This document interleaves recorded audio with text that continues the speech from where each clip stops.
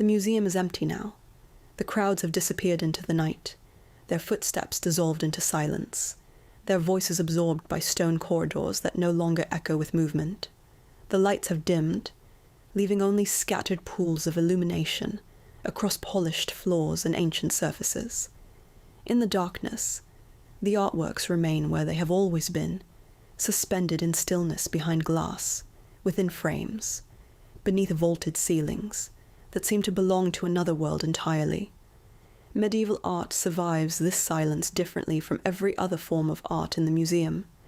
Ancient sculpture still feels grounded in the human body. Renaissance painting still resembles the visible world.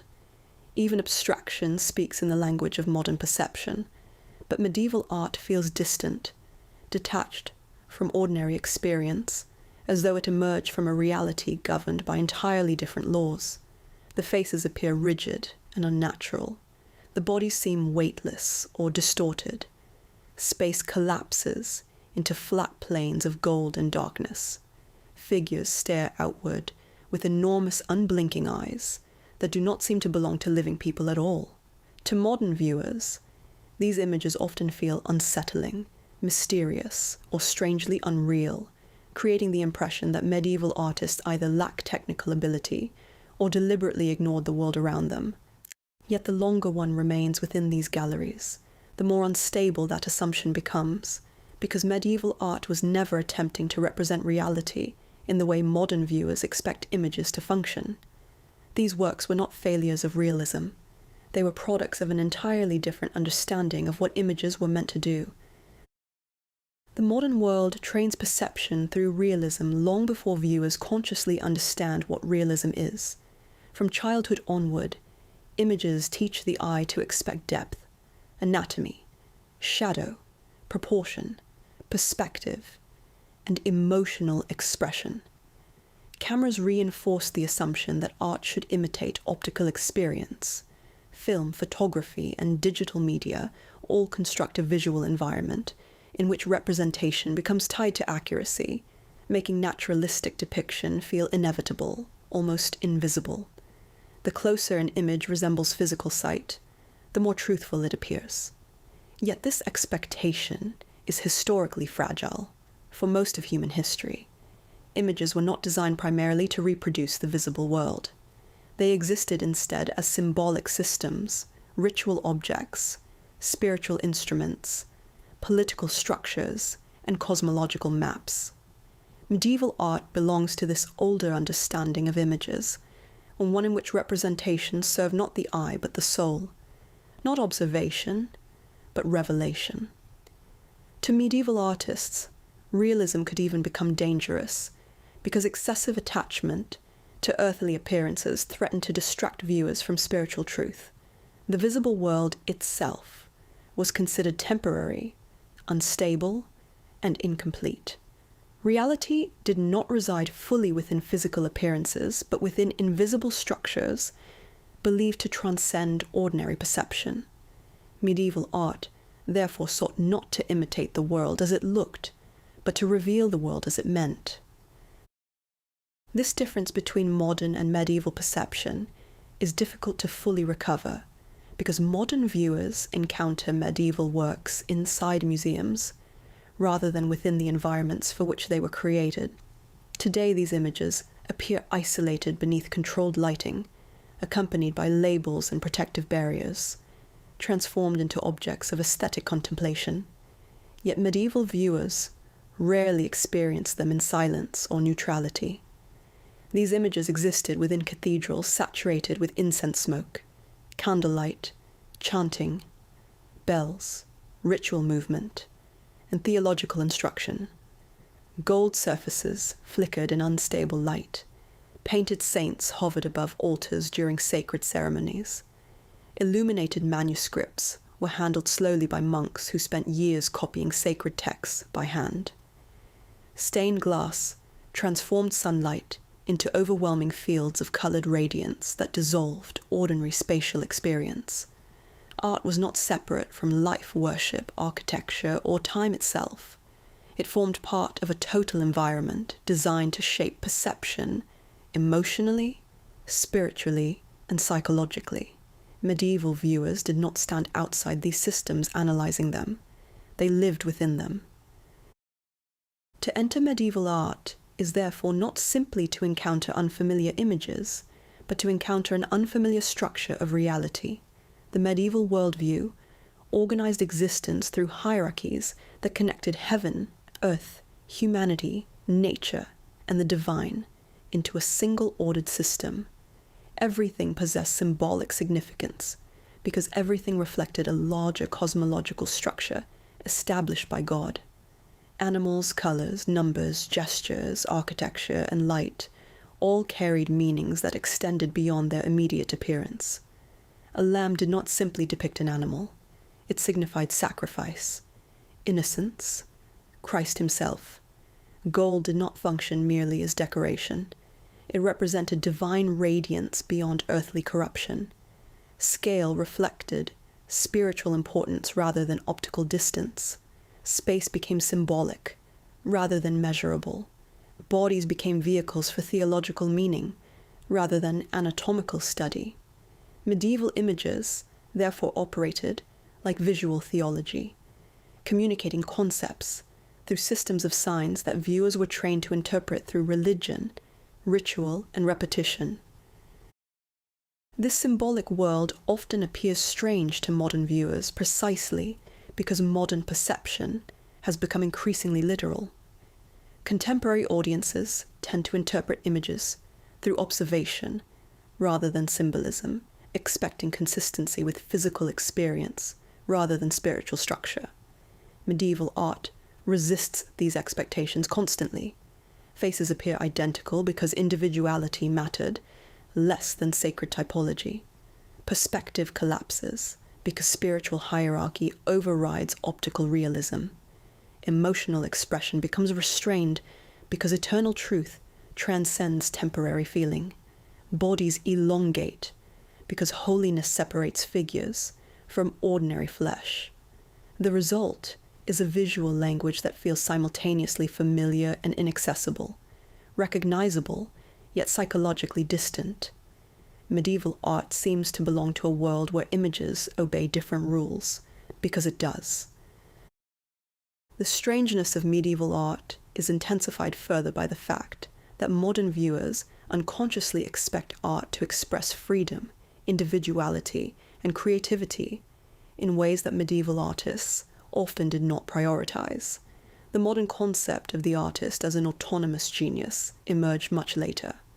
Medieval art was frequently anonymous, collective, devotional, and governed by strict conventions. Artists worked within systems that prescribed how sacred figures should appear, how narratives should unfold, and how symbolism should function. Innovation existed, but it occurred within controlled structures, rather than through radical individual expression. The purpose of the image was not self-expression, but transmission, continuity, and spiritual clarity. Medieval artists were not attempting to invent entirely new visual worlds.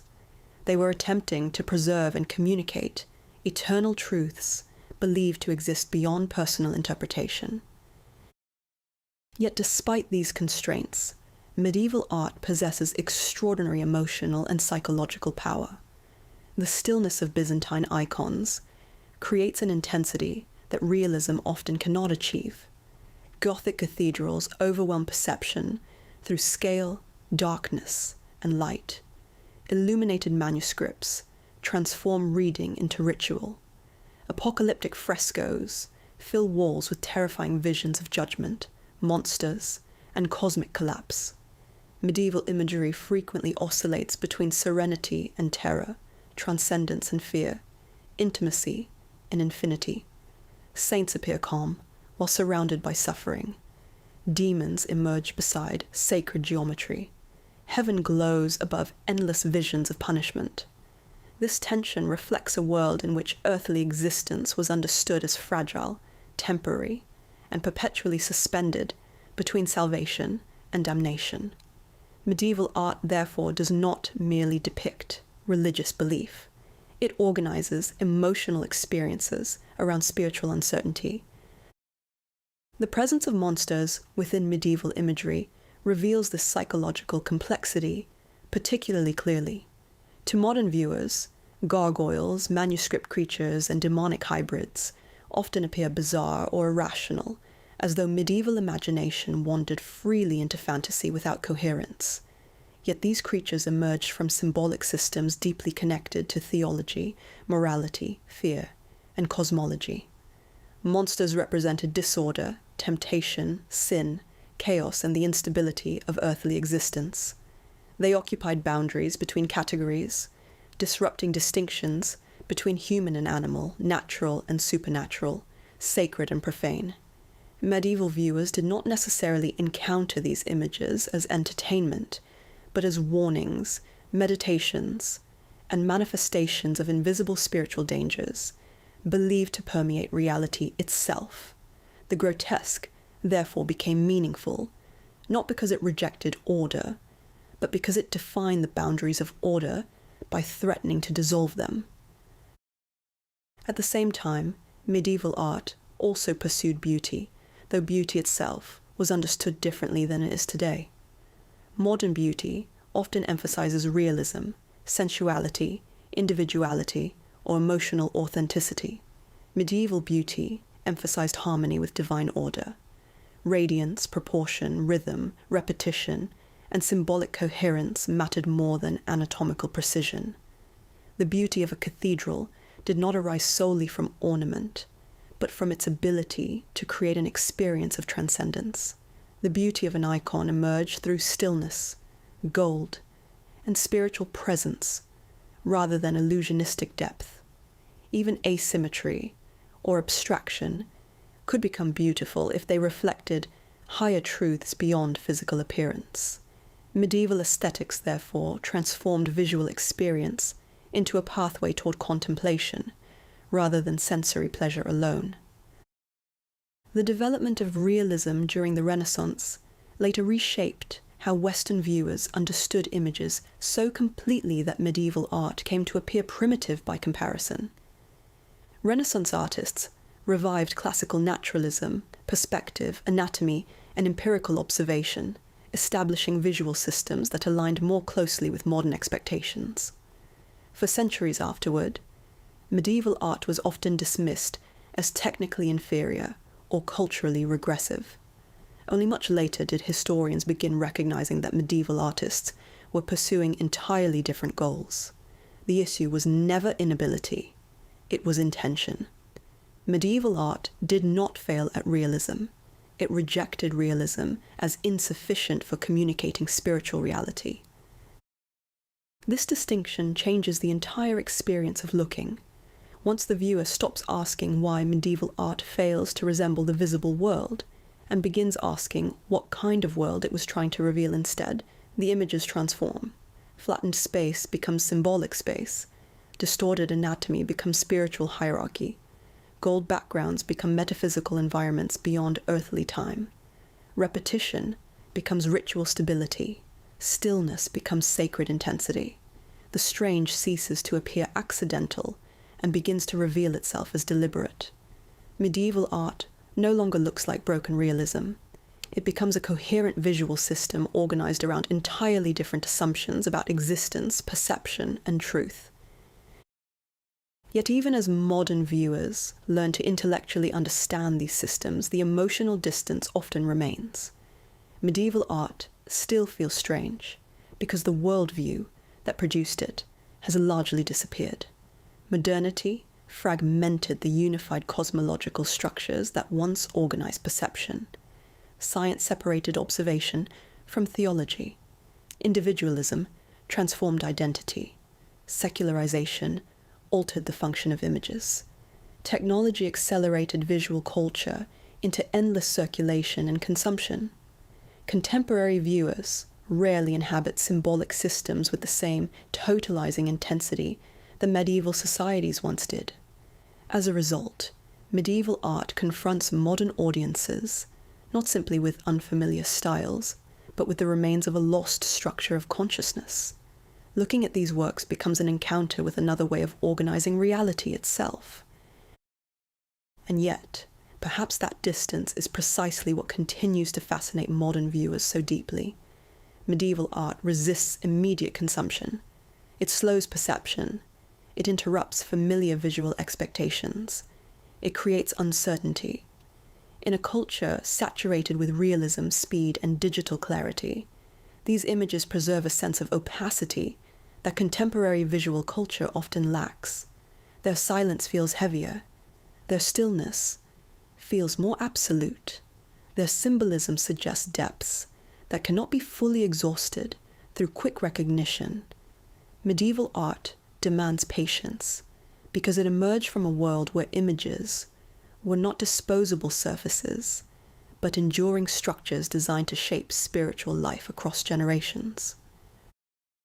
Tonight, within the quiet museum, these works remain suspended between worlds.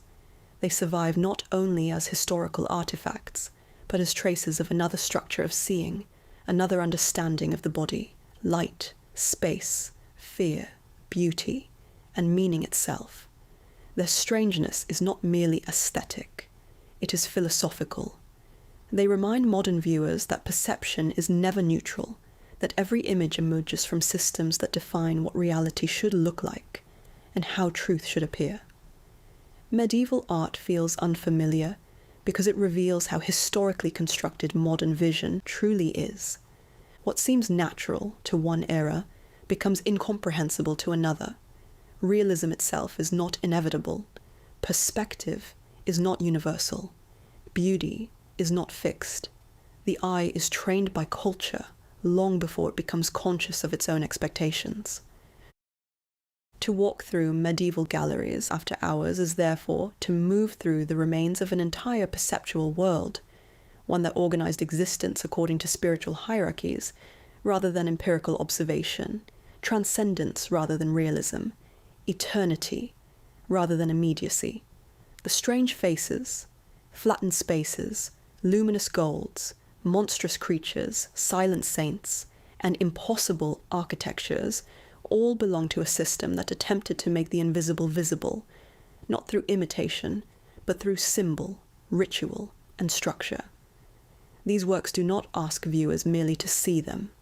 They ask viewers to inhabit, however briefly, another understanding of reality itself. And perhaps that is why medieval art continues to feel so haunting today, because beneath its unfamiliar forms lies the unsettling recognition that the world can always be organized differently than the one modern viewers assume to be natural, and that every act of seeing is shaped by systems that remain invisible until history reveals that they were never permanent at all. The strangeness of medieval art is often felt immediately, long before viewers possess the language to explain why these images appear so unfamiliar. A person entering a gallery of medieval paintings, icons, manuscripts, or sculptures frequently experiences a subtle form of disorientation, as though the rules governing the visible world have somehow shifted. Faces appear elongated or rigid. Bodies seem flattened, weightless, or strangely disproportionate. Figures stare outward with enormous eyes that feel both vacant and intensely present at the same time. Space collapses into gold surfaces or compressed architectural settings that ignore the logic of depth modern viewers instinctively expect. Perspective appears broken. Emotion feels distant. Movement seems suspended. The images often resemble dreams, symbols, or fragments of another reality, rather than observations of ordinary life. Even viewers who deeply admire medieval art frequently describe it as mysterious, eerie, haunting, abstract, or psychologically distant. The question arises almost automatically: why does medieval art look so strange? The most common assumption is also the most misleading. Many modern viewers unconsciously interpret medieval art as a stage before artistic progress, imagining that medieval artists simply lack the technical skill necessary to produce realistic images. This belief survives because modern visual culture tends to equate realism with artistic achievement. The closer an image resembles physical sight, the more advanced it appears. Renaissance painting therefore becomes the standard against which earlier art is measured, creating the illusion that art history naturally progresses toward increasingly accurate representation. Medieval art, viewed through this framework, appears incomplete or undeveloped, as though artists had not yet learned how to draw anatomy correctly, construct perspective, or create convincing space. Yet this interpretation collapses once one examines medieval art more carefully, because the supposed mistakes within these images are often highly deliberate. Medieval artists were not incapable of realism. Many possessed extraordinary technical skill. Rather, they were pursuing entirely different goals. The difficulty modern viewers experience when looking at medieval art emerges because contemporary perception itself has been historically conditioned. People today are trained to see through realism from childhood onward. Photography, cinema, advertising, television, and digital interfaces all reinforce the assumption that images should imitate optical experience. Modern viewers rarely notice how deeply this expectation structures perception, because realism has become normalized to the point of invisibility. The eye unconsciously expects coherent perspective, naturalistic anatomy, atmospheric depth, consistent lighting, emotional expression, and physical weight. When these expectations are violated, the image feels strange, even when the violation is intentional. Medieval art therefore appears unfamiliar, not because it fails to represent reality, but because it operates according to a different understanding of what reality itself means. To medieval artists, the visible world was not the highest form of truth.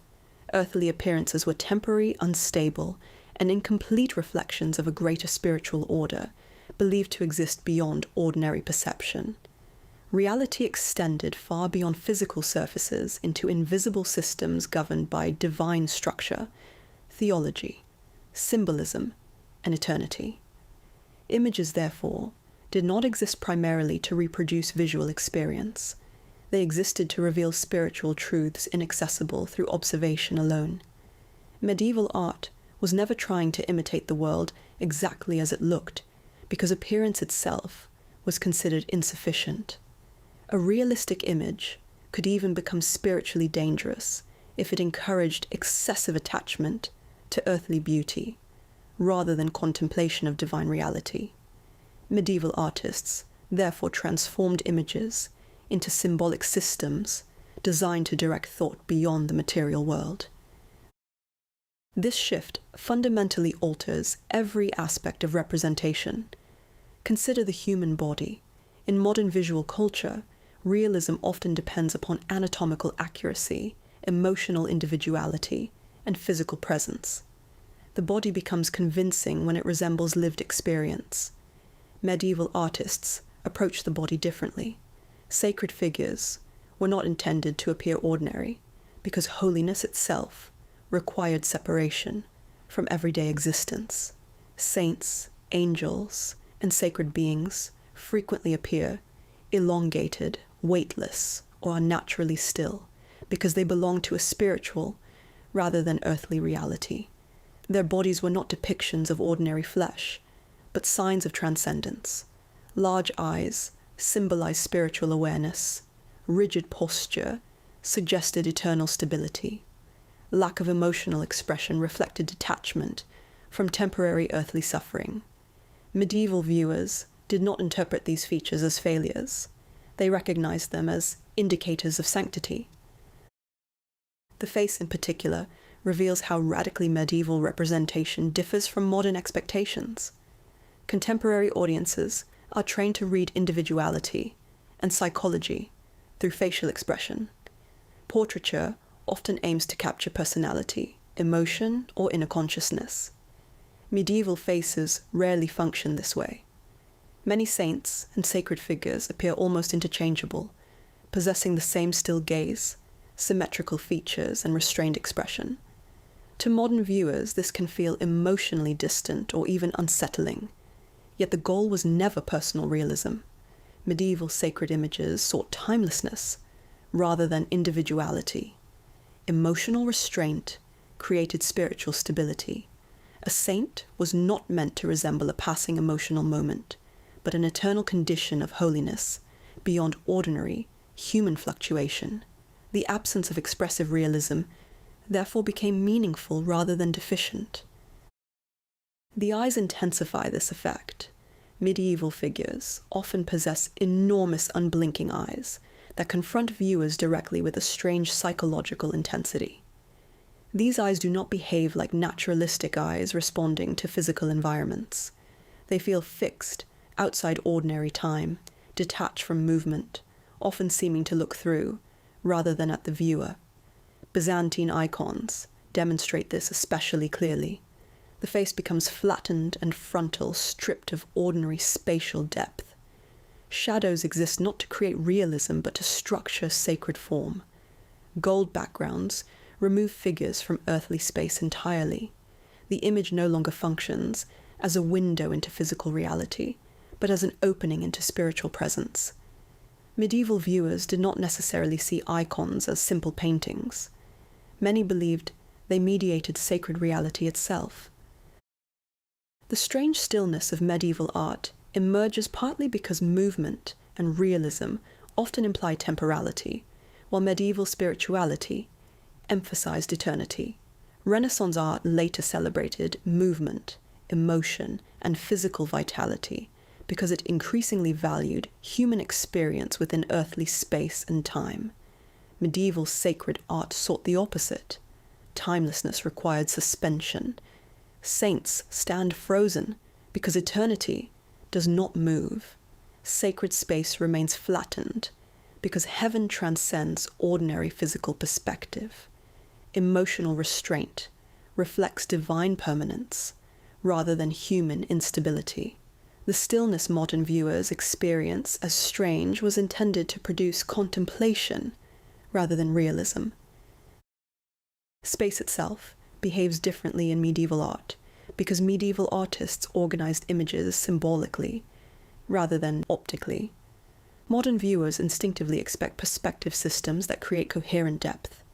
Objects shrink consistently into the distance. Architecture obeys geometric logic. Figures occupy believable environments. Medieval images frequently ignore these rules entirely. Buildings tilt upward impossibly. Multiple viewpoints coexist simultaneously. Important figures appear larger regardless of physical position. Backgrounds flatten into gold surfaces without atmospheric depth. These choices often confuse modern viewers because contemporary perception assumes that realistic space equals truthful representation. Medieval artists instead prioritized spiritual hierarchy over optical coherence. Importance determined scale. Meaning determined arrangement. Heaven was not a measurable physical location, requiring perspective. It existed beyond earthly geometry. Gold backgrounds illustrate this transformation of space particularly clearly. To modern viewers, gold often appears decorative or abstract, creating the impression that medieval artists lacked interest in realistic settings. Yet gold functioned symbolically as divine light beyond earthly temporality. Gold did not depict physical space at all. It eliminated space. Sacred figures existed within eternal radiance outside ordinary time and environment. The image, therefore, became less a scene occurring somewhere than a spiritual reality, existing everywhere simultaneously. Medieval viewers, encountering gold-ground paintings beneath candlelight, experienced shimmering surfaces that dissolved material boundaries entirely. The paintings were never intended to resemble ordinary environments. This symbolic understanding of images extended to every element within medieval art. Animals, gestures, colors, architecture, objects, and numbers all carried meanings beyond their immediate appearance. Medieval viewers inhabited a world saturated with symbolism because theology structured perception itself. A lamb symbolized Christ. Blue signified heavenly purity. Dragons represented evil or chaos. Lilies suggested virginity. Halos indicated sanctity. Images therefore functioned like visual texts, requiring interpretation through learned symbolic systems. Modern viewers often lose access to these meanings because contemporary visual culture prioritizes direct representation rather than symbolic literacy. Medieval art can therefore appear opaque or irrational precisely because the symbolic framework organizing it has faded from collective experience. The strangeness of medieval art becomes even more pronounced when viewers encounter its monsters and grotesque imagery. Gargoyles, demons, hybrid creatures, distorted bodies, and apocalyptic scenes populate countless medieval manuscripts, churches, sculptures, and frescoes. To contemporary audiences, these images often feel bizarre or surreal, as though medieval imagination drifted uncontrollably into fantasy. Yet medieval monsters emerged from coherent symbolic and theological systems. They represented disorder, temptation, sin, fear, chaos, and spiritual instability. The grotesque defined the boundaries of sacred order precisely by threatening to disrupt it. Demonic imagery was not simply decorative imagination. It visualized invisible spiritual dangers believed to actively shape human existence. The prevalence of death imagery further contributes to the unsettling atmosphere of medieval art. Modern visual culture frequently distances itself from mortality, concealing death within institutional spaces and sanitizing its presence through media representation. Medieval society encountered death constantly through plague, war, famine, disease, and short life expectancy. Religious structures organized this experience around salvation, judgment, and eternity. Art, therefore, became a tool for confronting mortality directly. Last Judgment scenes filled church walls with terrifying visions of punishment and redemption. Skeletons appeared in manuscripts and murals. Martyrs displayed physical suffering openly. To modern viewers, these images can feel dark or obsessive, yet they reflected a world in which death was neither abstract nor hidden. Medieval art visualized mortality because mortality structured everyday consciousness. At the same time, medieval art also pursued beauty, though beauty itself was understood differently than it is today. Modern beauty often emphasizes realism, sensuality, individuality, or emotional authenticity. Medieval beauty emphasized transcendence, order, radiance, and spiritual harmony. The beauty of a cathedral did not depend solely on ornament, but on its ability to overwhelm perception and direct thought toward the divine. Stained glass transformed sunlight into sacred experience. Repetition and symmetry created symbolic order. Chanting incense, architecture, sculpture, and painting merged into total environments designed to reshape consciousness. Medieval art, therefore, cannot be separated from ritual space, because it functioned within systems intended to produce spiritual transformation rather than aesthetic appreciation alone. The museum environment profoundly alters how modern viewers experience these works. Today, medieval art is encountered silently beneath neutral lighting, isolated behind glass or protective barriers. Yet medieval viewers rarely experience these images as detached objects. Paintings existed within churches filled with ritual movement, prayer, incense, bells, candlelight, and collective worship. Manuscripts were handled slowly within monastic settings. Sculptures belonged to architectural systems designed to structure bodily movement through sacred space. Art was not isolated from life. It formed part of an immersive environment that shaped emotional and spiritual experience continuously. The museum strips these works from their original sensory worlds, making them appear more distant and abstract than they once were. The role of light within medieval art reveals this difference particularly clearly.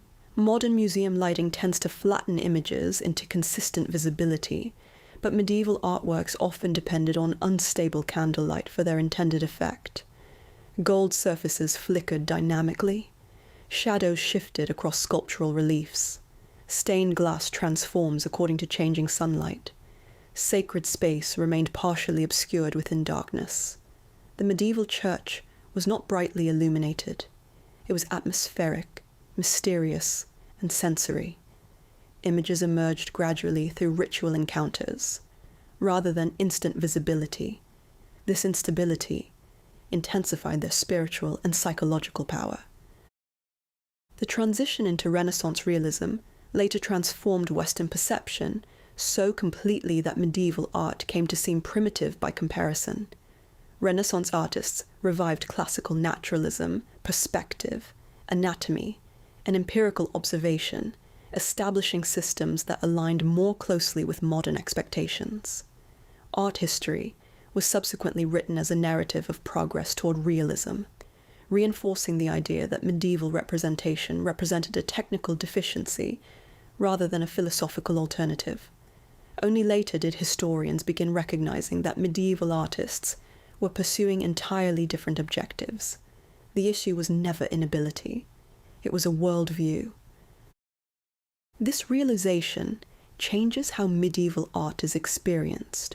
Once viewers stop asking why medieval artists failed to imitate reality and begin asking what kind of reality they were trying to reveal instead, the images transform. The strange proportions become symbolic hierarchy. The flattened space becomes a spiritual space. The gold backgrounds become metaphysical environments. Emotional restraint becomes sacred timelessness. The grotesque becomes theological warning. Medieval art ceases to appear broken and begins to reveal itself as coherent within its own logic. Yet even after intellectual understanding develops, medieval art often continues to feel psychologically strange.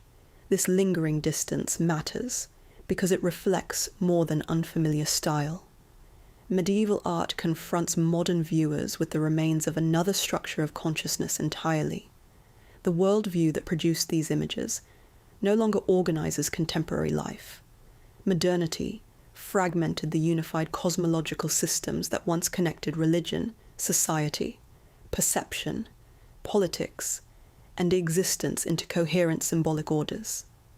Science separated observation from theology. Individualism transformed identity. Technology accelerated visual culture into constant circulation and consumption. Contemporary viewers no longer inhabit symbolic worlds with the same totalizing intensity. Medieval art therefore appears distant, not simply because its style differs from modern realism, but because it emerged from a fundamentally different understanding of reality itself. And yet, perhaps this is precisely why medieval art continues to fascinate contemporary audiences so powerfully. In a world saturated with realism, speed, digital clarity, and endless visual stimulation, medieval images preserve something contemporary culture increasingly lacks: opacity, silence, stillness, and symbolic depth. They resist immediate consumption. They slow perception. They demand contemplation. Their strangeness interrupts the assumptions modern viewers unconsciously bring to images. They reveal that realism itself is not natural or inevitable, but historically constructed. Perspective is not universal. Beauty is not fixed. Emotional expression is not the only form of truth. Medieval art exposes how deeply perception is shaped by culture, history, and belief. To stand before a medieval painting after the museum has emptied is therefore to experience more than historical distance. It is to encounter another system of seeing entirely, one that organizes the world through spiritual hierarchy rather than empirical observation, eternity rather than immediacy, symbolism rather than realism. The strange faces, flattened spaces, gold surfaces, monsters, saints, and impossible architectures all belong to a worldview that sought not to reproduce visible reality, but to reveal invisible truth. Medieval art feels strange because it asks viewers to leave behind the assumptions modernity has trained the eye to accept as natural, It invites perception into another structure of reality, one where images do not imitate the world as it looks, but reveal the world as it means. And perhaps the deeper unsettling power of medieval art lies precisely here, in the recognition that perception itself is historically fragile. What modern viewers call realism is only one way of organizing vision among many others. The eye does not simply see naturally. It learns how to see through systems that define what counts as truth, beauty, coherence, and meaning. Medieval art survives as evidence that those systems can change completely. Its strangeness, therefore, reflects not the failure of medieval artists, but the instability of the modern assumptions. The images remain before us across centuries, not as primitive attempts at realism, but as reminders that every culture constructs its own visual reality, and that beneath the apparent certainty of perception, there always exists another possible world waiting to be seen differently. Among the most persistent misconceptions surrounding medieval art is the assumption that its monsters emerged from irrational fantasy, superstition, or primitive imagination, unconstrained by empirical observation. Modern viewers, encountering grotesque hybrid creatures carved into cathedral capitals, demons consuming bodies within illuminated manuscripts, or impossible beasts wandering through sacred marginalia, often interpret these images as evidence of a culture unable to distinguish reality from fiction. Yet medieval monstrous imagery was neither random nor intellectually unsophisticated. It operated within an extraordinarily dense symbolic, theological, philosophical, and cosmological system in which monsters functioned as structural instruments for thinking about order, instability, morality, embodiment, geography, politics, salvation, and the limits of human knowledge itself.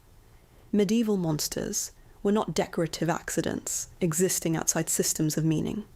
They were mechanisms through which medieval culture visualized the fragility of the world. The medieval monster emerges wherever categories become unstable. Humans and animals collapse into one another. The body mutates beyond natural order. Architecture becomes flesh. Demons absorb the qualities of insects, reptiles, mammals, and decaying corpses simultaneously. Boundaries between interior and exterior dissolve. Scale becomes irrational. Identity fragments. The monstrous, therefore, does not simply represent fear. It represents an epistemological crisis. It visualizes the breakdown of classification itself. Medieval thought depended deeply upon hierarchical order, inherited through Christianity, classical philosophy, monastic theology, and cosmological systems derived from Aristotle, Augustine, Pseudo-Dionysius, Isidore of Seville, and Thomas Aquinas. Existence was imagined as a divinely structured hierarchy, stretching from God through angels, humanity, animals, matter, and chaos. Every being occupied a position within a meaningful order. Monsters became terrifying precisely because they destabilized this structure. They existed at the thresholds where categories failed. This relationship between monstrosity and classification appears throughout medieval encyclopedic culture. Isidore of Seville's Etymologie, one of the foundational intellectual texts of the Middle Ages, attempted to organize all knowledge into systems of linguistic and theological order. Yet even within such classificatory projects, monsters persist. Monstrous races, hybrid creatures, and anomalous bodies occupy the edges of the known world, revealing the instability hidden within systems attempting total coherence. Medieval maps similarly position monstrous races at geographical boundaries. The Hereford Mappa Mundi contains cynocephaly, Blemmyes, giants, and strange hybrid peoples occupying distant territories beyond Christendom. These creatures did not merely represent ignorance about geography, they symbolized alterity itself. The monstrous became spatialized at the edges of order. Jeffrey Jerome Cohen's influential monster theory proposes that monsters embody cultural anxieties through forms that resist stable categorization. Medieval monsters exemplify this condition with extraordinary clarity. The monster is never simply an object. It is a crisis within symbolic order. Medieval dragons, demons, grotesques, and hybrids become terrifying because they expose instability within creation itself. Their anatomy resists coherence. Their behavior disrupts hierarchy. Their existence suggests permeability between domains medieval theology sought to stabilize. The dragon became one of the central visual condensations of this instability. Medieval dragons appear throughout manuscripts, reliquaries, stained glass, portal sculpture, textiles, liturgical objects, and mural cycles across Europe. They rarely possess biologically coherent anatomy. Instead, they accumulate symbolic attributes from multiple predatory species simultaneously. Wings resemble bats, tails resemble serpents, claws evoke lions or birds of prey, bodies stretch reptilian and elongated beyond ordinary vertebrate structure. Fire emerges from within. Their hybridity matters profoundly. Dragons embody excess. They represent appetite unconstrained by divine order. In the 12th century Winchester Bible, dragons twist through historiated initials with extraordinary ornamental violence. Their bodies dissolve into decorative systems while retaining predatory force. They are simultaneously text, ornament, creature, and symbolic warning. Their integration into script itself reveals how deeply the monstrous permeated medieval thought. The dragon does not remain outside sacred systems. It infiltrates them structurally. The dragon's theological role became especially pronounced through hagiographic traditions. St. George and the Dragon is perhaps the most famous example, yet numerous saints confront monstrous creatures throughout medieval visual culture. St. Margaret emerges from the belly of a dragon after being swallowed. St. Michael crushes Satan beneath armored feet. St. Martha subdues the Tarasque, a monstrous hybrid creature described as part dragon, part lion, part turtle, part serpent. These narratives do not merely depict heroic combat. They visualize spiritual hierarchy through bodily domination. The saint remains ordered, vertical, coherent. The monster writhes, mutates, fragments, and collapses. Sanctity becomes visible through resistance to chaos. The Tarasque itself reveals how medieval monsters often accumulated contradictory biological forms. According to Jacobus de Voragijn's Golden Legend, the Tarasque possessed 6 legs, a lion-like head, bear-like claws, an ox-like body covered in spikes, and a serpent tail. Such creatures were not failures of observation. Their instability was the point.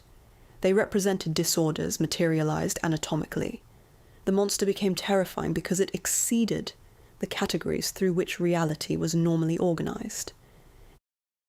Demons intensified this instability further because demonic bodies often abandon biological coherence entirely. Medieval demonology inherited influences from scripture, apocalyptic literature, classical mythology, desert monasticism, visionary literature, and scholastic theology. Demons became visual condensations of sin itself. Pride distorted proportion. Lust transformed flesh into appetite. Greed consumed endlessly. Envy fragmented identity. The demonic body, therefore, frequently appeared anatomically unstable because sin destabilized metaphysical order. The Last Judgment tympanum at Autumn Cathedral, sculpted by Gislebertus around 1130, demonstrates this logic with terrifying clarity. Demons stretch bodies unnaturally, weighing souls against grotesque counterforces. Elongated limbs create instability rather than naturalism. Faces collapse into skeletal distortion. Bodies appear physically vulnerable before divine judgment. Romanesque sculpture often exaggerates anatomy intentionally because spiritual reality supersedes empirical observation. The demonic does not imitate nature. It visualizes corruption within being itself. The mouth of hell motif intensified this process spatially. Throughout medieval mural painting, manuscript illumination, and portal sculpture, hell frequently appears not simply as a place, but as a devouring, monstrous body. Infernal architecture becomes anatomical. Teeth form gates. Fire becomes a digestive force. Sinners disappear into enormous jaws. This transformation of space into flesh reflects medieval conceptions of damnation as total incorporation into chaos. The damned are not merely punished externally, they are absorbed into the disorder itself. The Winchester Psalter contains especially violent examples of infernal monstrous imagery. Demons tear bodies apart, while hybrid creatures consume the damned within impossible architectures. Flames and flesh intermingle. Anatomy loses coherence. Limbs twist unnaturally. Demonic bodies themselves appear composed through fragmentation rather than stability. Such imagery was not peripheral entertainment. It formed part of devotional structures intended to shape moral consciousness through fear, contemplation, and spiritual vigilance. The Book of Revelation contributed profoundly to medieval monstrous imagination because apocalyptic imagery already operates through hybrid excess. The beast of the apocalypse combines leopard, lion, and bear. Dragons sweep stars from heaven. Creatures covered in eyes emerge from cosmic catastrophe. Medieval illuminators expanded these descriptions into highly experimental visual systems. The Trinity Apocalypse manuscript transforms Revelation into sequences of hallucinatory, monstrous imagery, where cosmic instability becomes perceptually overwhelming. Bodies dissolve into symbolic catastrophe, space fragments. The world itself becomes monstrous. Scholars, such as Caroline Walker Bynum, have emphasized that medieval attitudes toward bodily transformation were deeply connected to theological questions surrounding resurrection, incarnation, and materiality. Christianity already depended upon extraordinary transformations: bread becoming flesh, God becoming human, corpses returning to life. Medieval culture therefore inhabited a world where metamorphosis carried immense spiritual significance. Monsters emerged partly from anxieties surrounding uncontrolled transformation. What happens when change escapes divine order? The monster visualizes transformation detached from redemption.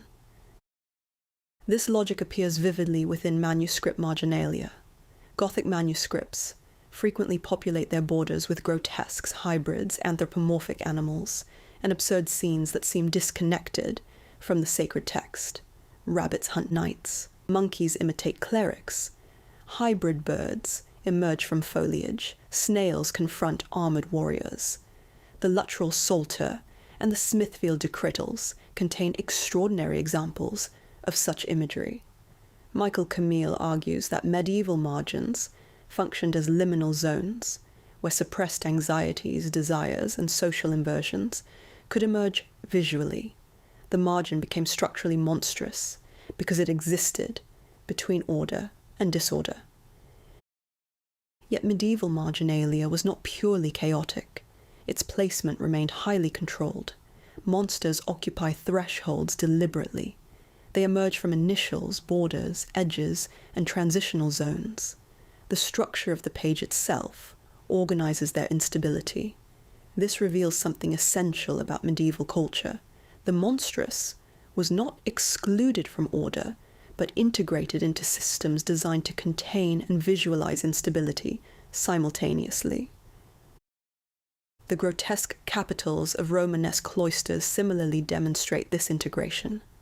At Moissac Abbey, Vézelay Abbey, and the cloister of Santo Domingo de Silos, capitals teem with hybrid beasts, devouring monsters, elongated demons, and twisted anatomical forms. Monastic environments, therefore, surround contemplation with visual instability continuously.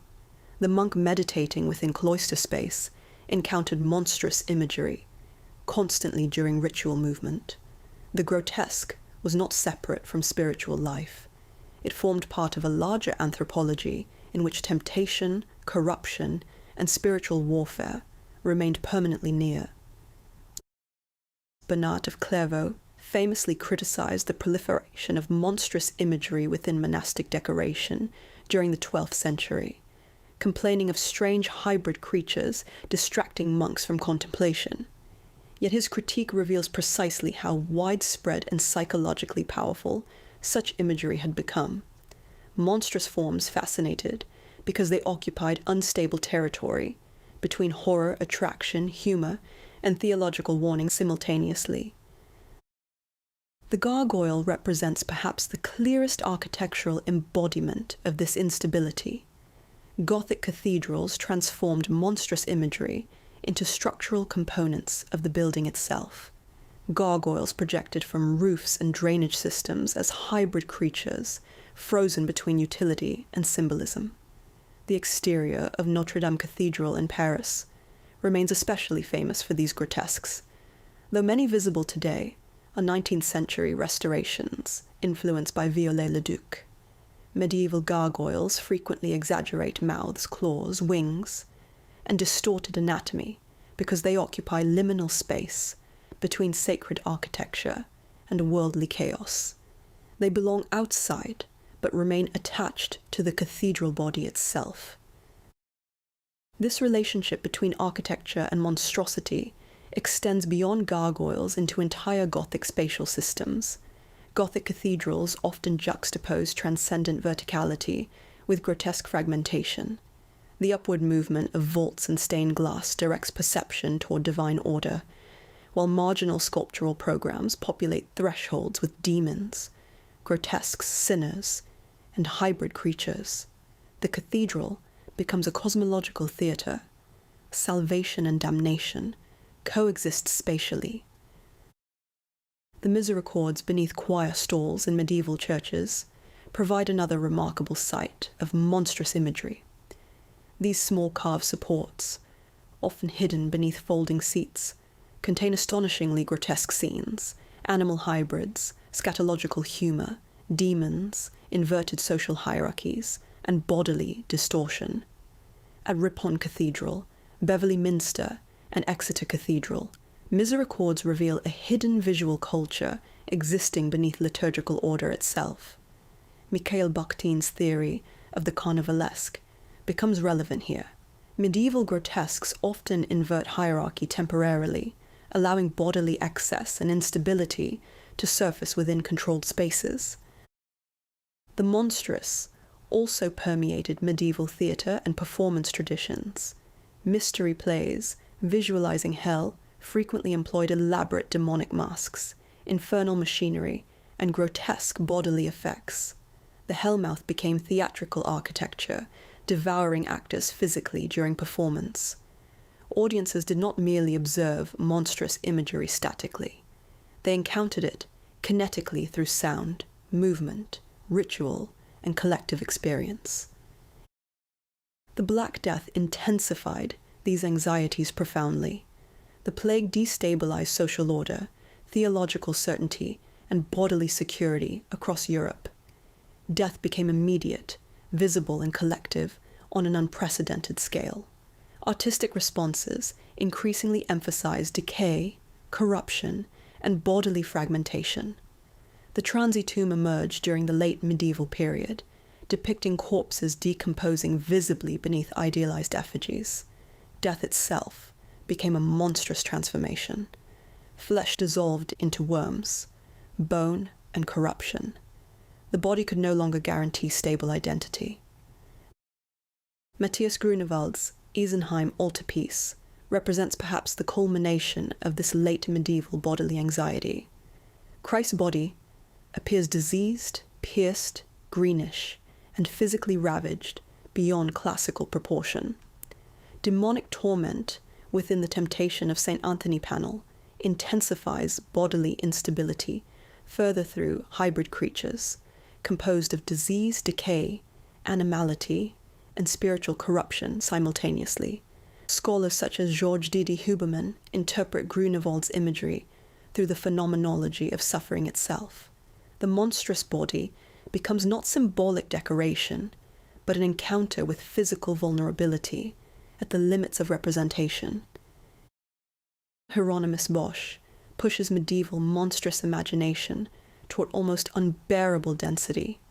The Garden of Earthly Delights, the Haywind Triptych, and the Temptation of St. Anthony contain ecosystems of hybrid creatures impossible to stabilize interpretively.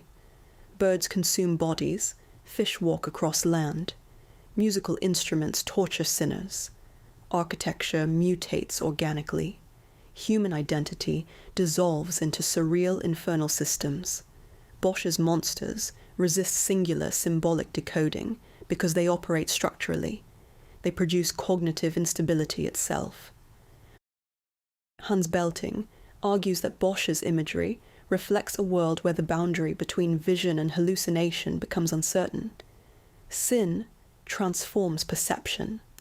The monstrous emerges not outside humanity, but from within the structures of desire, appetite, and imagination themselves. Bosch, therefore, represents the culmination of medieval monstrous thought, before Renaissance rationalization reorganized visual culture around realism and perspective. Yet even after the Renaissance, medieval monsters never disappeared completely. They survived within early modern demonology, witchcraft imagery, grotesque ornament, romantic medievalism, Gothic literature, surrealism, psychoanalysis, fantasy art, horror cinema, and contemporary visual culture. The medieval monster persists because it visualizes conditions modernity never fully resolved: bodily instability, fear of disorder, fragmentation of identity, collapse of classification, and anxiety surrounding invisible systems shaping existence.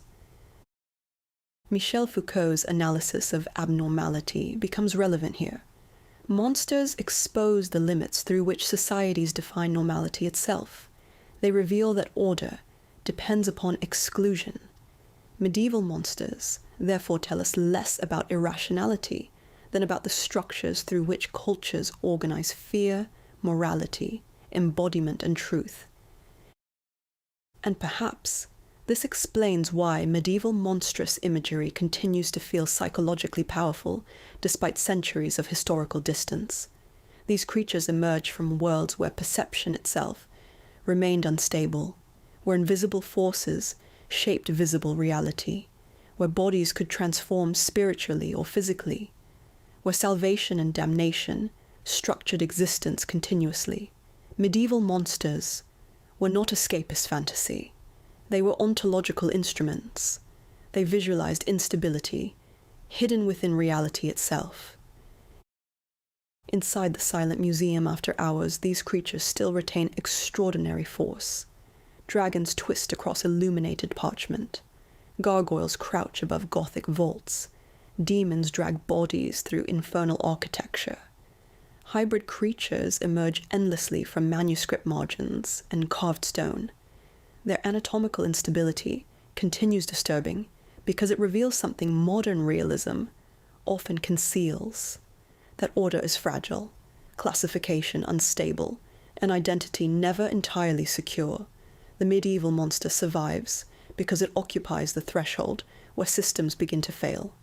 And at that threshold, medieval art reveals one of its deepest truths. Monsters do not merely belong to fantasy. They belong to the structure of human thought itself. Every civilization creates monsters wherever it encounters the limits of its own understanding. Medieval culture simply made those limits visible with extraordinary honesty. Among the most persistent reactions modern viewers experience when encountering medieval art is the sensation that medieval bodies appear fundamentally wrong. Figures seem elongated, flattened, rigid, disproportionate, or strangely weightless. Limbs stretch unnaturally, faces repeat with unsettling uniformity, hands enlarge disproportionately, drapery obscures anatomy rather than revealing it. Bodies hover without convincing gravity. Musculature appears simplified or entirely absent. Perspective fails to anchor figures within believable space. Saints stand frontal and immobile with immense eyes fixed beyond ordinary human attention. The result often produces an immediate perceptual tension for contemporary viewers trained to expect the body to function according to anatomical realism and optical coherence. Medieval figures appear simultaneously human and inhuman, recognizable yet profoundly distant from lived physical experience. The modern tendency to interpret these bodies as technically inaccurate depends upon assumptions about representation that are historically specific rather than universal. Contemporary visual culture overwhelmingly treats realism as the natural goal of figurative depiction. The closer an image aligns with empirical observation, anatomical consistency, and perspectival space, the more correct it appears. Renaissance naturalism subsequently becomes retroactively imposed as the standard through which all earlier art is judged.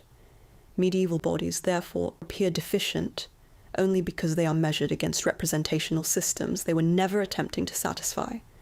Medieval artists did not fail at realism. They subordinated realism to other conceptual priorities that fundamentally transformed how the body functioned within visual culture. To understand why medieval bodies look wrong to modern viewers requires recognizing that the medieval body was not primarily understood as an autonomous biological object existing within neutral physical space. The body operated instead as a theological, symbolic, political, cosmological, and metaphysical structure through which invisible realities became visible. Medieval representation did not attempt simply to reproduce the external appearance of flesh. It sought to reveal the body's position within divine order. Physical anatomy mattered less than spiritual condition. Bodily form, therefore, became subject to systems of meaning that frequently overrode empirical observation. This transformation begins with Christianity itself. Classical Greco-Roman art had developed highly sophisticated traditions of naturalistic anatomy, contrapposto, musculature, bodily proportion, and illusionistic space. Roman portraiture, Hellenistic sculpture, and classical painting demonstrated extraordinary observational ability. Medieval Europe inherited awareness of these traditions through surviving sculpture, manuscripts, and textual sources. The disappearance of classical naturalism after late antiquity, therefore, cannot be explained through technical amnesia alone. Instead, it reflects a profound transformation in how the body was conceptualized philosophically and theologically. Christian theology complicated the status of the body from its earliest development. The Incarnation established the body as sacred because God became flesh through Christ. Simultaneously, the fall associated the body with sin, mortality, corruption, appetite, and spiritual vulnerability. The body became suspended between transcendence and decay, salvation and temptation. Augustine's writings profoundly shaped medieval anthropology by emphasizing humanity's fallen condition and the instability of bodily desire after original sin. Flesh became spiritually dangerous because it attached humanity to temporal existence rather than eternal truth. Representation, therefore, required caution. Excessive realism risked intensifying attachment to worldly surfaces. This tension transformed medieval visuality fundamentally. Hans Belting argues that medieval images functioned less as aesthetic objects than as devotional presences embedded within ritual systems. Bodies within such images did not primarily represent empirical individuals. They mediated spiritual realities. The icon exemplifies this transformation most clearly. Byzantine icons reduce anatomy into highly stylized systems governed by frontal stillness, elongated proportion, geometric drapery, and immense eyes. Modern viewers often interpret these bodies as emotionally distant because they resist ordinary physical naturalism. Yet their abstraction was intentional. The icons sought not to imitate physical sight, but to reveal sanctified presence beyond temporality. The Byzantine Christ, Pantocrator from St. Catherine's Monastery at Sinai, demonstrates this logic with extraordinary intensity. Christ's body appears frontal, symmetrical, flattened, and hieratic. Anatomical modeling remains secondary to spiritual authority. The face is elongated unnaturally. Eyes dominate perception. Gold backgrounds eliminate environmental space entirely. The figure does not inhabit ordinary reality. He confronts the viewer outside time itself. Byzantine theology, especially through thinkers such as Pseudo-Dionysius and John of Damascus, understood sacred images as participating within divine revelation, rather than functioning merely representationally. The body, therefore, becomes transfigured through symbolism. The eyes play a particularly important role within medieval figuration, because medieval perception privileged spiritual sight over optical realism. Enlarged eyes signified heightened spiritual awareness. Their unnatural scale intentionally disrupts ordinary anatomy. Medieval saints frequently stare outward with unblinking intensity because they exist within eternal vision, rather than temporary perception. This gaze destabilizes modern spectatorship profoundly. Contemporary viewers expect bodies to appear psychologically individualized through naturalistic expression. Medieval sacred bodies instead appear detached from ordinary emotion because they belong to another ontological order. Erwin Panofsky's analysis of symbolic form helps clarify this distinction. Perspective in Renaissance art organizes bodies within homogeneous rational space, structured through mathematical observation.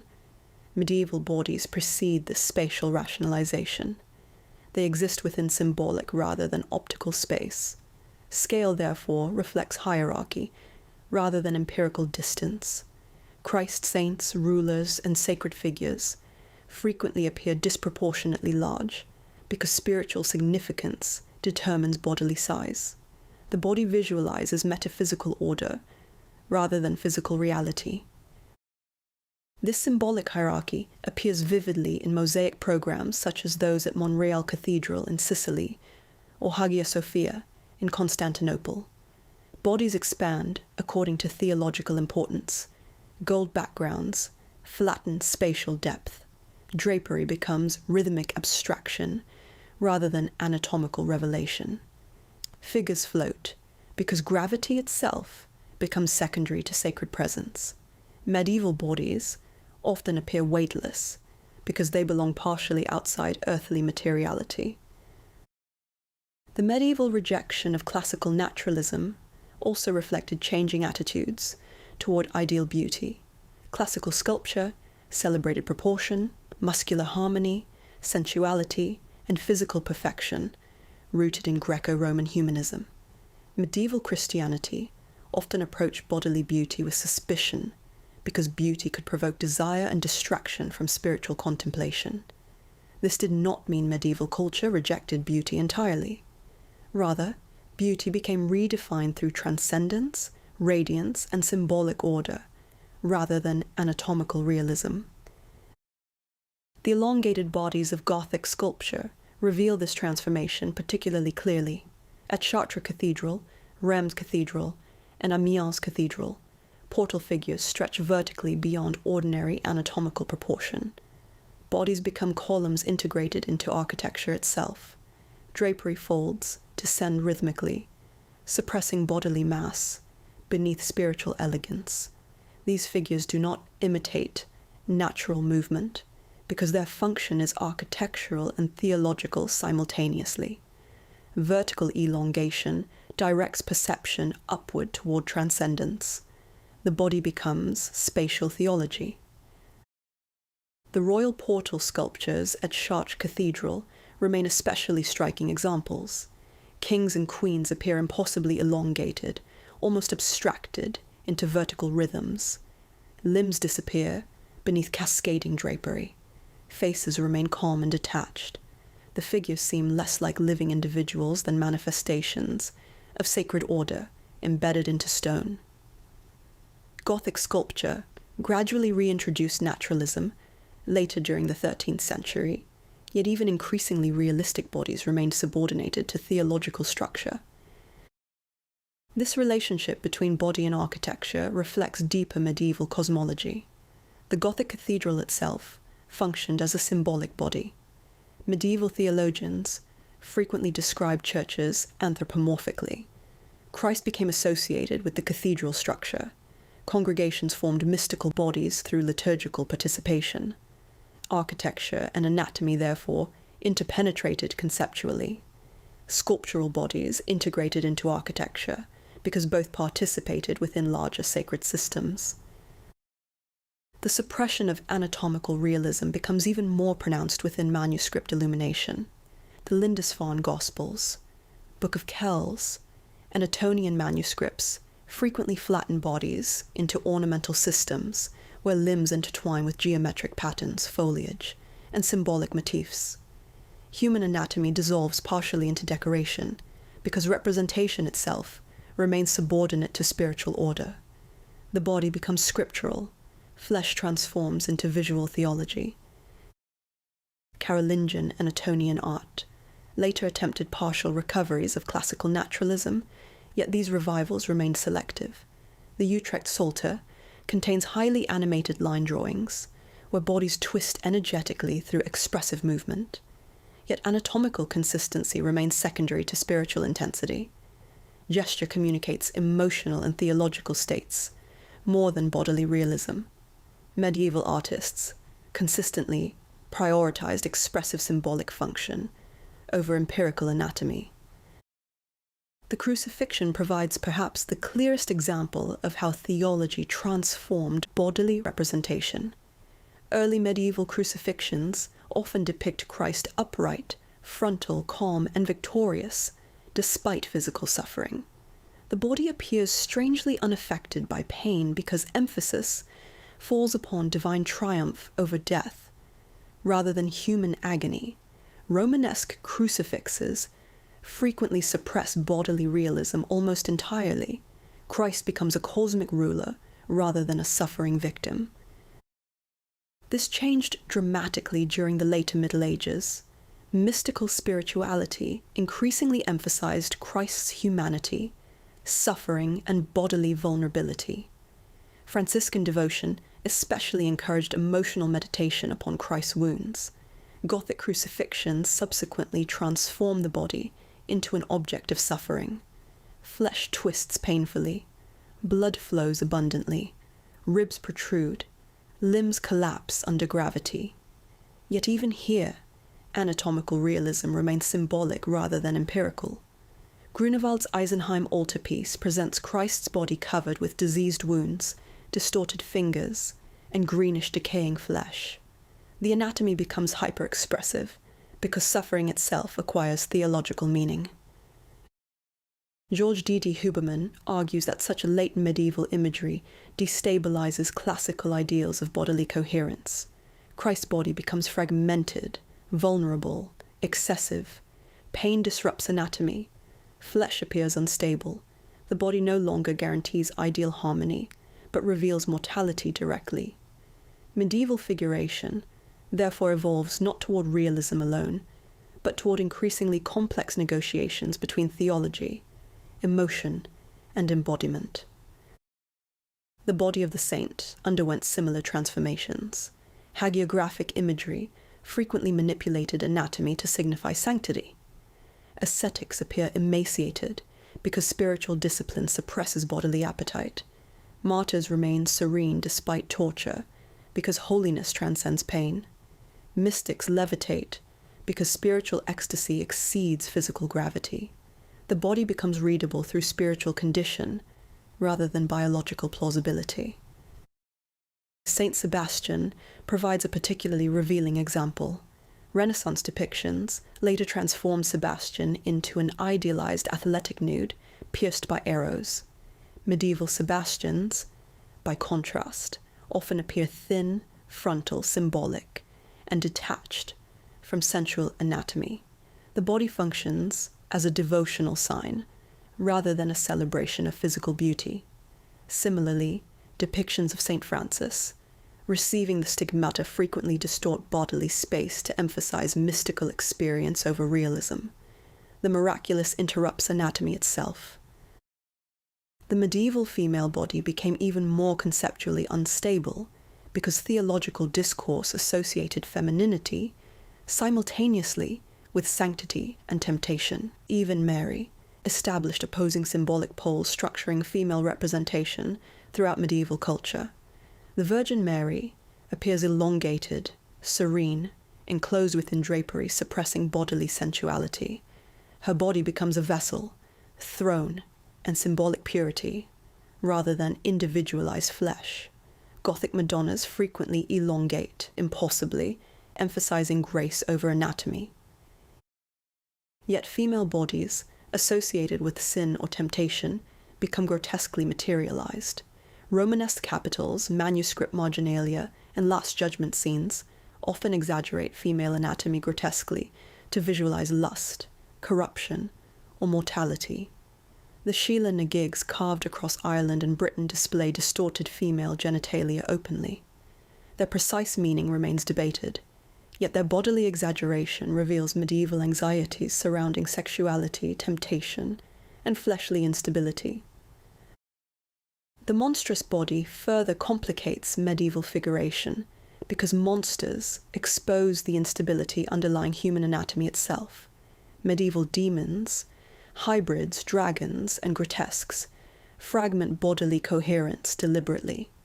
Jeffrey Jerome Cohen argues that monsters embody crises within classification systems. Medieval monstrous bodies reveal anxieties surrounding transformation, corruption, and spiritual disorder. Human and animal boundaries dissolve. Bodies mutate excessively. Limbs multiply. Anatomy collapses into symbolic instability.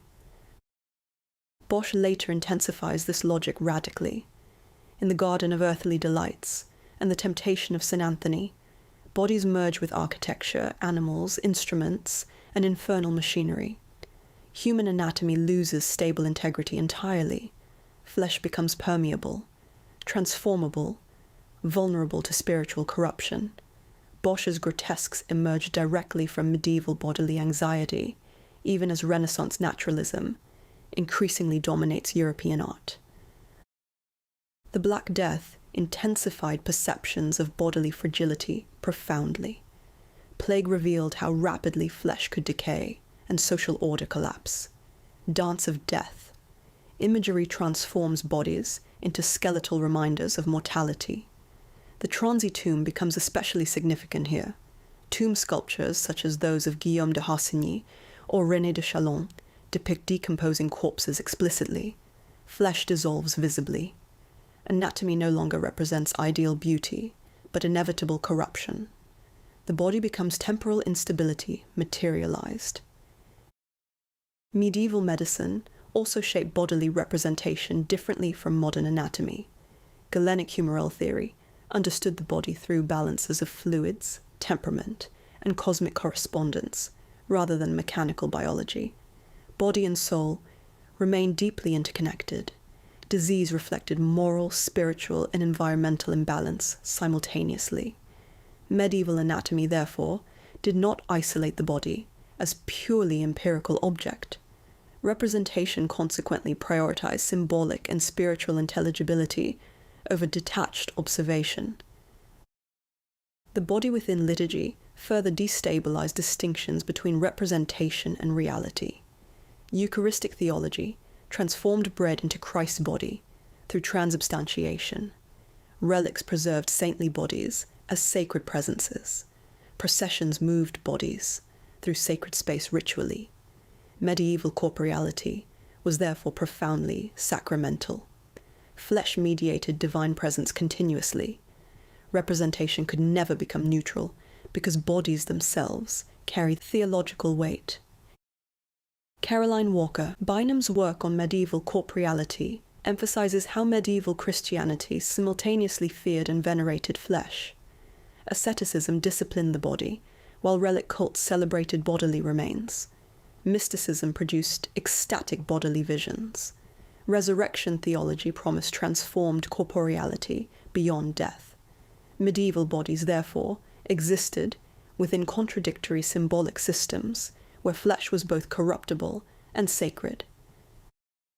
This contradiction appears vividly in reliquaries. Medieval reliquaries often replicate bodily forms directly. Arm reliquaries, skull reliquaries, and full-body shrines transform fragmented remains into sacred objects. The body becomes distributed, symbolic, and spatially mobile. Anatomy no longer functions as a unified organism, but as a devotional network. Gothic reliquaries encrusted with jewels and gold further abstract bodily materiality into sacred radiance. Romanesque fresco cycles similarly manipulate anatomy symbolically. In Saint Clement de Taules, Christ appears enormous within the apse, dominating architectural space cosmically. Limbs and proportions submit to compositional hierarchy. The body becomes theological geometry. Byzantine mosaics at Daphne Monastery and Hosios Lucas similarly organize bodies according to sacred symmetry rather than natural observation. Even when medieval artists observed nature carefully, they frequently transformed observation through symbolic abstraction. The Très Riche Œuvre of the Limbourg brothers contains increasingly naturalistic bodies and environments, yet bodily elegance remains stylized and aristocratic. Courtly ideals shape anatomy. The International Gothic style elongates bodies deliberately, emphasizing aristocratic refinement and spiritual grace simultaneously. The transition toward Renaissance naturalism therefore did not emerge simply through rediscovery of anatomy. It reflected a profound epistemological shift. Humanism increasingly repositioned humanity within measurable, rational space. Perspective organized bodies mathematically. Anatomy became empirical investigation. Individual psychology gained importance. The body transformed from a theological sign into observational object. Medieval bodies subsequently appeared wrong, only because representational priorities had changed. Yet medieval bodies continue disturbing modern viewers precisely because they resist modern assumptions about individuality, realism, and corporeal autonomy. Their proportions feel uncanny because they reveal bodies structured through metaphysical systems unfamiliar to secular perception. Medieval anatomy is theological anatomy. Flesh becomes a symbolic surface through which invisible realities emerge visibly. Jacques Le Goff argues that medieval civilization understood existence through layered symbolic correspondences, linking body, cosmos, morality, and divinity. The body, therefore, never existed independently. It participated within universal structure. Medieval representation reflected this interconnectedness. Modern viewers expect bodies to function biologically. Medieval bodies function cosmologically. And perhaps this explains why medieval figures often feel psychologically haunting today. Their stillness resists modern emotional immediacy. Their elongated forms evade empirical logic. Their eyes refuse ordinary human contact. They confront viewers from worlds where anatomy did not guarantee identity, and realism did not define truth. Medieval bodies appear wrong because they belong to another order of reality entirely. Inside the museum after hours, surrounded by dimmed light and silent stone, these figures retain extraordinary perceptual force.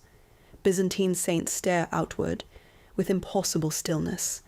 Gothic sculptures rise vertically beyond bodily plausibility. Manuscript figures dissolve into ornament. Martyrs bleed symbolically, rather than anatomically. Demons distort flesh into metaphysical instability.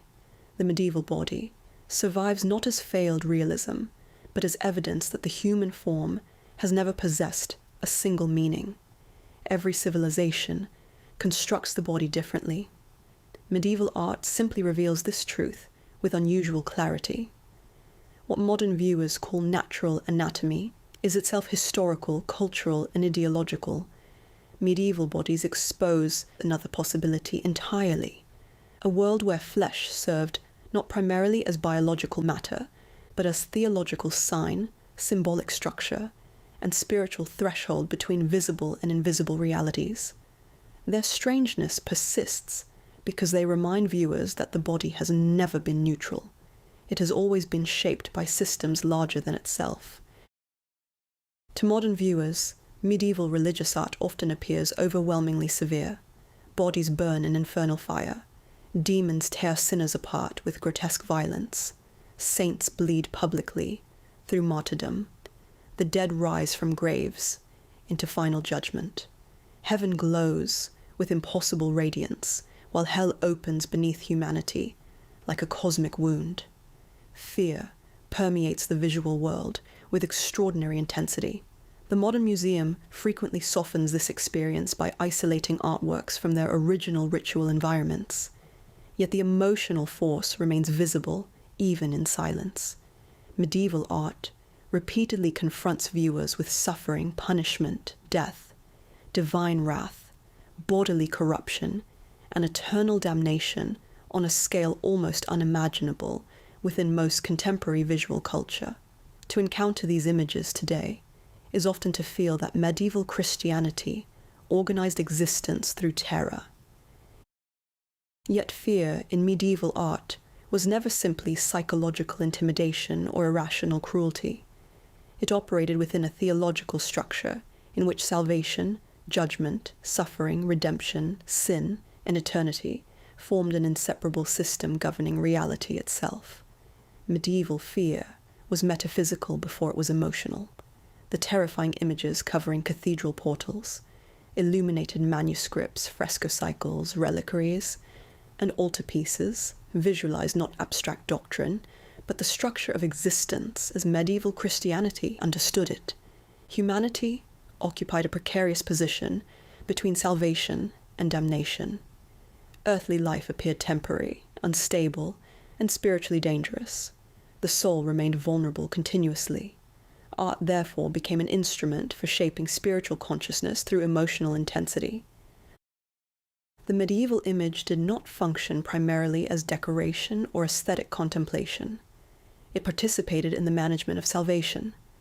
Hans Belting's analysis of medieval image culture emphasizes that sacred images operated within ritual systems where representation, devotion, and spiritual presence remained inseparable. Images were not autonomous art objects, existing for detached spectatorship. They formed part of liturgical, theological, and devotional structures intended to transform the viewer's relationship to eternity itself. Fear became one mechanism through which this transformation occurred. The Last Judgment provided perhaps the most comprehensive visual structure for organizing medieval fear. Judgment scenes dominated cathedral portals, church apses, manuscript illuminations, wall paintings, and sculptural programs across medieval Europe because they condensed Christian cosmology into visible form. Humanity would ultimately stand before divine judgment. The saved would enter eternal paradise. The damned would suffer eternally within hell. Art visualized this future not as symbolic abstraction, but as imminent reality. The judgment image, therefore, collapsed temporal distance. The viewer standing before the artwork encountered not merely a representation of the future, but a warning addressed directly to the soul. The tympanum at Autumn Cathedral, sculpted by Gislebertus around 1130, remains one of the most terrifying examples of medieval judgment imagery. Christ dominates the composition monumentally at the center, separating the saved from the damned through gesture alone. Bodies rise from graves in states of confusion and vulnerability. Angels and demons weigh souls through psychostasia, the symbolic weighing of moral worth. Demons twist bodies unnaturally while dragging sinners toward infernal space. Anatomy becomes elongated, fragile, unstable. Fear emerges, not simply through violence, but through metaphysical exposure. Nothing remains hidden before divine judgment. The visual structure of the tympanum intensifies this emotional pressure spatially. Medieval viewers physically passed beneath the Last Judgment while entering sacred space. Salvation and damnation therefore became architectural thresholds. The church itself functioned as a boundary between danger and redemption. Romanesque portal sculpture transformed theology into bodily experience. Fear became environmental. The Last Judgment mosaic at Torcello Cathedral near Venice expands this psychological atmosphere even further. Entire walls become occupied by infernal punishment. Demons drag bodies into fire. Sinners suffer according to specific moral crimes. The damned lose individuality as punishment absorbs them into chaos. Heaven, by contrast, appears ordered, luminous, and hierarchical. Medieval cosmology organized reality vertically. Salvation meant integration into divine order. Damnation meant fragmentation and exclusion. This opposition between order and chaos structures medieval fear fundamentally.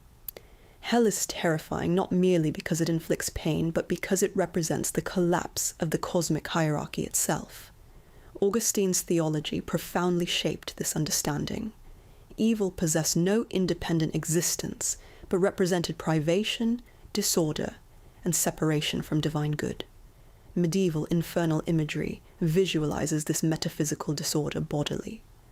Demons possess hybrid anatomies because sin destabilizes creation. Bodies fragment because spiritual corruption destroys coherence. Hell becomes terrifying because it reveals existence without divine structure. Dante's Divine Comedy systematizes this logic architecturally. Although literary rather than visual, Dante profoundly influenced later medieval image culture. Inferno organizes punishment according to moral and theological hierarchy. Sinners suffer not arbitrary torture, but consequences corresponding to spiritual condition. The body becomes readable through sin itself. Fraud twists identity. Violence produces bodily fragmentation. Lust traps souls within endless instability.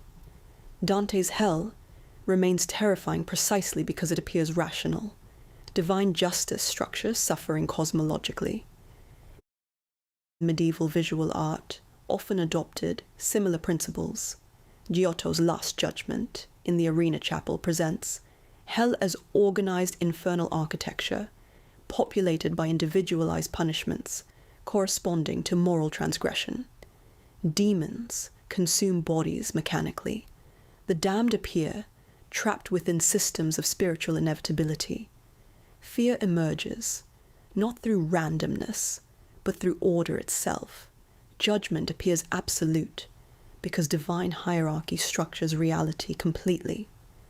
Michel Foucault's analysis of disciplinary systems becomes unexpectedly useful here, though medieval salvation differs fundamentally from modern disciplinary power. Medieval religious art organized behavior through visibility. The soul existed permanently exposed before divine observation. Nothing escaped judgment. The image, therefore, functioned as spiritual surveillance. The terrifying power of medieval art often depended upon this collapse between interior conscience and external visibility. Sin became visible anatomically, spatially, and cosmologically.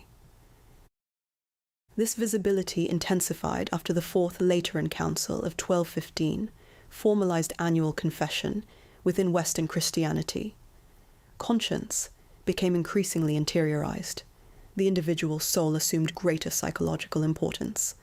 Art consequently developed more emotionally immediate forms of fear, designed to produce introspection and penitence. The viewer no longer simply belonged collectively to Christendom. Salvation became increasingly individualized through moral self-examination. The Dance of Death tradition emerged within this atmosphere of intensified existential awareness. After the Black Death devastated Europe during the 14th century, death acquired an overwhelming visual presence. Murals, manuscripts, and prints depicted skeletons leading kings, bishops, peasants, merchants, and children toward inevitable mortality. The Danse Macabre visualized death as a universal equalizer. Social hierarchy collapsed before bodily decay. Fear here becomes existential rather than purely infernal. The body itself cannot guarantee stability. The cemetery frescoes at the Cemetery of the Innocents in Paris and the murals at Lubeck exemplified this tradition vividly. Skeletons dance beside living bodies still clothed in worldly power. Medieval viewers encountered these images not within isolated artistic contexts, but within spaces connected directly to burial, ritual, and public life. Death remained socially visible. Medieval fear therefore emerged partly from proximity. Mortality was not abstract. Philippe Arias argues that medieval culture possessed an unusually collective relationship to death compared with modernity. Death remained public, ritualized, and integrated into everyday life, rather than hidden institutionally. Medieval art reflects this visibility continuously. Tomb sculpture evolved dramatically during the late Middle Ages, from idealized effigies toward transy tombs, depicting decomposing corpses infested with worms and decay. The tomb of René de Chalon by Ligier Richier presents the body skeletal and partially decomposed, holding its own heart upward. Flesh collapses visibly into mortality. The body becomes terrifying in medieval art, not because the body itself is rejected, but because the body remains unstable.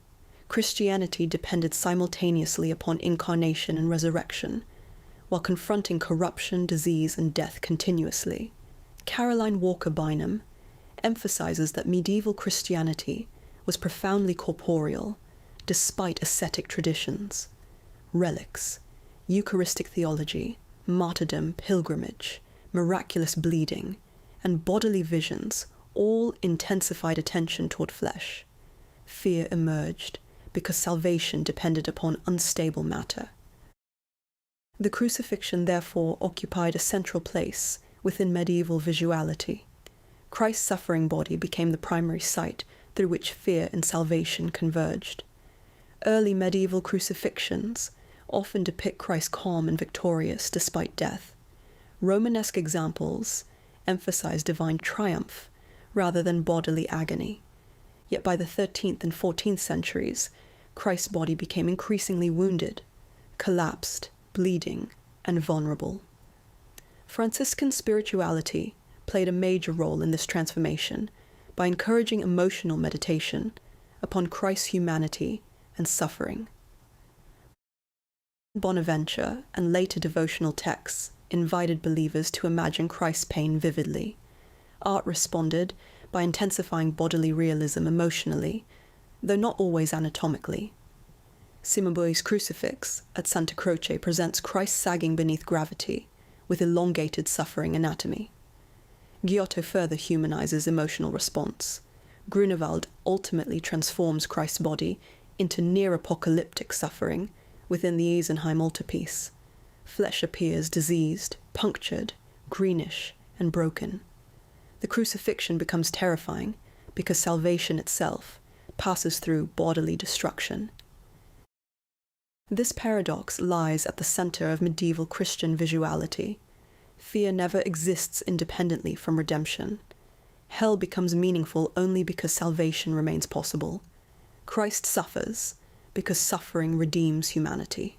Martyrs endure violence because bodily destruction testifies to spiritual victory. Medieval fear therefore differs fundamentally from modern horror. Horror often presents chaos without transcendence. Medieval fear remained teleological. Terror ultimately served salvation. The martyrdom image reveals this structure especially clearly. Saints endure horrific torture throughout medieval manuscripts, reliquaries, altarpieces, and fresco cycles. Saint Sebastian, pierced by arrows. Saint Catherine, broken upon wheels. Saint Lawrence, roasted alive. Saint Bartholomew, flayed. Saint Agatha, mutilated bodily. These images confront viewers with extraordinary violence, yet martyrs rarely appear psychologically defeated. Their calmness matters profoundly. The saint transcends bodily suffering spiritually. Fear becomes transformative rather than merely destructive. The Golden Legend, compiled by Jacobus de Voragine, disseminated these narratives across Europe extensively. Hagiographic imagery subsequently filled churches with scenes of torture and miraculous endurance. Medieval viewers encountered bodily violence repeatedly within devotional contexts. Modern audiences often interpret this as morbid fascination, yet medieval theology understood suffering as spiritually meaningful. Christ's passion established pain itself as potentially redemptive. Elaine Scoury's analysis of the pain becomes relevant here. Physical suffering destabilizes language and identity. Medieval martyrdom imagery responds by reintegrating pain within symbolic systems, guaranteeing meaning. Torture alone would produce chaos. Martyrdom transforms suffering into testimony. The body, therefore, becomes a theological text written through wounds. Reliquaries intensified this logic materially. Fragments of saintly bodies became sacred objects radiating spiritual power. Bones, blood, hair, and flesh circulated through Europe within ornate containers, fashioned from gold, gems, crystal, and enamel. The fragmented body became spiritually productive. Medieval Christianity therefore simultaneously feared bodily corruption and venerated bodily remains. Fear and sanctity intertwined continuously. The Gothic cathedral organized these tensions architecturally. Entering Chartres, Amiens, or Notre Dame meant moving through spaces saturated with visual theology. Last Judgments covered portals. Stained glass narrated martyrdoms and apocalyptic visions. Gargoyles and grotesques populated exterior thresholds. Light transformed space into metaphysical atmosphere. The cathedral became not simply a building, but a cosmological machine structuring emotional and spiritual perception. Abbot Suger's theology of light at Saint-Denis articulated this relationship explicitly. Material beauty could elevate the soul toward divine contemplation through radiance and sensory transformation. Gothic art, therefore, did not merely terrify. It overwhelmed perception emotionally in order to produce spiritual orientation. Fear operated alongside awe, transcendence, and wonder. Rudolf Otto's concept of the numinous helps clarify this emotional complexity. Medieval sacred art frequently evokes what Otto describes as mysterium tremendum et fascinans, the simultaneous experience of terror and attraction before overwhelming sacred power. God appears infinitely beautiful and terrifying simultaneously. The Last Judgment inspires dread because divine presence exceeds human stability. This excess becomes particularly visible within apocalyptic imagery. Medieval manuscript traditions illustrating Revelation produced extraordinary visual systems where cosmic catastrophe unfolds through monstrous beasts, collapsing stars, infernal armies, and divine violence. The Bamberg Apocalypse and the Trinity Apocalypse transform eschatology into an immersive visual experience. Fear expands cosmologically. Not only bodies, but history itself becomes unstable before divine intervention. The Crusades intensified apocalyptic consciousness further.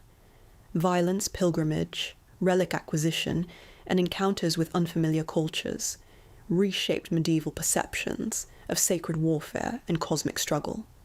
Art increasingly visualized Christianity as embattled spiritually and militarily. Saint Michael defeating Satan became a recurring motif precisely because salvation appeared conflictual. The world itself became a battlefield between divine order and infernal chaos. Monastic spirituality approached fear differently, yet no less intensely.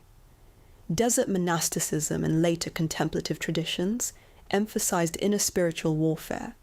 Demons became psychological as well as external forces. The Temptation of St. Anthony provided a major visual model for this interiorized fear. Demonic creatures assault the saint physically and mentally through grotesque hallucinations and bodily attack. Grunewald, Bosch, and countless manuscript illuminators depict Anthony surrounded by monstrous hybrids, embodying temptation itself. The demonic body visualizes psychological fragmentation. Jeffrey Jerome Cohen argues that monsters embody cultural anxieties structurally. Medieval demons reveal fears surrounding appetite, instability, desire, and loss of spiritual control. Their hybrid anatomies signify metaphysical disorder. Fear, therefore, emerges not merely from external threat, but from recognition that corruption may already exist within the self. This inward turn becomes increasingly important during late medieval devotion. Books of Hours encourage private contemplation through emotionally charged imagery. The Très Riche Heures, the Hours of Catherine of Cleves, and numerous devotional manuscripts integrated fear into intimate spiritual practice. Hell scenes, memento mori imagery, and passion cycles shaped individual meditation. Salvation became emotionally personalized. Women, mystics further complicated medieval fear by transforming suffering into ecstatic union. Catherine of Siena, Julian of Norwich, Bridget of Sweden, and others describe visions where bodily pain became spiritually productive. Artistic representations of mystical experience frequently blur boundaries between agony and transcendence. Bernhard of Clairvaux's affective theology already emphasized emotional participation in Christ's suffering. Medieval fear thus became internalized devotionally. Yet medieval fear was never purely oppressive. It produced community, ritual participation, moral reflection, pilgrimage, devotion, and spiritual longing. Terror alone cannot explain the emotional richness of medieval religious art. The same cathedral containing infernal demons also contained luminous stained glass, Marian tenderness, heavenly choirs, and visions of paradise. Fear and beauty formed complementary structures. This coexistence becomes visible in Dante again. Inferno terrifies, yet Paradiso overwhelms language through radiance and divine love. Medieval Christianity ultimately oriented fear toward redemption. Even the most terrifying Last Judgment presupposed the possibility of salvation. Fear functioned because eternity mattered infinitely. Modern secular viewers often struggle to fully inhabit this structure emotionally because contemporary visual culture rarely organizes existence through metaphysical absolutes. Hell becomes metaphorical. Judgment appears psychological rather than cosmic. Death becomes medicalized. Suffering loses theological coherence. Medieval art consequently appears excessive or cruel because the cosmological framework organizing it has largely disappeared. Yet these images continue exerting profound power precisely because they visualize existential conditions modernity still cannot escape entirely. Mortality, guilt, vulnerability, instability, and fear of meaninglessness. Medieval art externalized these anxieties cosmologically.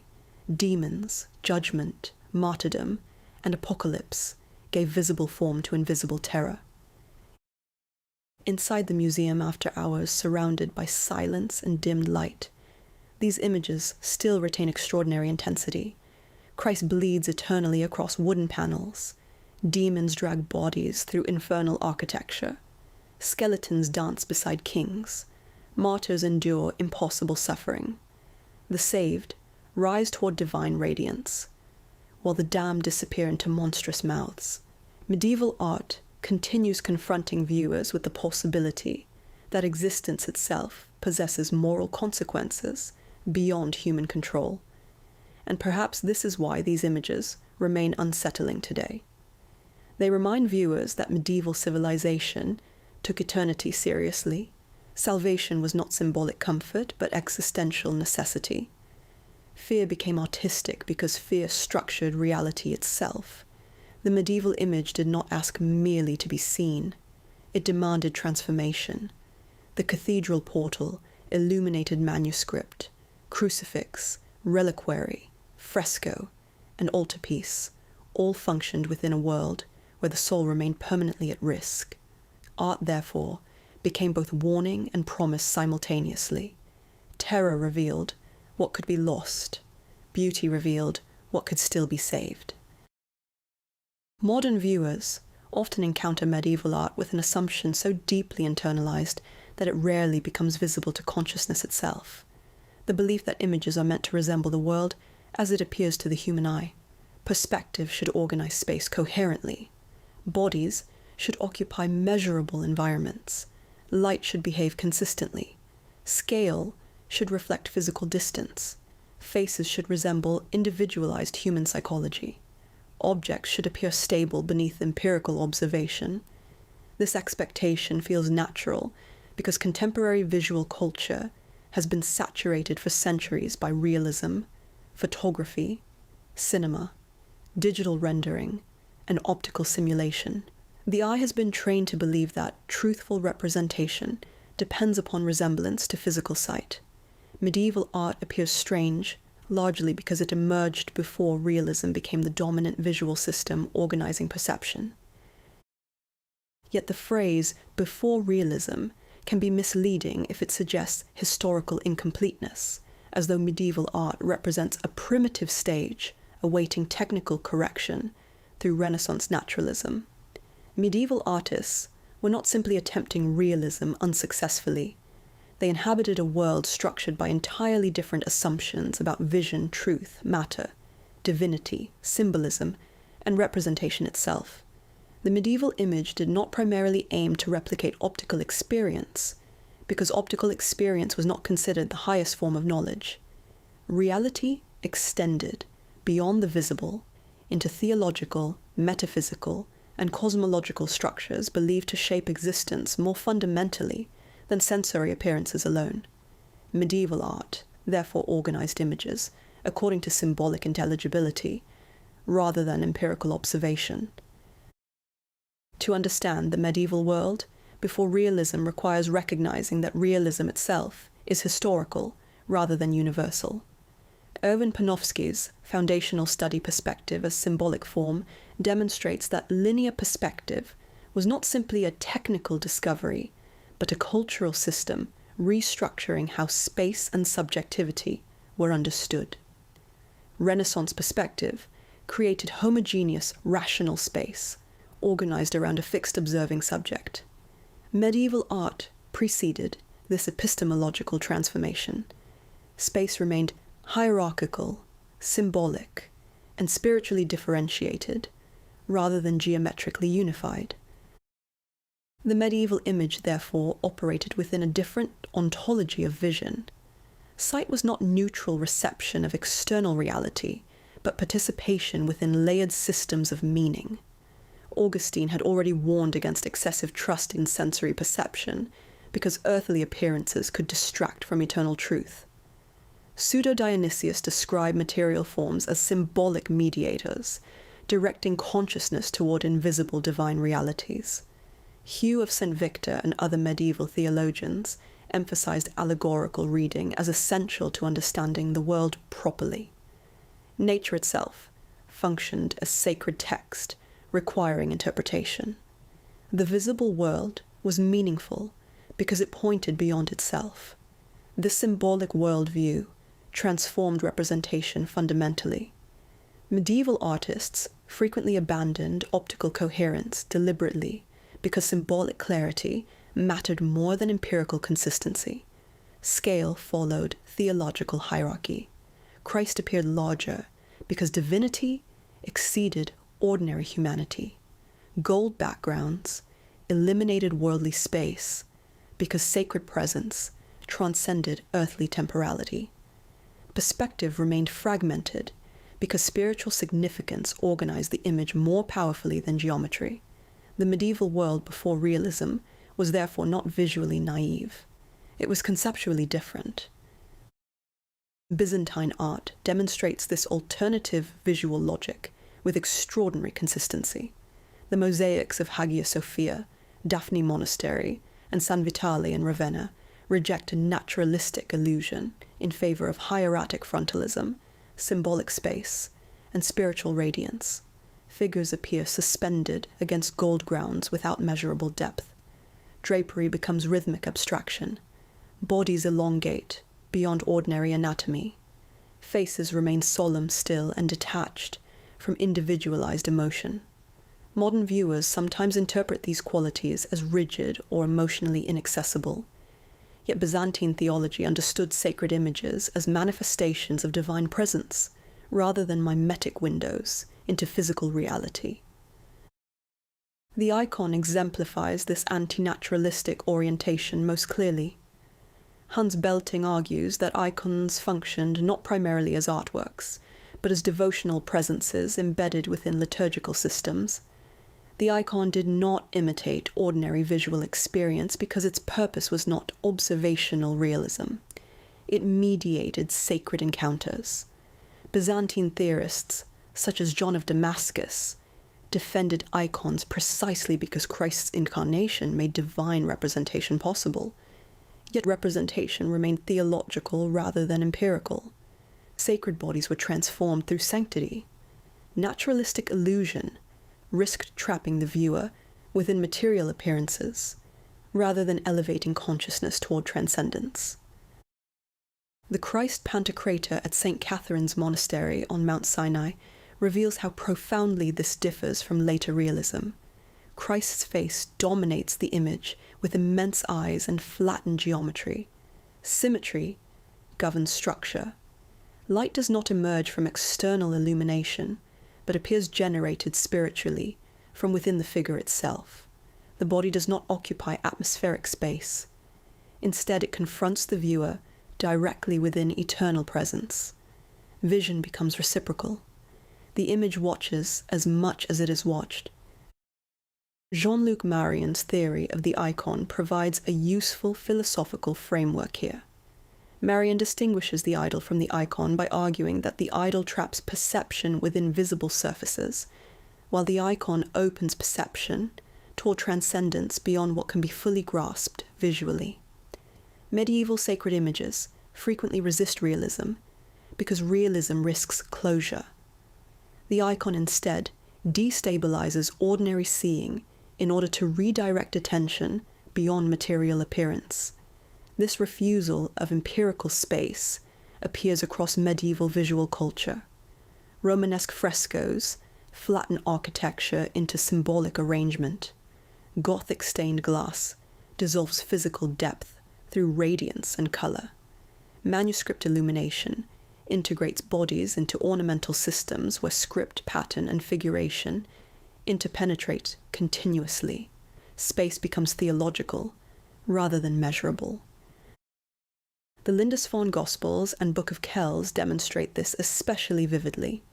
Human figures merge with geometric knotwork, animal interlace, and decorative abstraction. The page operates less as an illusionistic scene than as a symbolic field. Bodies do not exist independently within neutral space. They participate within ornamental cosmology. Celtic manuscript traditions transform representation into visual rhythm, where matter itself appears spiritually ordered through pattern. The medieval world before realism, therefore, should not be understood merely as absence of perspective or anatomy.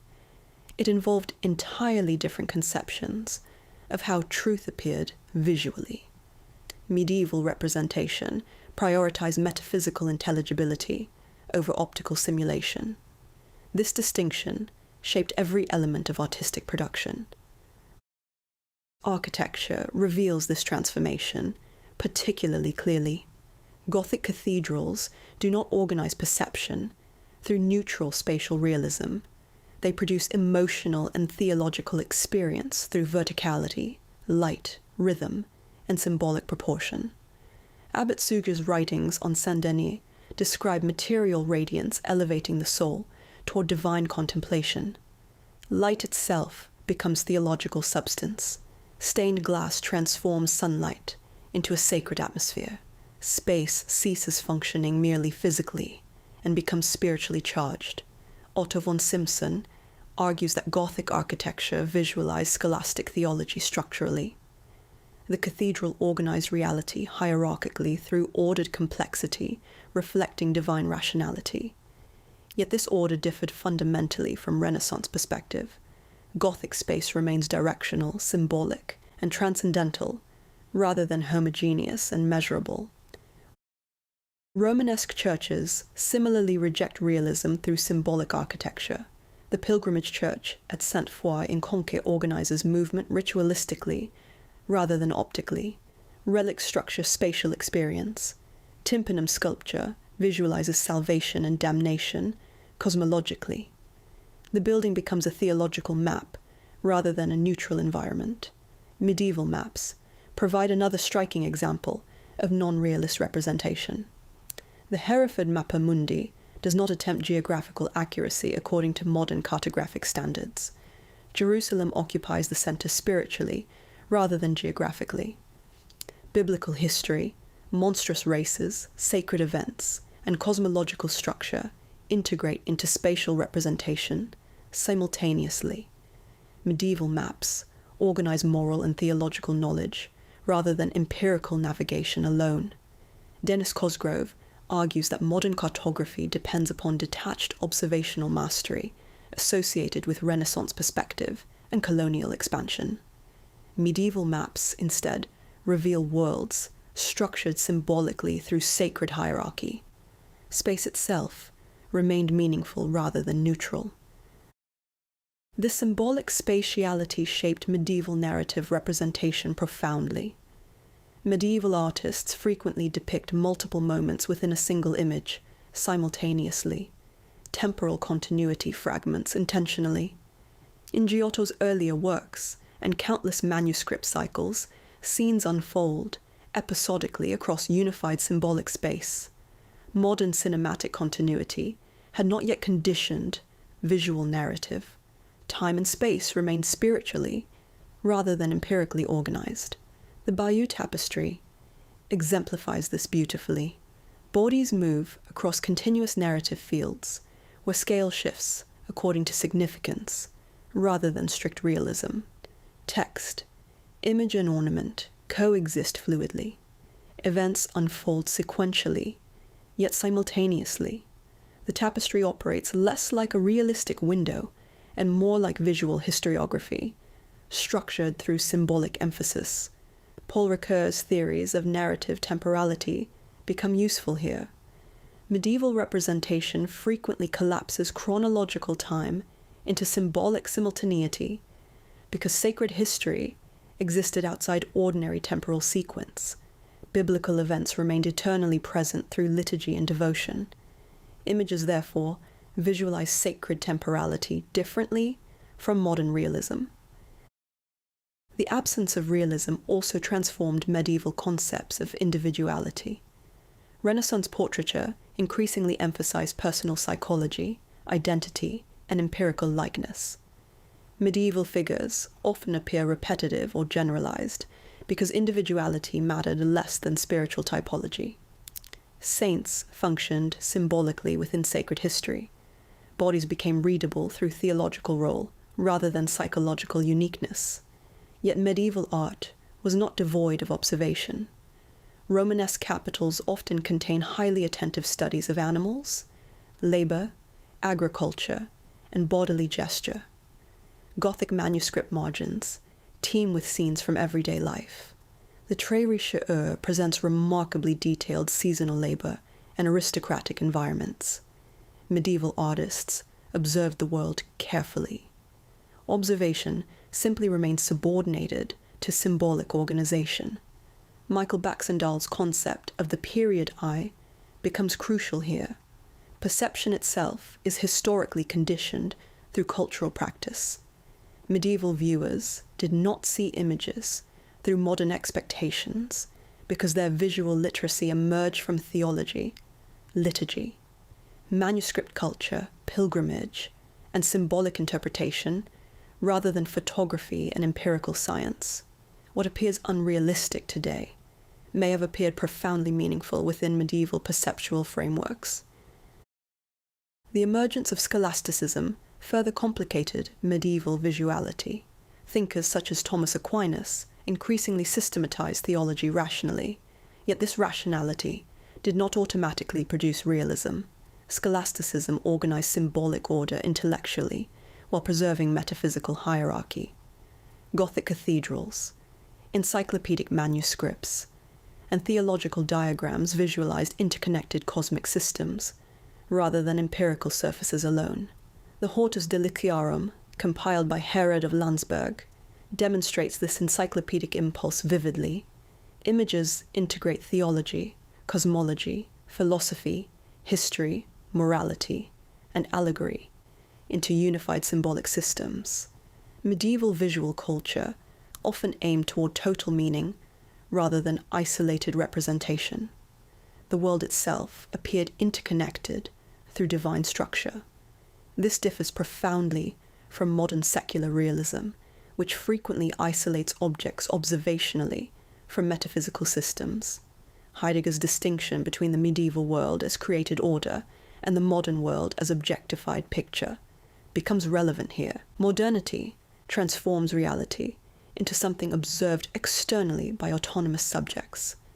Medieval representation precedes this separation. Humanity remains embedded within symbolic cosmos rather than detached from it. The shift toward realism during the Renaissance, therefore, represented more than technical innovation. It involved reconfiguration of subjectivity itself.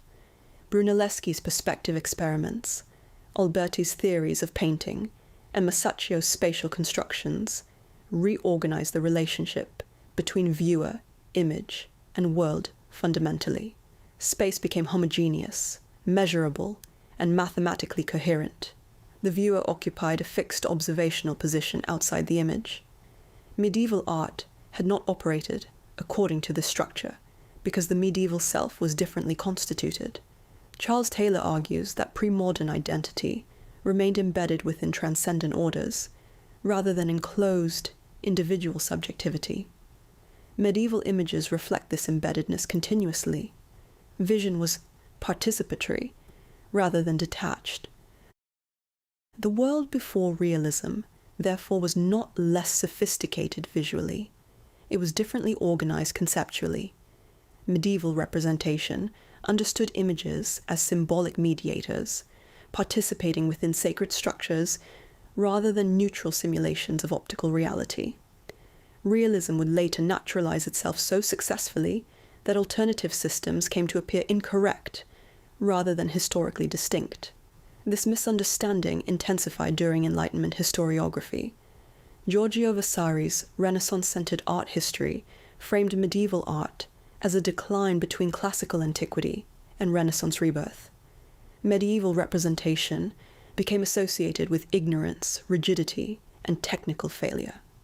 Only later scholars such as Emil Mahl, Erwin Panofsky, Otto Pecht, and Maya Shapiro demonstrated the intellectual complexity underlying medieval visual systems. Maya Shapiro especially emphasized that medieval style cannot be reduced to lack of naturalism. Stylistic abstraction frequently emerged through intentional symbolic priorities. Romanesque distortion intensified emotional and theological force.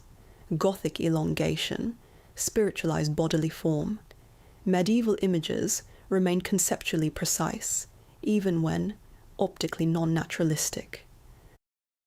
The persistence of medieval anti-realism also influenced modern art profoundly.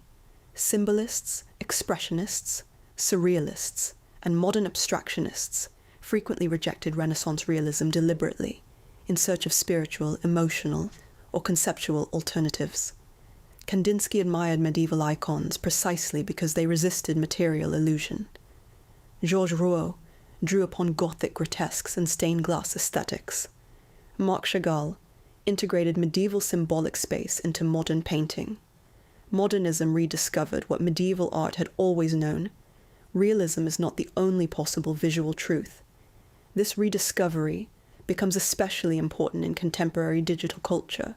Computer-generated imagery, virtual reality, algorithmic rendering, and photographic manipulation increasingly blur distinctions between appearance and reality again.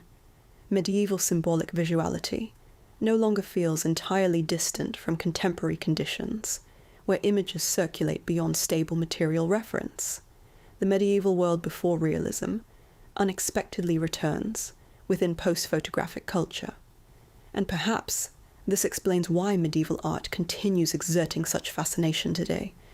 It reveals that realism is neither inevitable nor neutral. The medieval image organizes perception according to metaphysical relation, rather than detached observation. Gold backgrounds eliminate worldly space. Scale follows spiritual hierarchy. Bodies become symbolic structures. Time collapses into sacred simultaneity. Ornament transforms matter into rhythm. Architecture generates transcendence, rather than empirical enclosure. Inside the museum after hours, these images continue resisting modern habits of perception. Byzantine saints refuse psychological realism. Gothic portals collapse cosmic time into sculptural thresholds. Manuscript pages dissolve bodily space into ornament and theology. The world before realism survives as evidence that vision itself has a history. The medieval image, therefore, does not fail to resemble reality. It reveals another understanding of reality entirely, one where truth was not measured primarily through resemblance to the visible world, but through alignment with structures believed to govern existence beyond appearance itself. Medieval art reminds viewers that realism is not the natural destiny of vision. It is only one visual order among many others humanity has constructed in its attempt to understand the world. To the modern eye, medieval art often appears crowded with strange and unexplained details. Animals stand beside saints without explanation. Flowers emerge in carefully arranged patterns.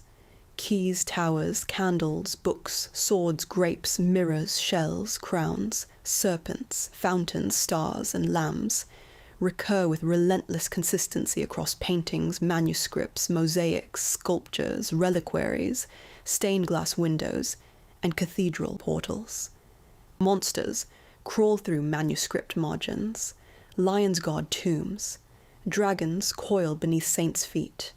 The medieval image rarely presents itself as a straightforward representation.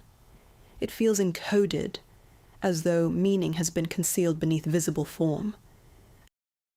This sensation emerges because medieval art was not designed primarily for passive viewing. It demanded interpretation. Medieval visual culture operated through systems of symbolic correspondence in which material objects carried theological, moral, liturgical, and cosmological significance, extending beyond immediate appearance. Images did not merely depict sacred narratives. They structured thought through signs. Medieval viewers were expected to read visual forms much as they read scripture itself, uncovering layers of meaning embedded within visible surfaces. Art functioned as a language. Yet the medieval symbol was not understood as arbitrary. Modern symbolic systems often depend upon convention, detached from material necessity. Medieval symbolism operated differently because the medieval world was believed to possess intrinsic spiritual order. Objects, animals, colors, numbers, gestures, and natural phenomena were thought to participate within divine structures established by God. Meaning, therefore, existed not only in texts or doctrines, but within creation itself. The visible world became legible because it reflected sacred truth. This worldview emerged from centuries of Christian exegesis, shaped by patristic theology. Early church thinkers such as Origen, Augustine, Ambrose, Gregory the Great, and Bede developed interpretive traditions in which scripture functioned simultaneously at multiple levels. Biblical passages could be read literally, allegorically, morally, and anagogically at once. The same event could refer simultaneously to historical reality, theological doctrine, ethical instruction, and eschatological destiny. Medieval visual culture absorbed this layered structure deeply.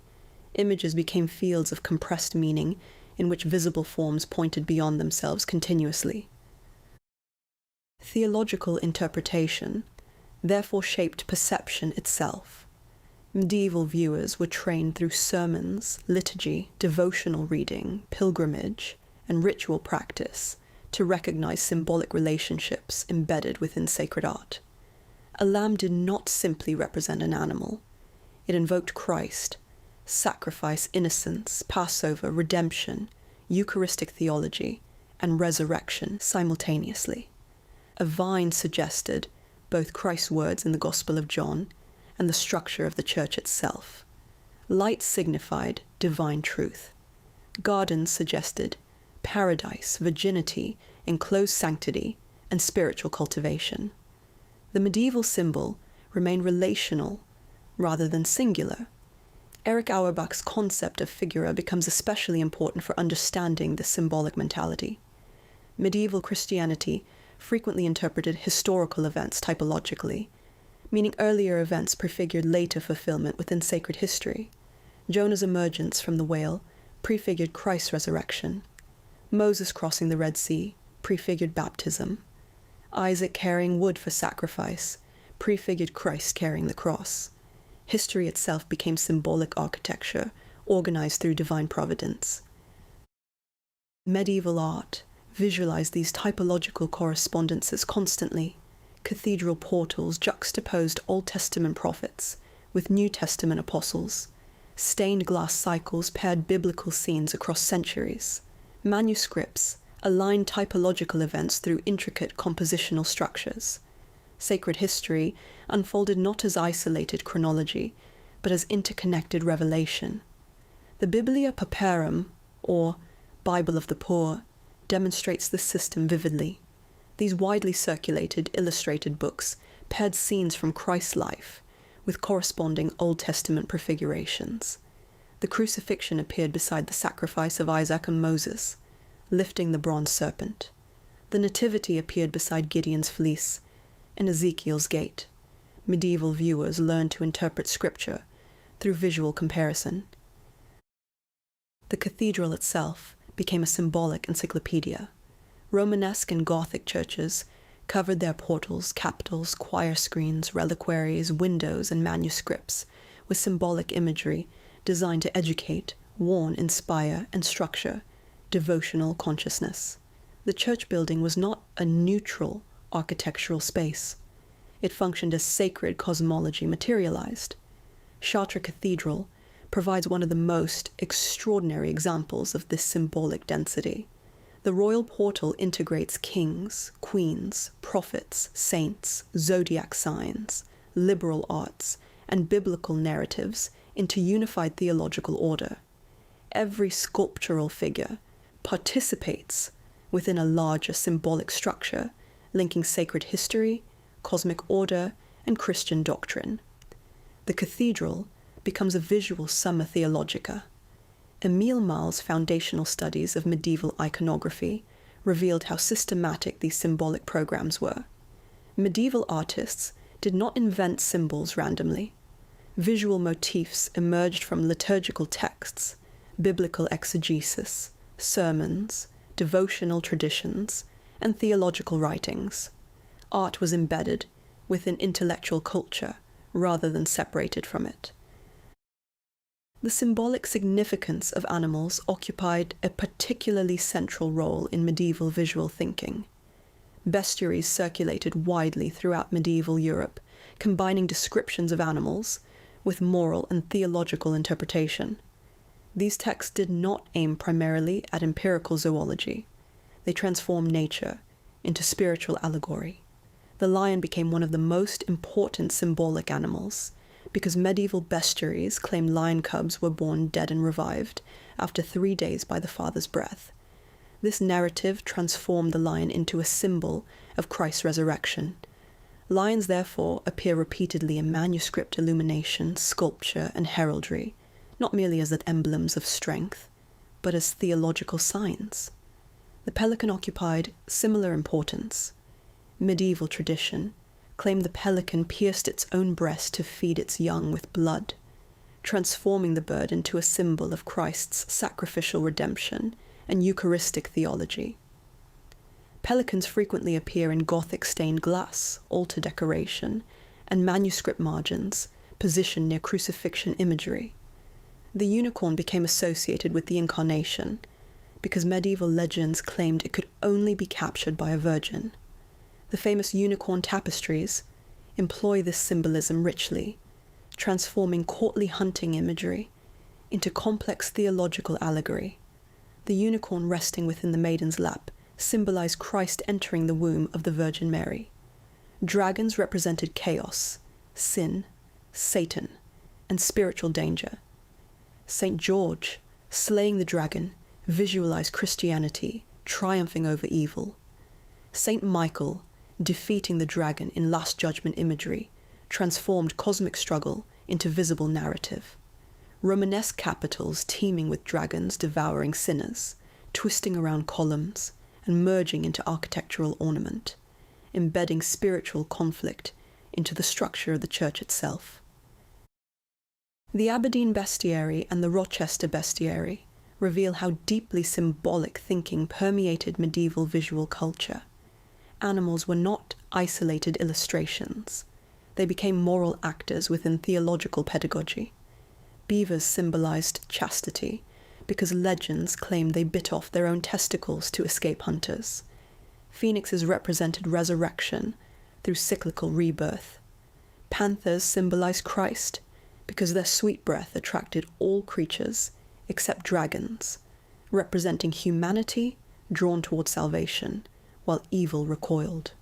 Modern viewers often misinterpret these images as evidence of scientific ignorance, yet medieval bestiaries were not failed biology. They functioned as symbolic theology. Nature itself was believed to reflect divine order. The animal world became spiritually legible. Colour likewise carried immense symbolic significance. Michel Pastoureau's scholarship on medieval colour demonstrates that medieval viewers experienced colour through theological and moral frameworks, rather than purely aesthetic sensation. Blue gradually became associated with the Virgin Mary during the 12th and 13th centuries as Marian devotion expanded across Europe. The deep blue robes of the Virgin in Gothic stained glass and manuscript illumination therefore communicated sanctity, purity, and celestial authority. Gold signified divine radiance and eternal light. White suggested purity, resurrection, and innocence. Black could represent death, sin, mourning, or monastic humility, depending upon context.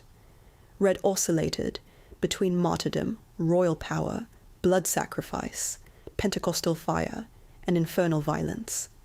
Green symbolized rebirth and fertility, yet could also imply instability or moral unpredictability. The symbolism of flowers became equally elaborate.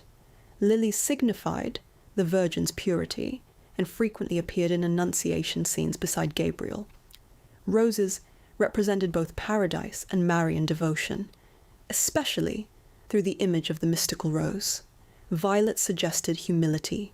Grapes referenced the Eucharist and Christ's sacrificial blood. Wheat symbolized resurrection and sacred nourishment. Jan van Eyck's later northern devotional paintings intensified this symbolic precision enormously. In works such as the Ghent altarpiece, every object carries layered meaning. The fountain symbolizes eternal life. The lamb signifies sacrificial redemption. Jewels represent heavenly Jerusalem. Lilies and irises reference Marian purity and sorrow simultaneously.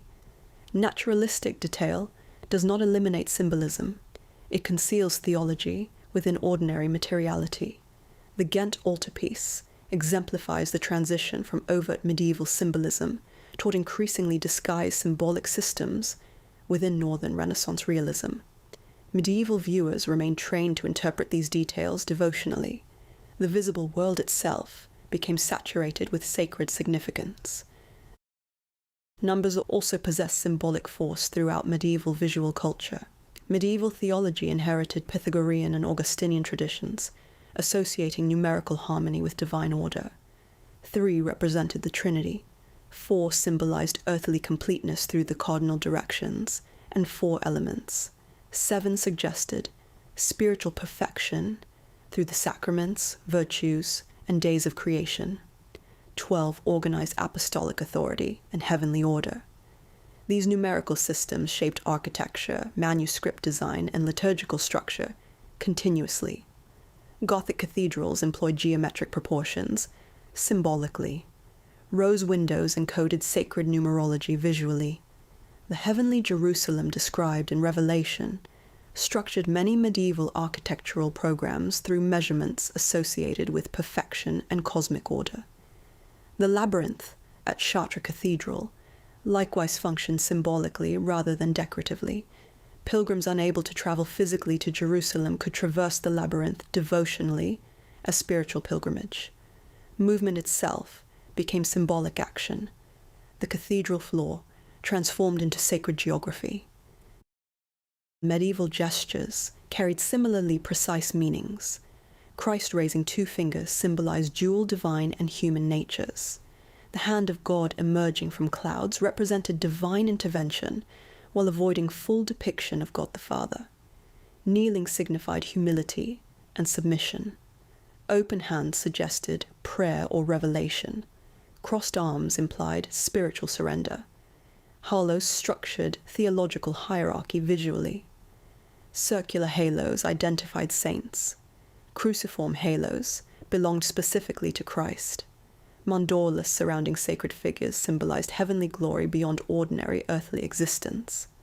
Gold halos, engraved with delicate patterns, caught candlelight differently from surrounding surfaces, intensifying the sensation of radiant sanctity.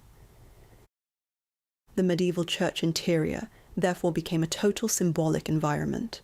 Candles, incense, stained glass, relics, liturgical music, sculpture, manuscripts, vestments, and architecture operated together within immersive systems of meaning. The worshipper encountered theology materially through sensory experience. Gothic stained glass especially transformed symbolism into atmosphere. The windows at Chartres, Sainte-Chapelle, and Canterbury Cathedral do not merely illustrate biblical narratives. They organize sacred time visually.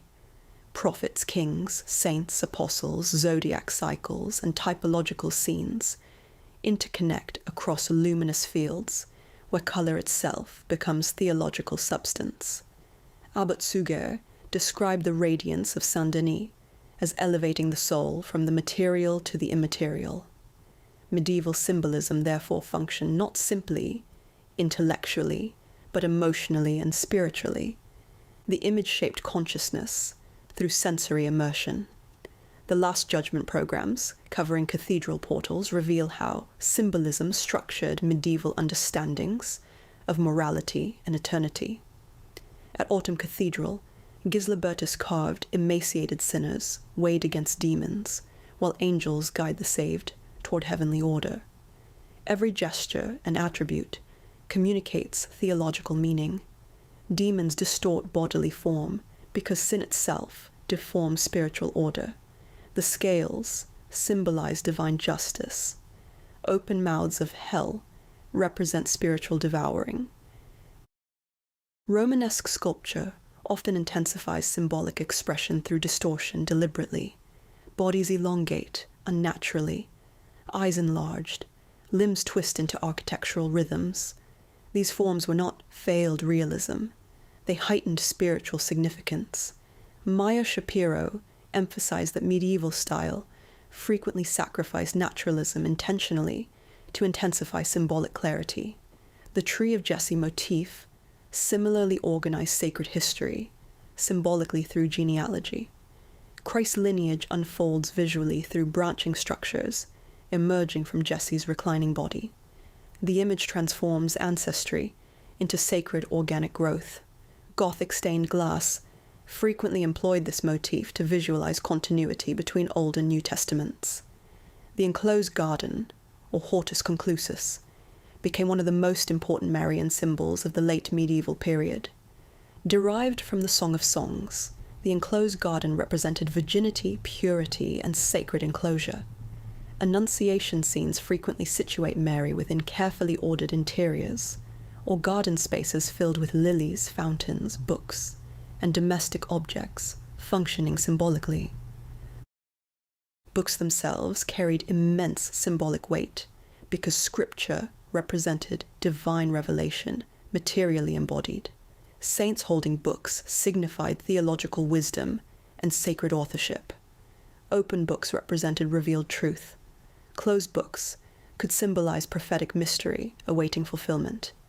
Monastic scripturia transformed manuscript production into devotional labor. Mary Carruthers' work on medieval memory reveals that symbolic imagery also functioned cognitively. Medieval mnemonic systems trained individuals to organize thought through vivid allegorical images and spatial structures. Symbolism, therefore, shaped not merely artistic representation, but intellectual practice itself. Marginalia within Gothic manuscripts reveal another dimension of medieval symbolic culture: grotesque hybrids, obscene creatures, anthropomorphic animals, and absurd scenes fill manuscript margins with destabilizing imagery. Michael Camille argued that these marginal images did not simply entertain.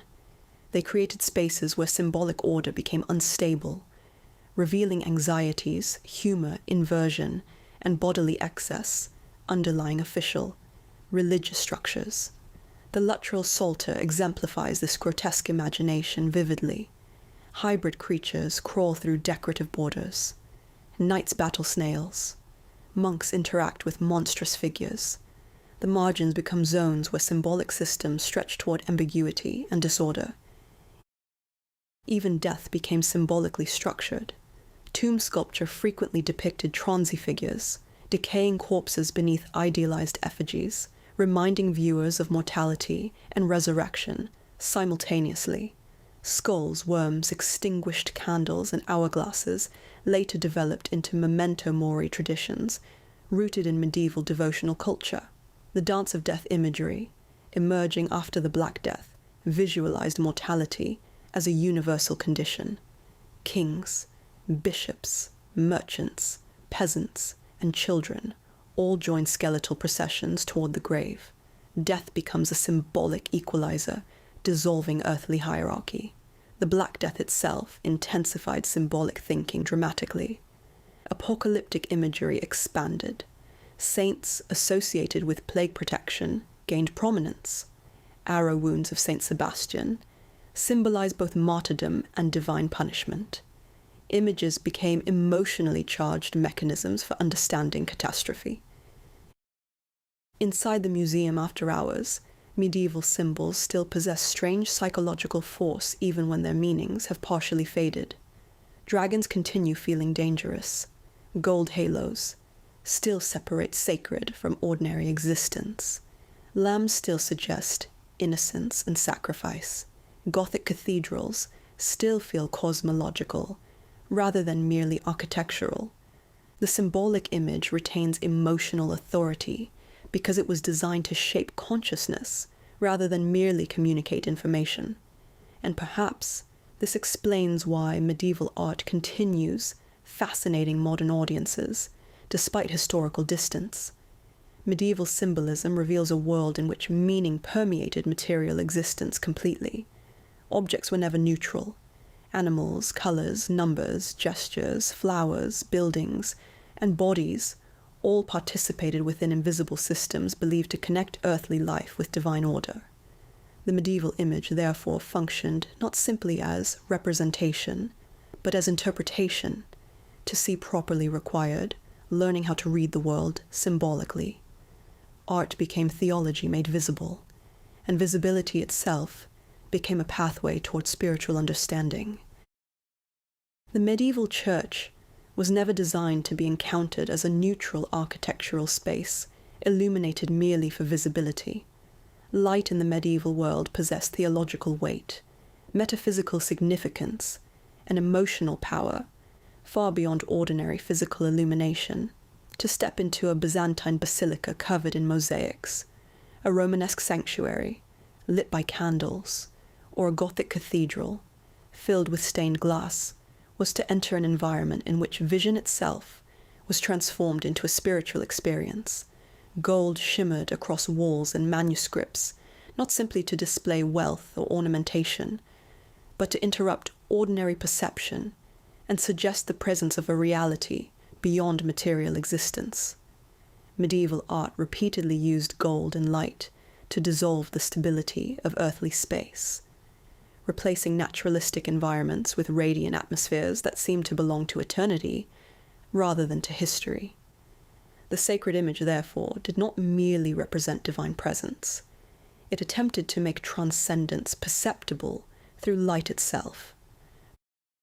Modern viewers often approach gold backgrounds in medieval painting and mosaics as decorative conventions, treating them as stylistic habits that preceded the later development of realistic space during the Renaissance.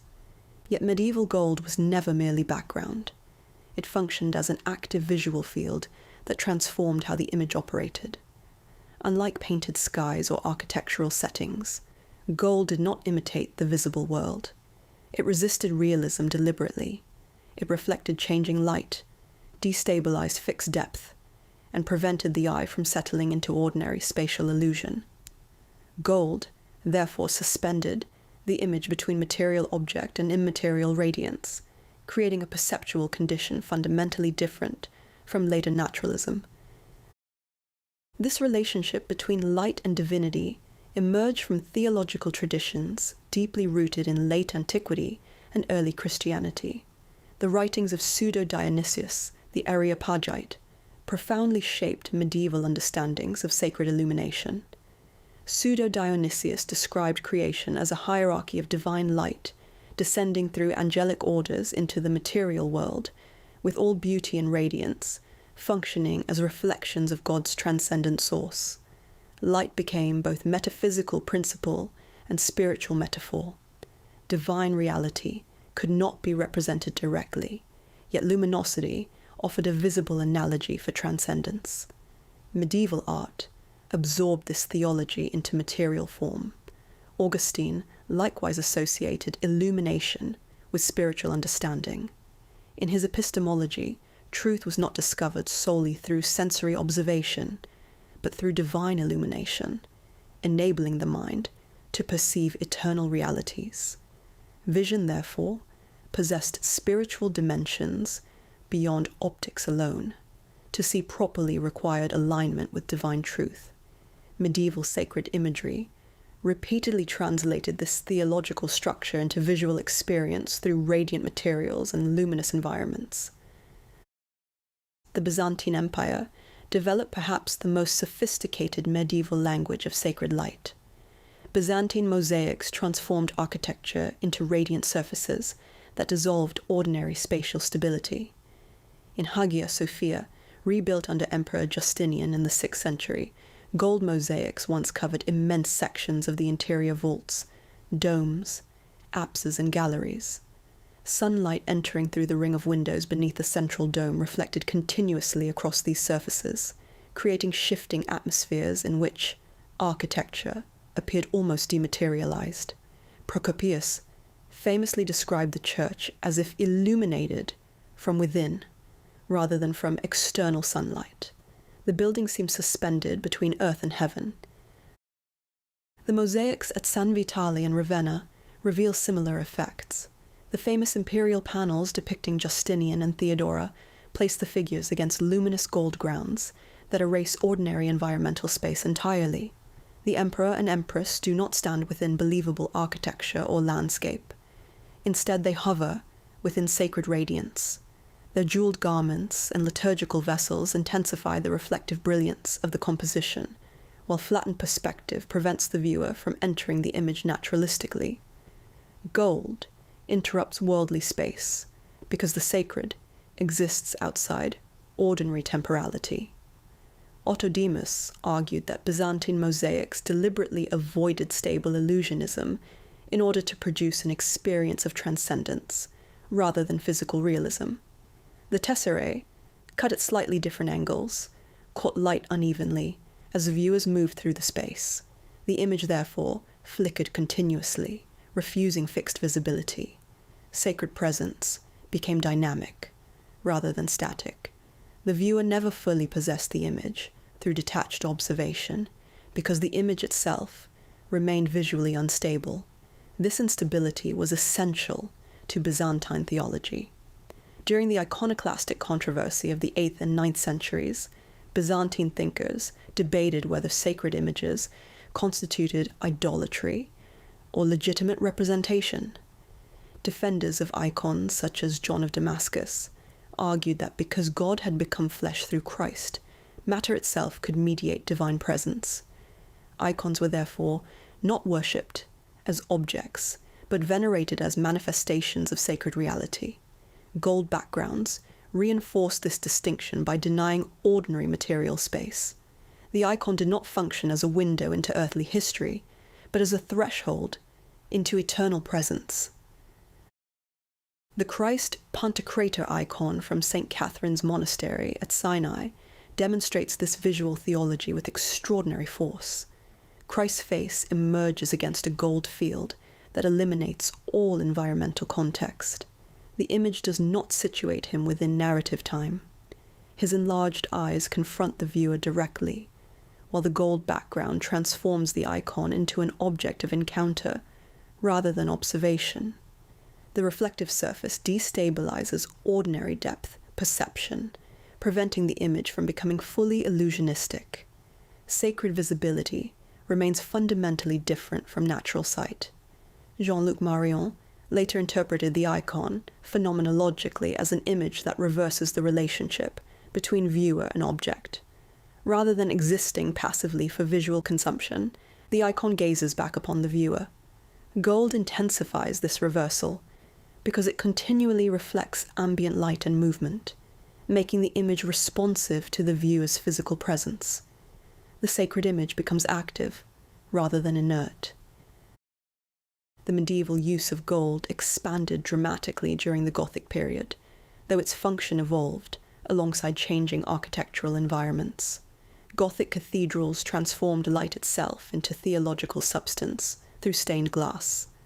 Unlike Romanesque churches, which often relied on relatively small windows and dim interiors, Gothic architecture opened walls into immense luminous surfaces. The cathedral became not merely a structure illuminated by light, but an organism composed through radiance. Abbot Sugert's rebuilding of Saint-Denis in the 12th century articulated this transformation explicitly. Influenced by pseudo-Dionysian theology, Suger believed material beauty could elevate the soul toward divine contemplation.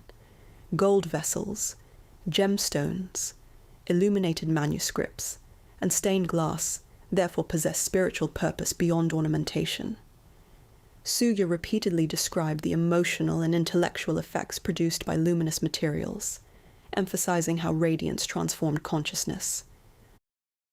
The stained glass windows of Chartres Cathedral remain among the clearest manifestations of this theology of light. Deep blues, crimson reds, emerald greens, and gold accents transform sunlight into a chromatic atmosphere.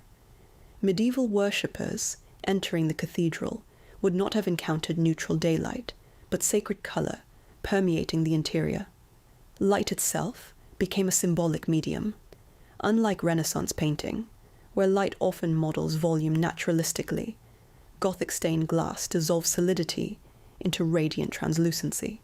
The famous Chartres blue acquired particular spiritual significance because blue increasingly became associated with the Virgin Mary during the 12th and 13th centuries. Marian devotion expanded enormously during this period, and visual culture reflected this transformation through color symbolism. Blue suggested celestial transcendence, purity, and sacred queenship. Gold halos and illuminated crowns intensified these associations further, surrounding sacred bodies with visual signs of heavenly authority. Erwin Panofsky described Gothic cathedrals as systems of scholastic thought, translated into architecture. Yet Gothic space was not merely intellectual, it was profoundly sensory. Light filtered through biblical narratives, saints' lives, genealogies, and apocalyptic visions embedded within stained glass cycles. The worshipper moved through environments where theology became visible atmospherically rather than abstractly doctrinal. The Sainte-Chapelle in Paris intensifies this luminous theology, almost to the point of visual disorientation. The upper chapel walls dissolve almost entirely into stained glass, creating the impression that the structure itself has become transparent.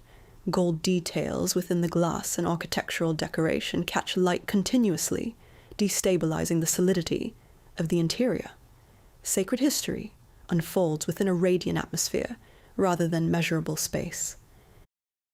Medieval manuscript illumination developed similarly sophisticated relationships between gold and sacred visibility.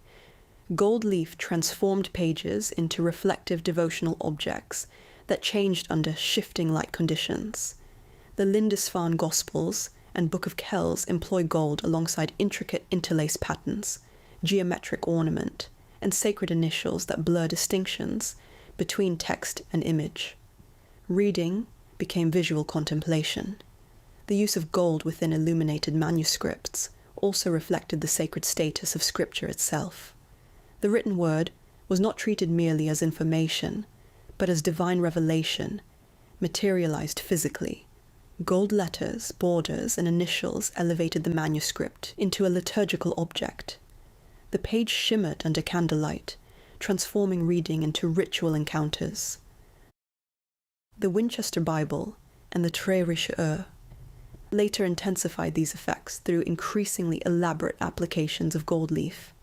In Gothic books of hours, gold backgrounds frequently surround sacred figures while earthly settings remain rendered in more naturalistic tones. This contrast visually distinguishes divine presence from ordinary material existence. Gold, therefore, functions not simply decoratively, but ontologically. It marks sacred reality itself. Michael Camille argued that medieval manuscripts cannot be understood solely as texts or pictures, because they operated performatively within devotional life. Gold surfaces altered according to viewing angle, movement, and light source, making the manuscript dynamic rather than fixed. The sacred page became visually alive. Reliquaries likewise exploited the theological associations of gold extensively. Medieval reliquaries were not designed merely to protect saintly remains, but to manifest sanctity materially. Gold, gemstones, crystal, pearls, and enamel transformed relic containers into radiant microarchitectures. The Shrine of the Three Kings at Cologne Cathedral remains one of the most spectacular examples, combining elaborate goldsmithing with biblical imagery and precious materials that produce overwhelming visual richness. The incorruptibility of gold held particular importance here. Saints' bodies often represented triumph over death and decay, while relics functioned as physical points of contact with sacred power.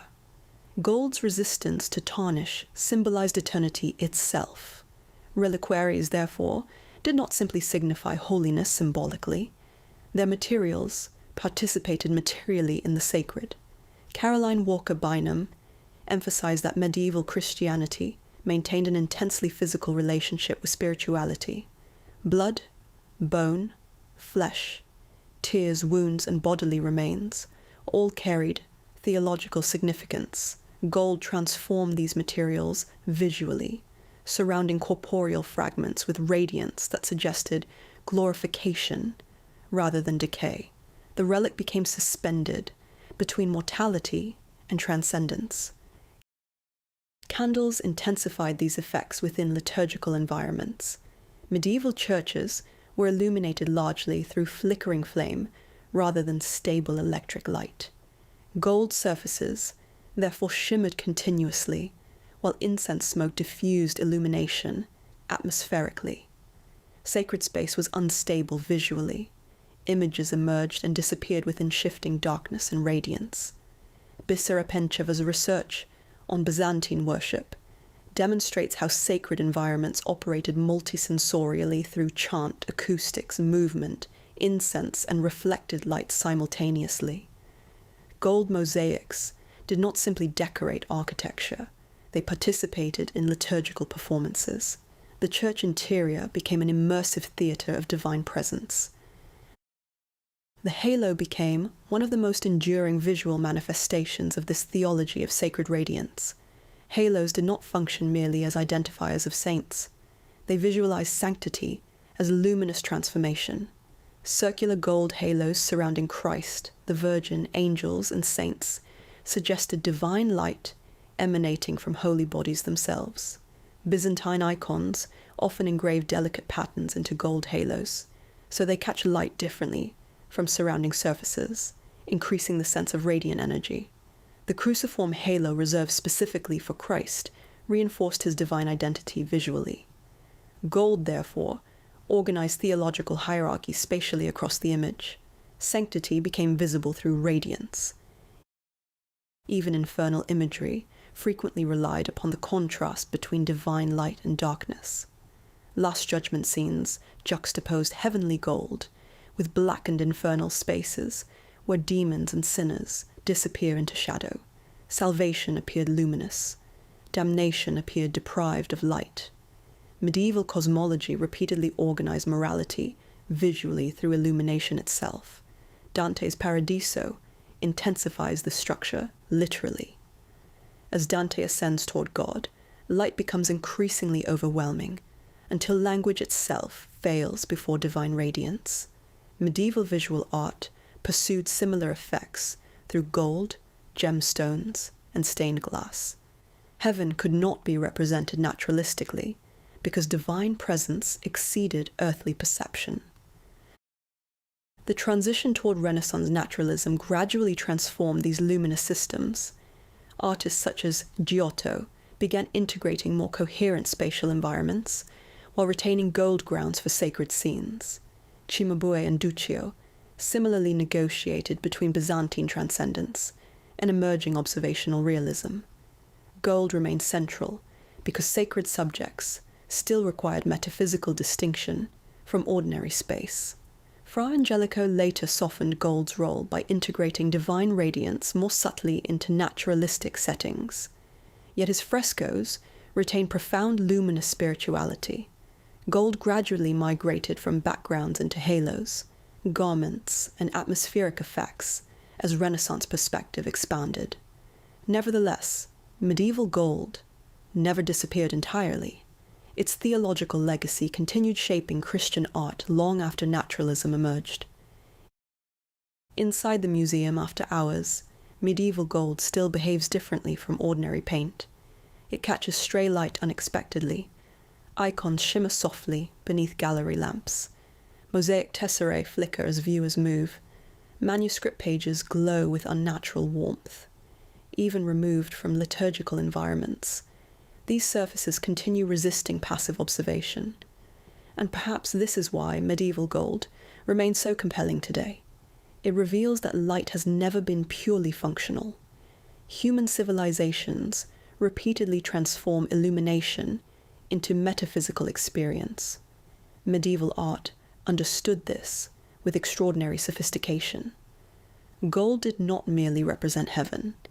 It altered perception so that viewers might momentarily experience a reality no longer governed entirely by earthly space, time, and matter.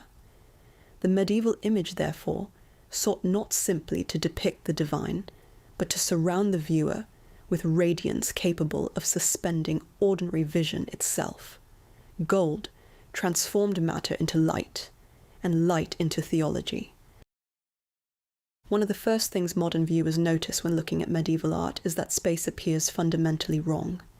Buildings tilt unnaturally, floors rise vertically, figures float without stable ground, interiors collapse into impossible angles. Objects seem too large or too small for their environments. Multiple events unfold simultaneously within the same setting. Scale shifts unpredictably. Bodies overlap without coherent depth. Perspective appears absent, inconsistent, or ignored entirely.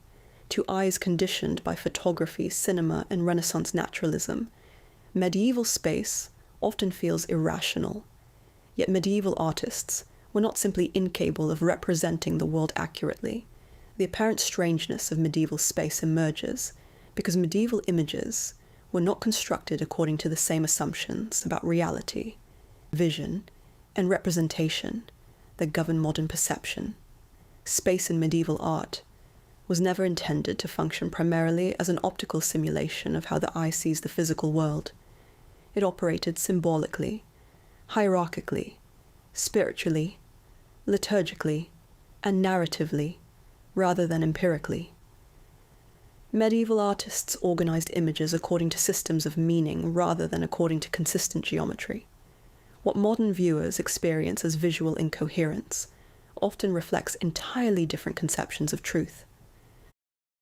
The Renaissance later naturalized perspective so completely that contemporary viewers tend to treat realistic space as inevitable, objective, and universal. We assume that images should reproduce the visual world through unified depth, measurable distance, stable scale, and coherent viewpoint, because we inhabit visual cultures saturated by cameras, screens, architectural drafting, and digital rendering. Medieval viewers inhabited different perceptual systems.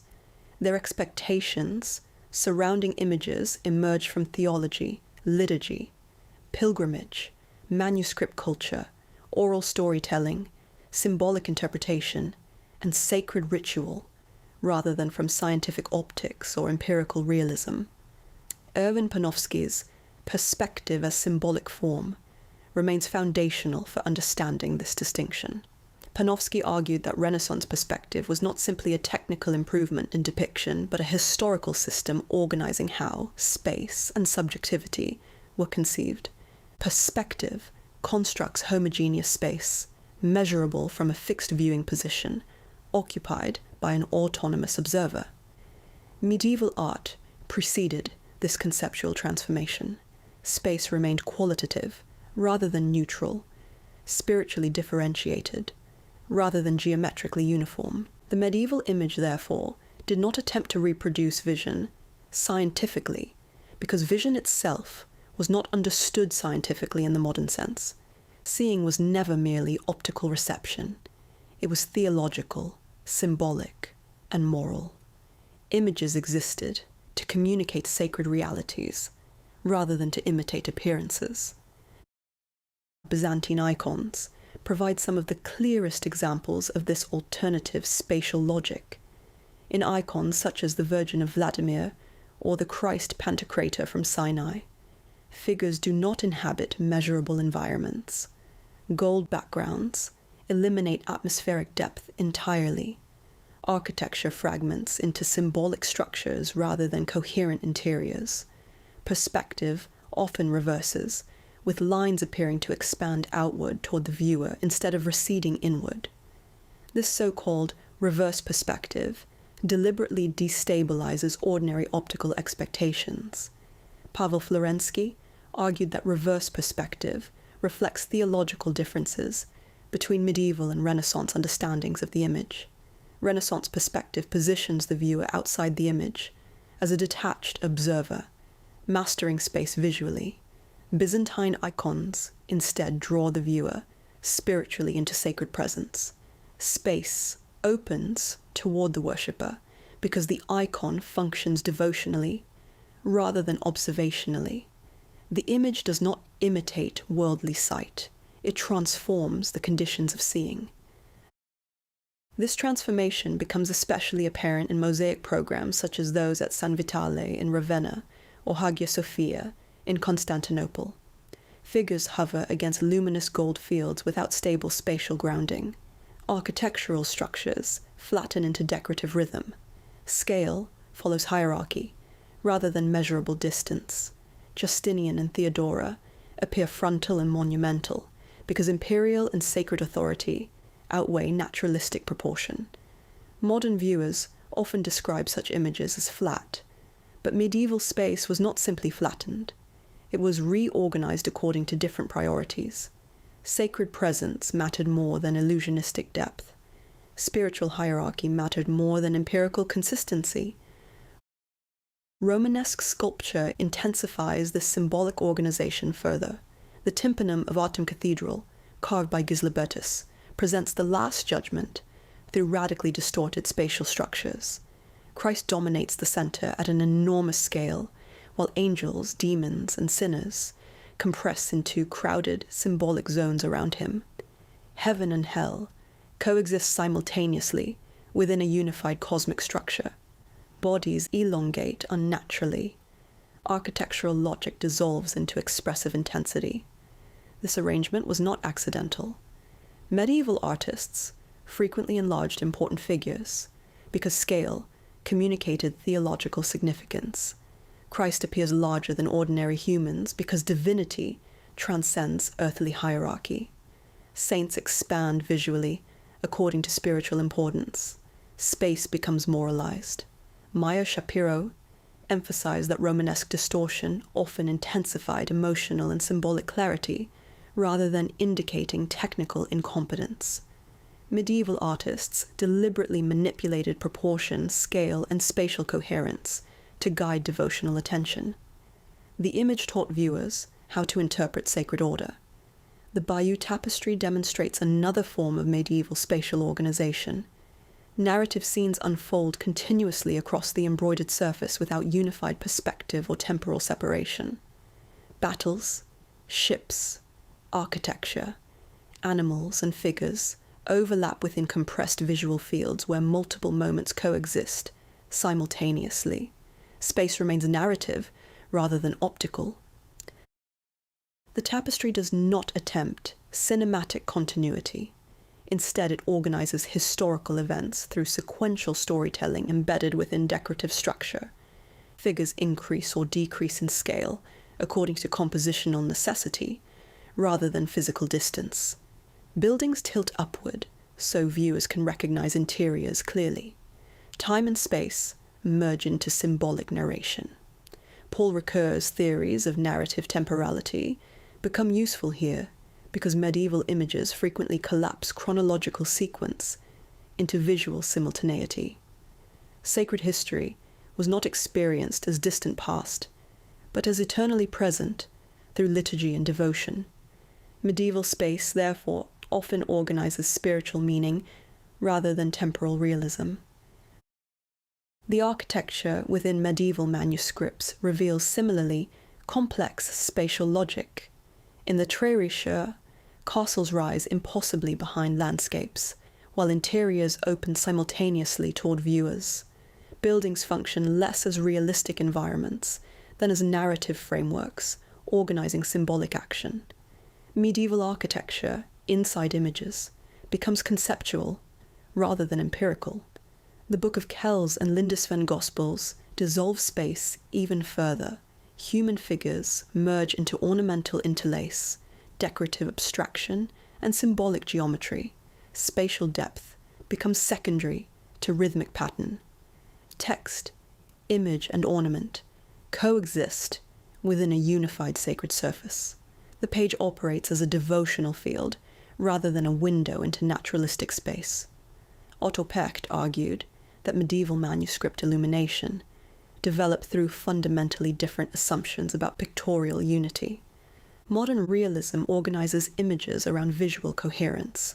Medieval illumination often organized images through symbolic relation, decorative rhythm, and theological structure instead.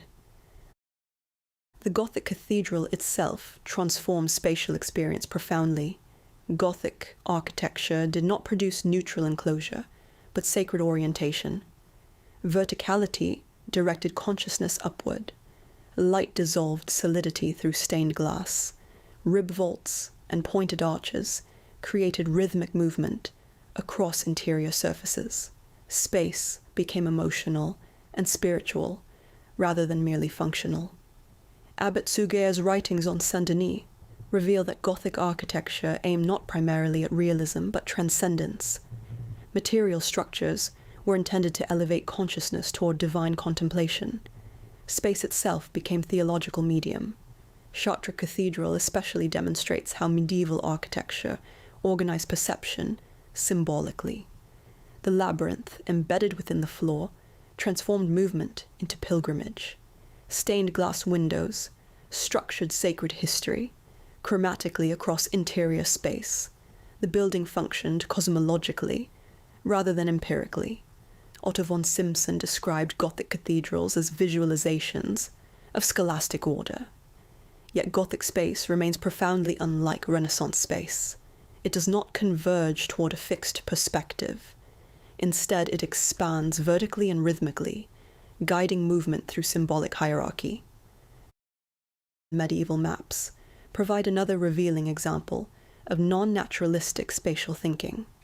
The Hereford Mappa Mundi does not organize geography according to accurate scale or measurable distance. Jerusalem occupies the center spiritually, rather than geographically. Biblical events, monstrous races, classical myths, and sacred history coexist across symbolic territory. The map functions less as a navigational tool than a theological worldview. Space becomes morally and cosmologically ordered. Medieval cartography therefore reveals that spatial representation itself remained inseparable from symbolic meaning. Dennis Cosgrove argued that modern cartography depends upon detached observational mastery associated with Renaissance perspective and later colonial expansion. Medieval maps, instead, visualize spiritually structured worlds. Geography remained theological.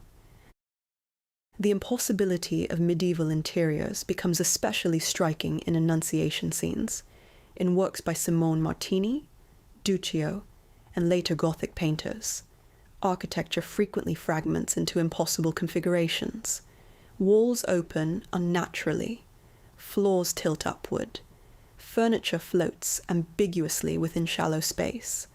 These distortions emerge because narrative clarity mattered more than optical consistency.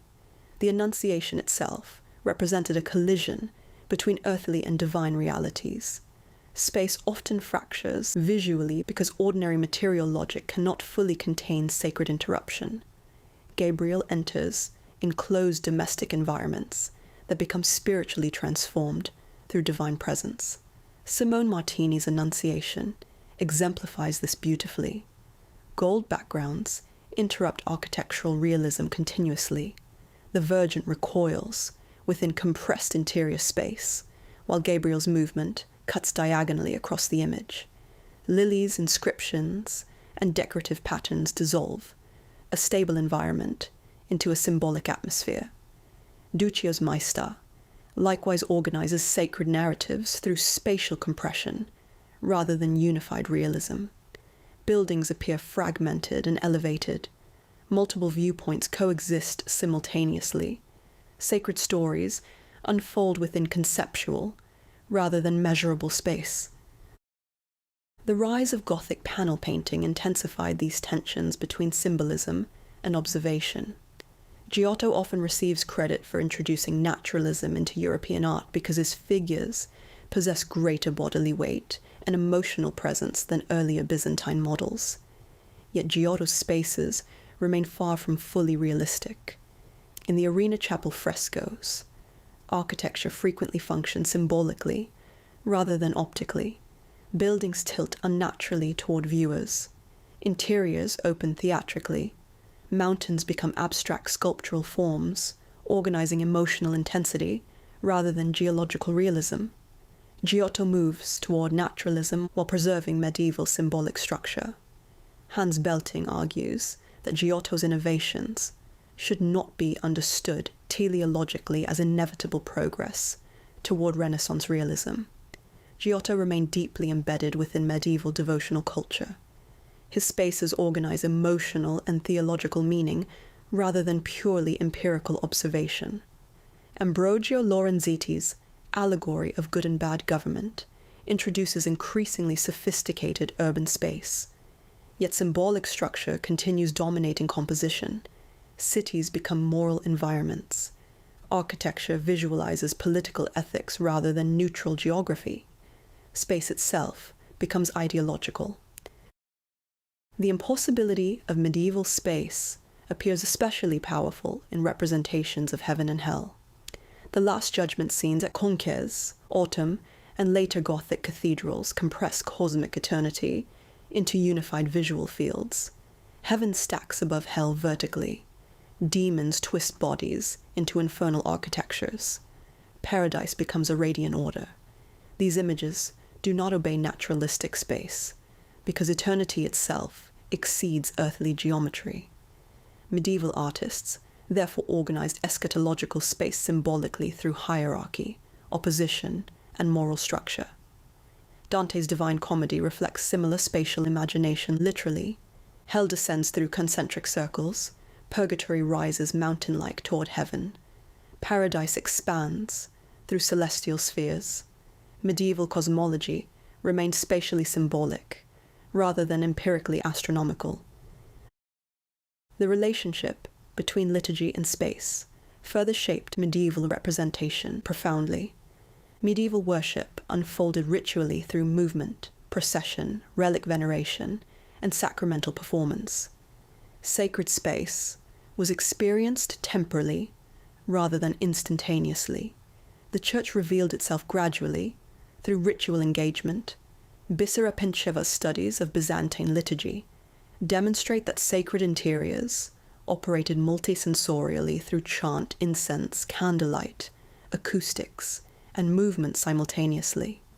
Medieval images therefore existed within dynamic environments, rather than isolated visual contemplation. Space became experiential. Pilgrimage churches, such as Santiago de Compostela, organized architecture around bodily circulation. Ambulatories guided pilgrims toward relics through ritual movement. Spatial design reflected devotional practice, rather than detached spectatorship.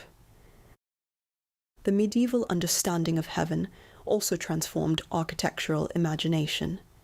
Gothic cathedrals frequently sought to evoke the heavenly Jerusalem described in Revelation through jeweled light, verticality, and cosmic order.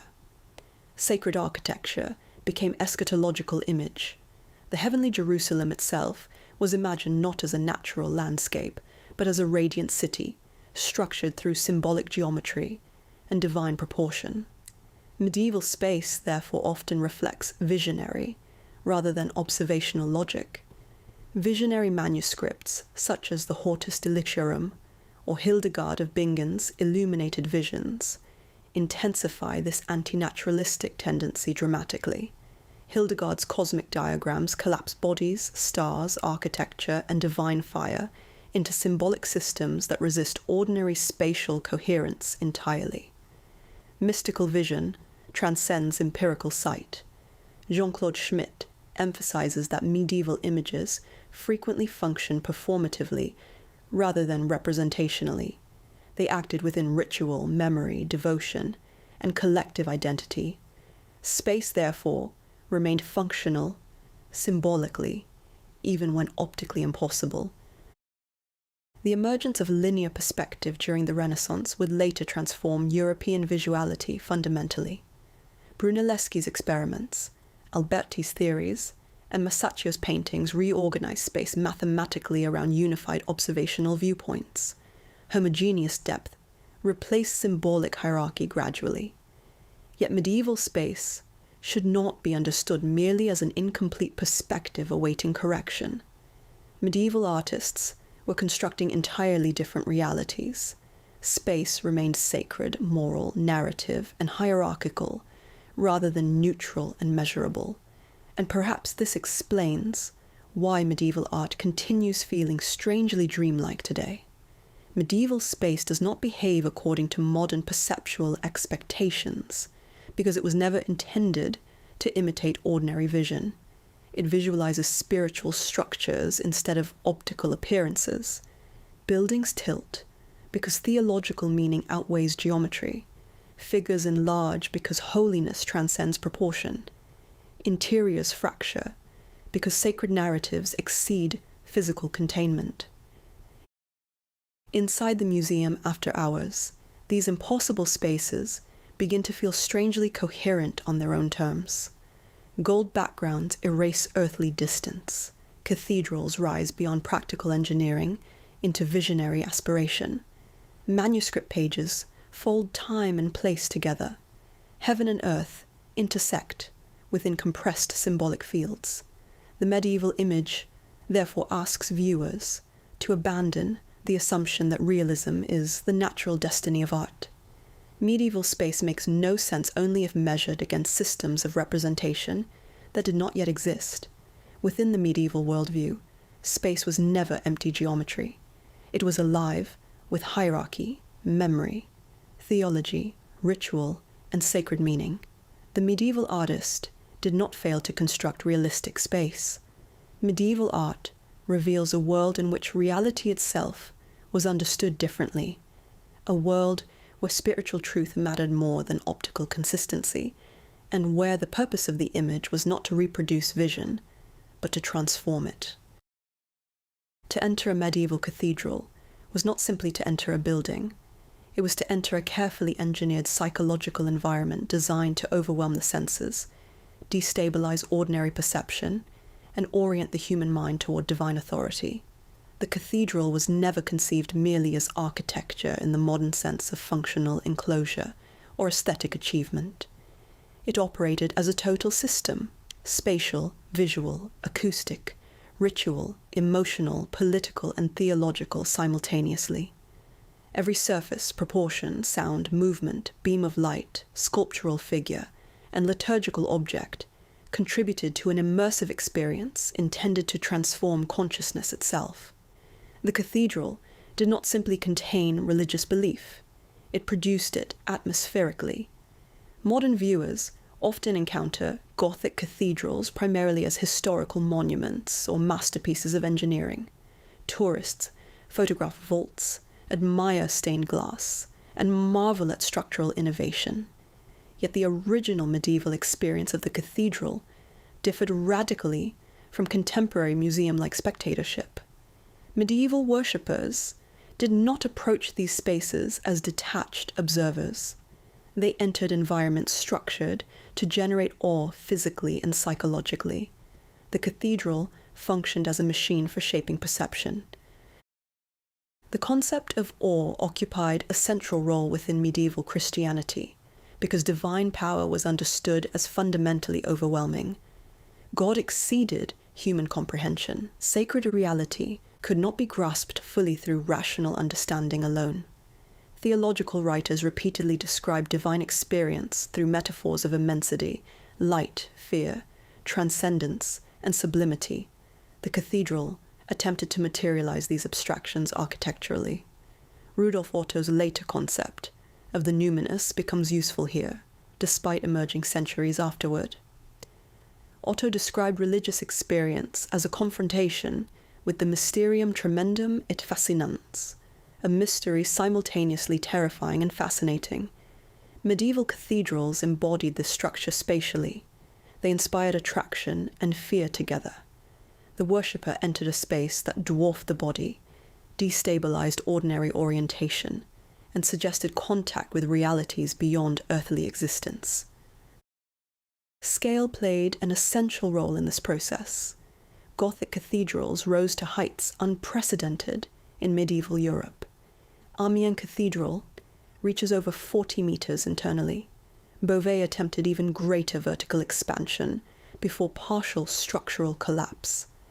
The sheer scale of these interiors transformed bodily experience.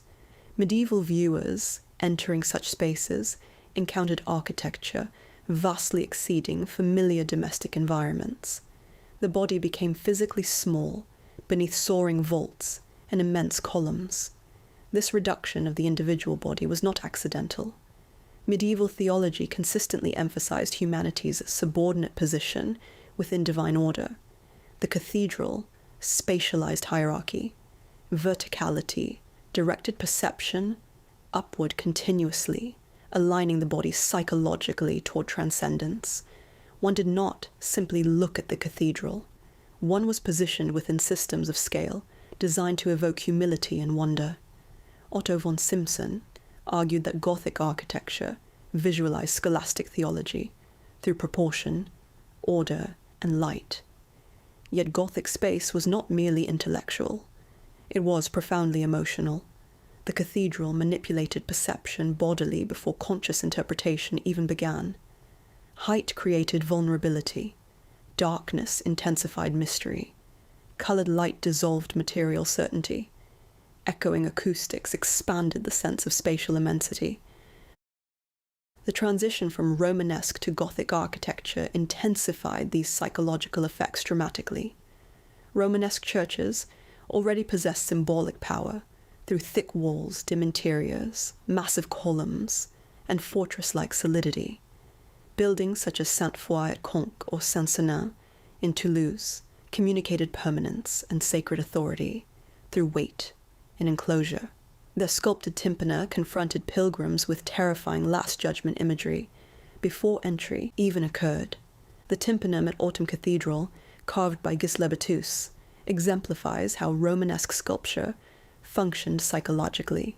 Christ appears monumental at the center, while sinners twist in terror beneath demonic forces. Bodies elongate unnaturally. Space compresses into cosmic hierarchy. The portal becomes the threshold between earthly existence and eternal judgment. Pilgrims entering the cathedral passed physically beneath sculpted visions of salvation and damnation. All began before entering the building itself. Gothic architecture transformed this emotional structure by replacing heaviness with vertical aspiration and luminous dissolution. Abbot Suger's reconstruction of Saint-Denis during the 12th century became foundational because it articulated architecture as spiritual technology. Influenced deeply by pseudo-Dionysian theology, Suger believed material beauty could elevate the soul toward divine contemplation. Light, therefore, became a theological instrument rather than a practical necessity. The Gothic cathedral dissolved walls into stained glass, creating interiors where matter itself seemed destabilized by radiance. Rib vaults and flying buttresses redistributed structural weight outward, allowing unprecedented vertical openness. Architecture ceased feeling purely massive and became atmospheric. Chartres Cathedral remains one of the clearest manifestations of this transformation. Entering Chartres during the medieval period would have produced overwhelming sensory disorientation.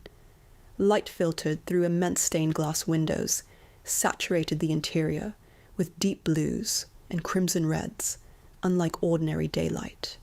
Columns rose rhythmically upward, beyond immediate visual comprehension. Chant reverberated across vaulted ceilings, while incense diffused through dim luminous air. The building functioned multisensorially.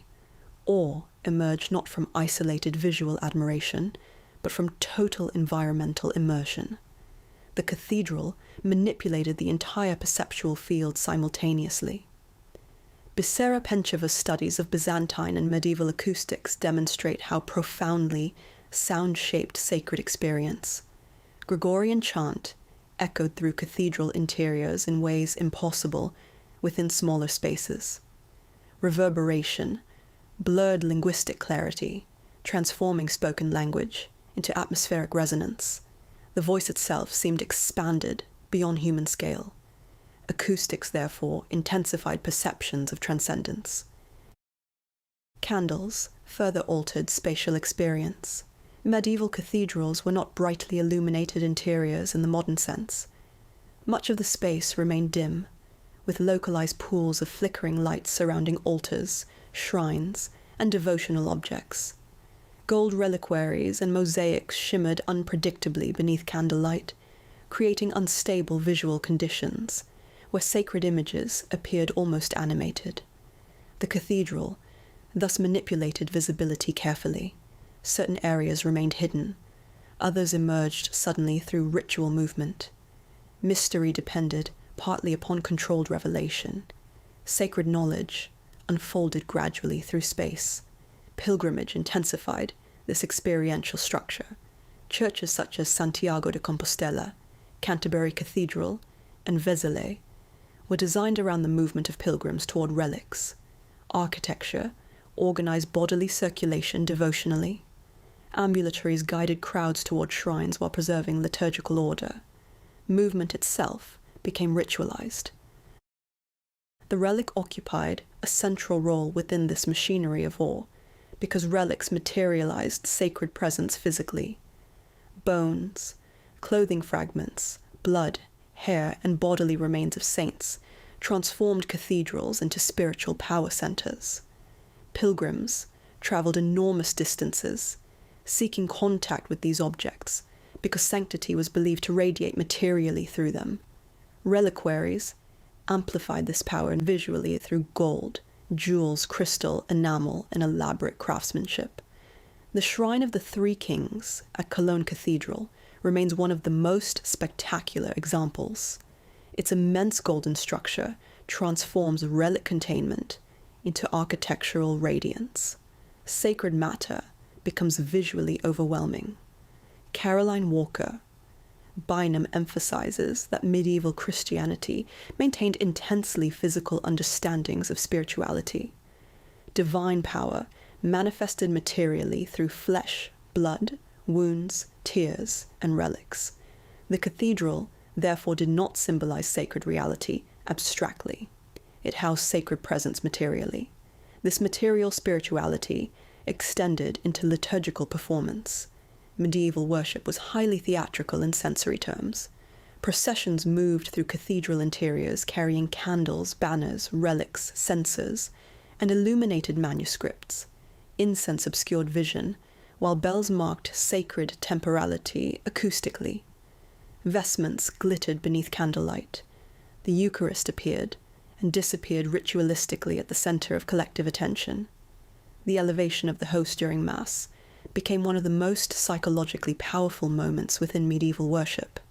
Bells rang, while priests lifted the consecrated bread visibly above the congregation. The cathedral's architecture directed all visual attention toward this moment. Sacred presence emerged through choreographed perception. Miri Rubin argues that Eucharistic devotion increasingly structured medieval visual culture after the Fourth Lateran Council, formally articulated transubstantiation in 1215. The cathedral became a space organized around miraculous visibility. The invisible became materially present through ritual. Stained glass windows contributed profoundly to this perceptual environment. Modern viewers often examine stained glass closely as pictorial narrative, yet medieval worshippers usually encountered these windows atmospherically from below rather than analytically. Color transformed entire interiors emotionally. The famous blue windows at Chartres create psychological depth, difficult to describe, precisely because color itself saturates space. Roland Recht argues that Gothic stained glass dissolved distinctions between architecture and light. Walls ceased functioning merely structurally and became luminous membranes, mediating sacred radiance. The cathedral interior transformed into a chromatic atmosphere. Narrative cycles within stained glass also structured sacred history visually. Biblical events, saints' lives, typological correspondences, zodiac imagery, guild symbolism, and royal patronage unfolded across windows simultaneously. The worshipper stood inside visual theology materially surrounding the body. The rose window became one of the most important symbolic forms within Gothic architecture because it united geometry, light, and cosmology. Circular structures radiating outward from central points suggested divine order governing the universe itself. The rose window did not merely decorate the cathedral, it visualized cosmic harmony. Sacred geometry permeated Gothic architecture continuously. Medieval builders associated mathematical proportion with divine intelligence. The number carried theological significance inherited from Augustinian and Pythagorean traditions. 3 reflected the Trinity. 12 organized apostolic authorities. Geometric harmony revealed sacred order embedded within creation. Yet Gothic cathedrals were never purely rational systems. They balanced mathematical precision with emotional excess. Gargoyles, grotesques, demons, monsters, and hybrid creatures filled exterior surfaces with unsettling imagery. The cathedral visualized both divine order and cosmic danger simultaneously.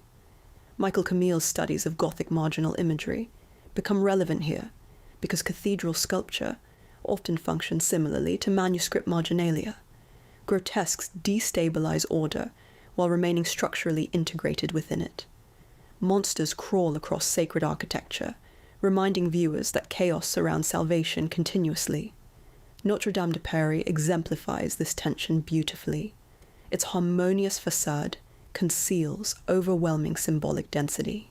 Kings line the gallery of monarchs above the portals. Saints, prophets, demons, and apocalyptic scenes cover sculptural programs. Gargoyles project outward from upper levels as grotesque guardians. The cathedral becomes inhabited by symbolic life. Fear, therefore, remained essential to medieval awe. The cathedral did not comfort viewers through intimacy. It confronted them with eternity, judgment, mortality, and divine authority. Last Judgment portals reminded worshippers of damnation before entering sacred space. Relics testified to martyrdom and bodily suffering. Candlelit crypts intensified awareness of death. The dance of death imagery, emerging after the Black Death, intensified these emotional structures further. Cathedrals became spaces where mortality was continuously ritualized through funerary sculpture, tombs, masses for the dead, and apocalyptic imagery. Death remained physically present within sacred architecture. Tomb sculpture itself often contributed to this machinery of awe. Royal effigies, bishops' tombs, and transy monuments transformed cathedrals into spaces populated by the dead. Marble bodies rested eternally beneath vaults, while decomposition imagery reminded viewers of earthly impermanence. Sacred architecture therefore organized relationships between living and dead continuously. The cathedral also functioned politically. Bishops, monarchs, guilds, and civic authorities used cathedral construction to project power visibly. The immense labor, wealth, and technical organization required to build Gothic cathedrals demonstrated institutional authority materially. Entire cities oriented economically and symbolically around cathedral projects, lasting generations.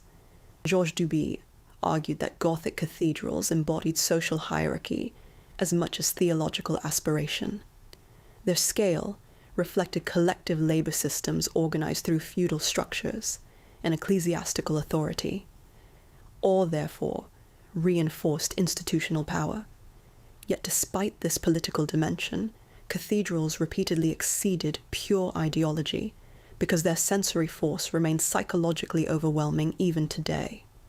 Modern secular visitors still experience silence, scale, and luminous space emotionally. The architecture continues shaping perception bodily. Phenomenology helps explain this persistence. Maurice Merleau-Ponty argued that perception is embodied fundamentally.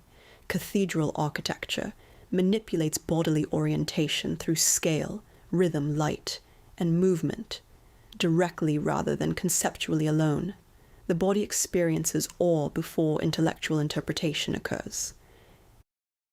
Inside the cathedral, ordinary spatial habits collapse. Vision lifts upward. Sound reverberates unpredictably. Light behaves unnaturally through stained glass. Scale exceeds familiar environments. Time slows through ritual repetition. The worshipper becomes physically absorbed into the sacred atmosphere. The labyrinth at Chartres demonstrates this embodied spirituality, especially clearly. Pilgrims traversed winding pathways, physically, rather than simply observing symbolic diagrams intellectually. Sacred knowledge emerged through movement. The cathedral functioned kinetically. Medieval cathedrals were therefore not passive containers for religious activity. They actively generated religious experience. Architecture became technology for shaping consciousness. And perhaps this explains why medieval cathedrals still feel uncanny today, even when stripped of much of their original ritual life. Museums preserve objects. Cathedrals preserve environments. One does not merely look at Chartres or Amiens. One enters systems designed to reorganize perception itself. Inside the silent cathedral after hours, when tourists disappear and modern noise recedes, the building still performs its ancient function. Darkness gathers beneath vaults. Coloured light drifts slowly across stone. Echoes linger unnaturally long. Sculpted saints emerge from shadow. The body feels small beneath impossible height. The medieval cathedral was never intended simply to impress through beauty. It was built to overwhelm certainty, destabilize ordinary perception, and orient human consciousness toward realities believed infinitely greater than earthly existence. It functioned as a machine for awe, an architecture, designed not merely to shelter belief, but to produce it through the transformation of space, light, sound, and the human body itself.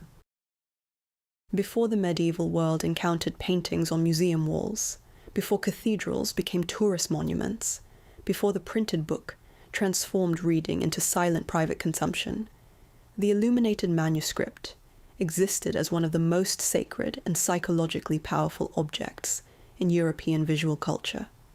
Medieval manuscripts were not merely books containing information. They were devotional environments.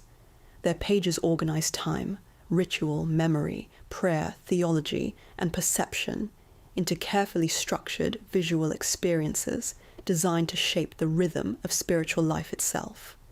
To open an illuminated manuscript was not simply to read, it was to enter sacred time. Modern viewers often encounter illuminated manuscripts through glass cases in museums, isolated from the conditions under which they originally functioned, detached from liturgical practice, candlelight, monastic ritual, and devotional repetition. They can appear as exquisite but static artifacts admired primarily for technical beauty. Yet medieval manuscripts were fundamentally temporal objects. They unfolded gradually through ritualized viewing, repetitive prayer, seasonal cycles, liturgical calendars, and meditative reading practices that transformed the passage of time into spiritual structure. The manuscript page, therefore, did not operate like the modern printed page. It was never neutral. Gold leaf shimmered unpredictably beneath candlelight. Painted initials interrupted reading rhythm. Marginal imagery delayed progression through text. Sacred words became visual objects. The manuscript organized attention through slowness, repetition, and ritual sequence. Reading became devotional choreography. This relationship between manuscripts and sacred temporality emerged from the broader medieval understanding of time itself. Medieval Christianity did not experience time primarily as secular chronology, moving uniformly forward. Time was structured liturgically, cosmologically, and theologically. The calendar revolved around feast days, saints' commemorations, fasting periods, and cycles of sacred remembrance. Past events from Scripture remained spiritually present through ritual repetition. Christ's Passion, the Resurrection, Pentecost, and the lives of saints were continually reactualized through liturgical performance. The manuscript became one of the central technologies through which this sacred organization of time was maintained. Monastic communities especially structured daily existence through books. The divine office divided the day into canonical hours: matins, lauds, prime, terce, sext, none, vespers, and compline, each accompanied by prayers, psalms, readings, and chants contained within liturgical manuscripts. The manuscript regulated time bodily. Jacques Le Goff argued that medieval Europe experienced tension between sacred and mercantile concepts of time. Monastic temporality emphasized cyclical devotion and spiritual repetition, while emerging urban economies increasingly required measurable labor time. Illuminated manuscripts belonged overwhelmingly to the sacred organization of temporal life. Their rhythms resisted acceleration.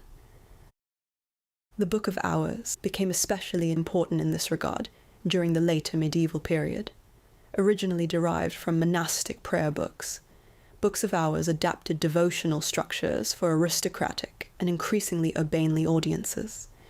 These manuscripts organized private spirituality through daily cycles of prayer, linked to specific hours, feast days, and liturgical seasons. Time itself became sanctified through repetition. The Très Riche Heure, of the Duke of Berry remains perhaps the most famous example, created by the Limburg brothers in the early 15th century. The manuscript structures sacred and earthly time simultaneously through elaborate calendar imagery. Each month combines seasonal labor, aristocratic life, zodiac signs, and architectural settings into temporal tableaux that merge cosmic, agricultural, social, and devotional rhythms. The January page presents courtly feasting beneath elaborate interior space, while later months depict planting, harvesting, hunting, and rural labor. Yet these scenes are not secular genre images in the modern sense. They organize earthly existence within cosmic order. Zodiac cycles appear above human activity, embedding social life within celestial structure. The calendar itself became one of the most important temporal systems within medieval manuscripts. Feast days, saints' commemorations, and liturgical observances structured yearly experience. Manuscripts, therefore, operated not simply as texts to be read once, but as recurring ritual objects, revisited continuously throughout the year. The liturgical calendar transformed history into cyclical sacred recurrence. Christmas returns annually. Easter reorganized time around movable feasts. Saints reappeared through commemorative repetition. Sacred events did not disappear into the distant past. They remained perpetually present through ritual memory. Caroline Walker Bynum emphasized that medieval spirituality often blurred distinctions between memory and presence. Devotional repetition made sacred history emotionally immediate. Manuscripts functioned as mechanisms for sustaining this temporal collapse. Illumination intensified this process visually. Gold leaf transformed pages into radiant surfaces that shifted under changing light conditions. Sacred words appeared materially luminous. Reading became a sensory encounter rather than abstract information processing. The visual richness of illuminated pages slowed perception deliberately. The Lindisfarne Gospels exemplify this sacred temporality profoundly. Created in the early 8th century, the manuscript integrates intricate interlaced patterns, carpet pages, decorated initials, and symbolic imagery into rhythms of visual contemplation. The famous Ciro page, announcing Christ's name, overwhelms textual clarity with dense ornamentation. Letters dissolve into animals, spirals, knots, and geometric structures that resist rapid reading entirely. The page becomes a meditative field rather than transparent communication. Time slows before the sacred word. The Book of Kells intensifies this effect further. Elaborate ornament consumes entire pages. Margins overflow with hybrid creatures, symbolic animals, and intricate abstractions. The manuscript does not encourage efficient reading. It transforms reading into devotional immersion.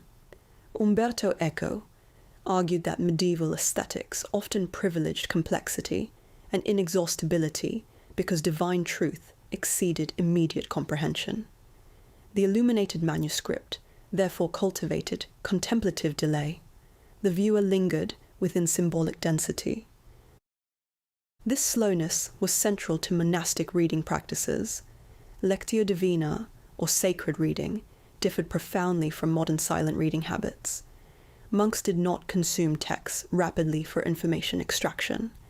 Reading involved vocalization, memorization, meditation, repetition, and spiritual reflection. The manuscript page structured consciousness gradually. Mary Carruthers' studies of medieval memory demonstrate that manuscripts functioned as cognitive architectures shaping thought itself. Images, decorated initials, diagrams, and marginal symbols aided recollection by organizing information spatially and visually. Memory remained embodied and imagistic, rather than purely abstract.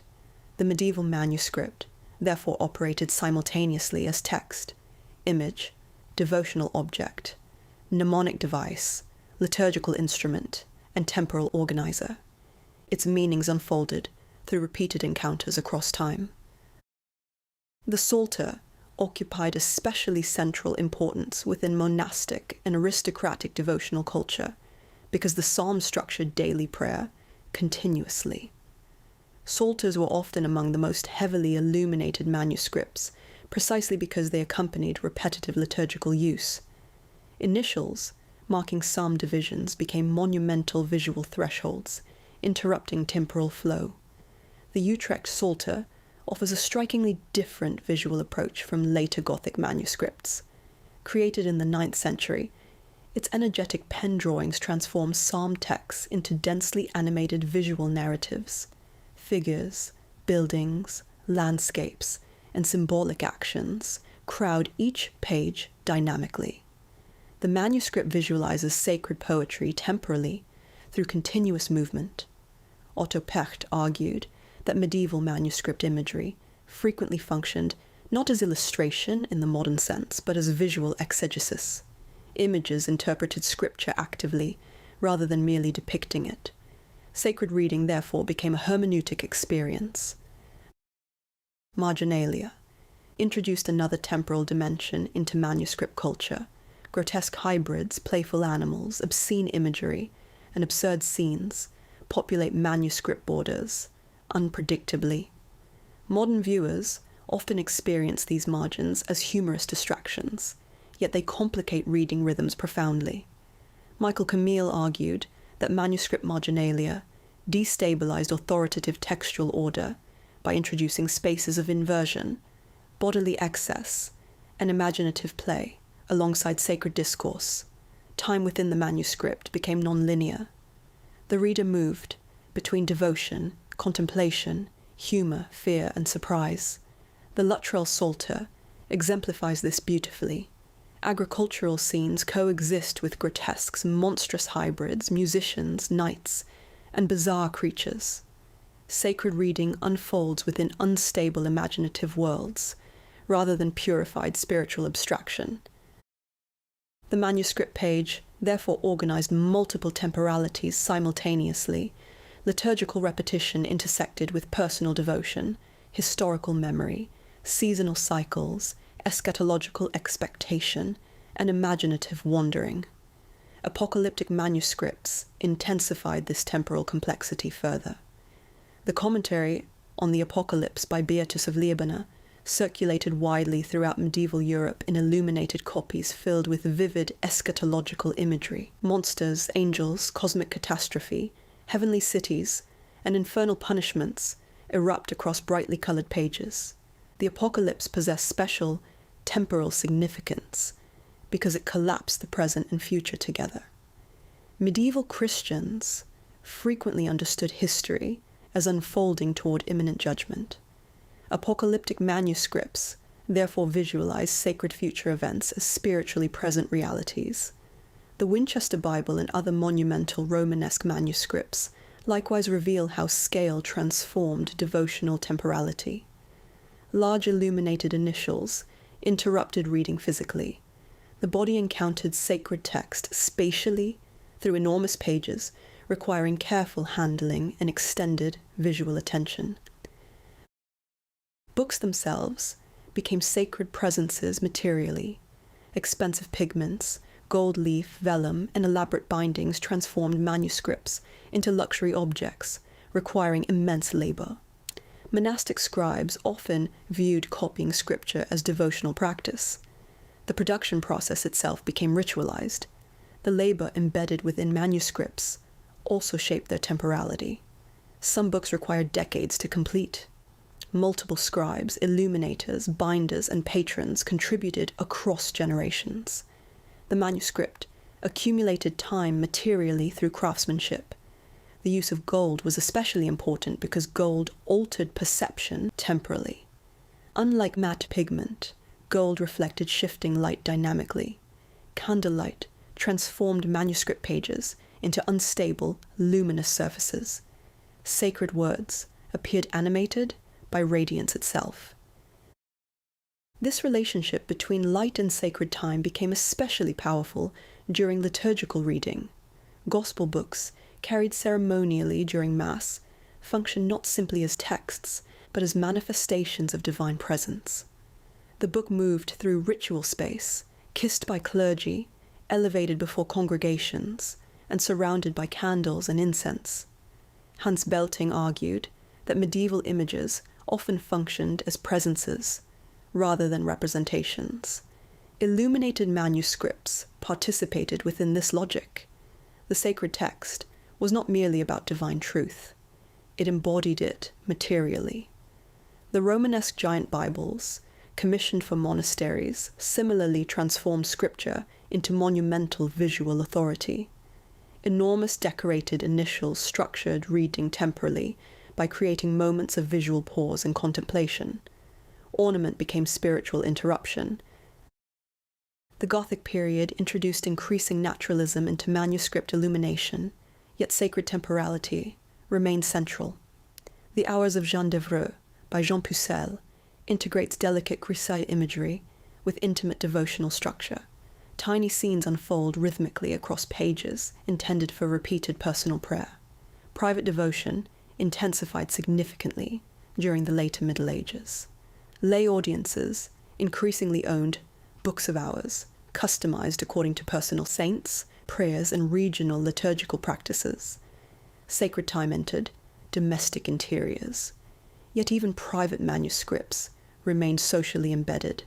Families inherited devotional books across generations. Marginal notes recorded births, deaths, marriages, and prayers. Manuscripts accumulated personal history materially, time layered physically within the object itself.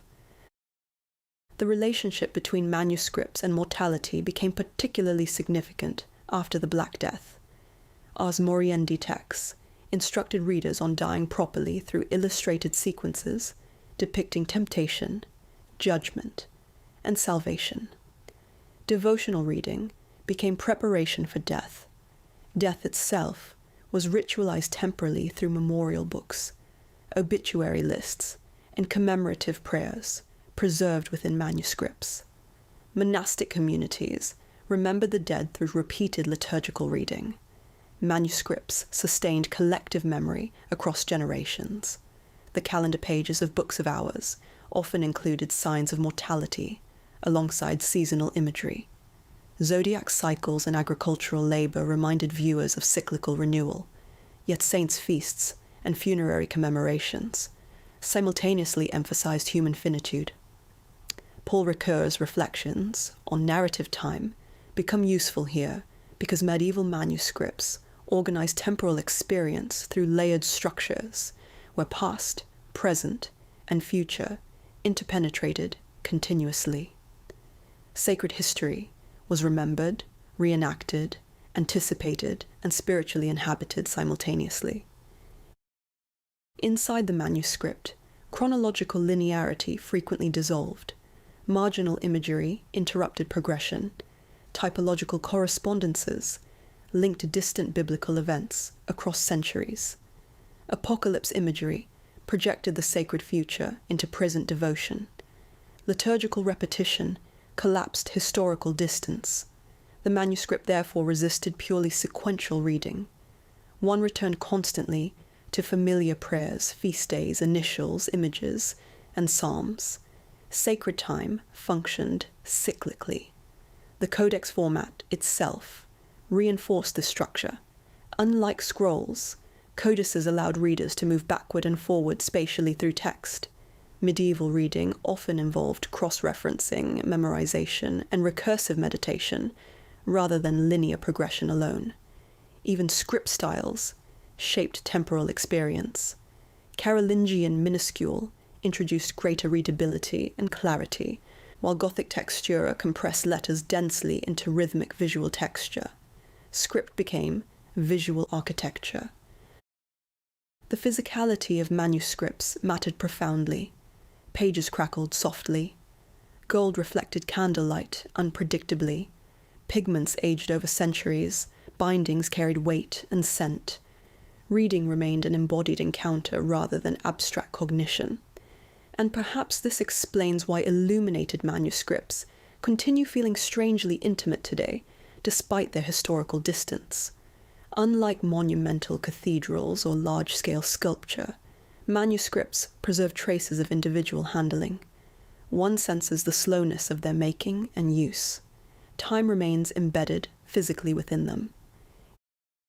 Inside the museum after hours, illuminated manuscripts seem almost suspended outside ordinary chronology. Gold still flickers beneath controlled light. Marginal creatures still crawl across parchment edges. Sacred initials still interrupt textual flow. Even silent behind glass, the pages retain rhythms designed for repetition, contemplation, and ritual return. The illuminated manuscript was therefore never simply a book. It was a machine for organizing sacred time. Through calendars, liturgical cycles, devotional repetition, visual interruption, symbolic imagery, and ritual reading practices, manuscripts transformed the experience of time itself into spiritual structure. The medieval reader did not merely pass through the manuscript. The manuscript shaped how time was lived, remembered, sanctified, and imagined. Every illuminated page became a threshold where earthly duration encountered eternity. One of the most persistent reactions modern viewers have when encountering medieval art is the impression that the faces appear strangely blank. Saints stare outward with enormous fixed eyes. Christs endure crucifixion with limited visible agony. Virgins remain calm even in scenes of grief. Kings, angels, prophets, and martyrs often display expressions that seem detached from the emotional intensity of the events surrounding them. Compared to later Renaissance painting, where sorrow, fear, ecstasy, tenderness, and psychological nuance become central to representation, medieval faces can appear distant, impersonal, or even inhuman. To contemporary viewers conditioned by photography, cinema, portraiture, and modern psychology, emotional realism often functions as evidence of artistic sophistication. We instinctively expect faces to reveal interior feelings. A convincing image, in modern terms, frequently means an emotionally expressive image. Medieval art therefore appears emotionally deficient because it operates according to radically different assumptions about the purpose of the face itself. Yet medieval artists were not incapable of depicting emotion. They deliberately restrained facial expression because medieval images were not designed primarily to communicate individual psychology. The face in medieval art functioned symbolically, spiritually, liturgically, and hierarchically, rather than psychologically. What modern viewers interpret as emotional absence often reflects an attempt to represent transcendence beyond ordinary human feeling. Medieval faces are not expressionless because the artist lacked observational skill.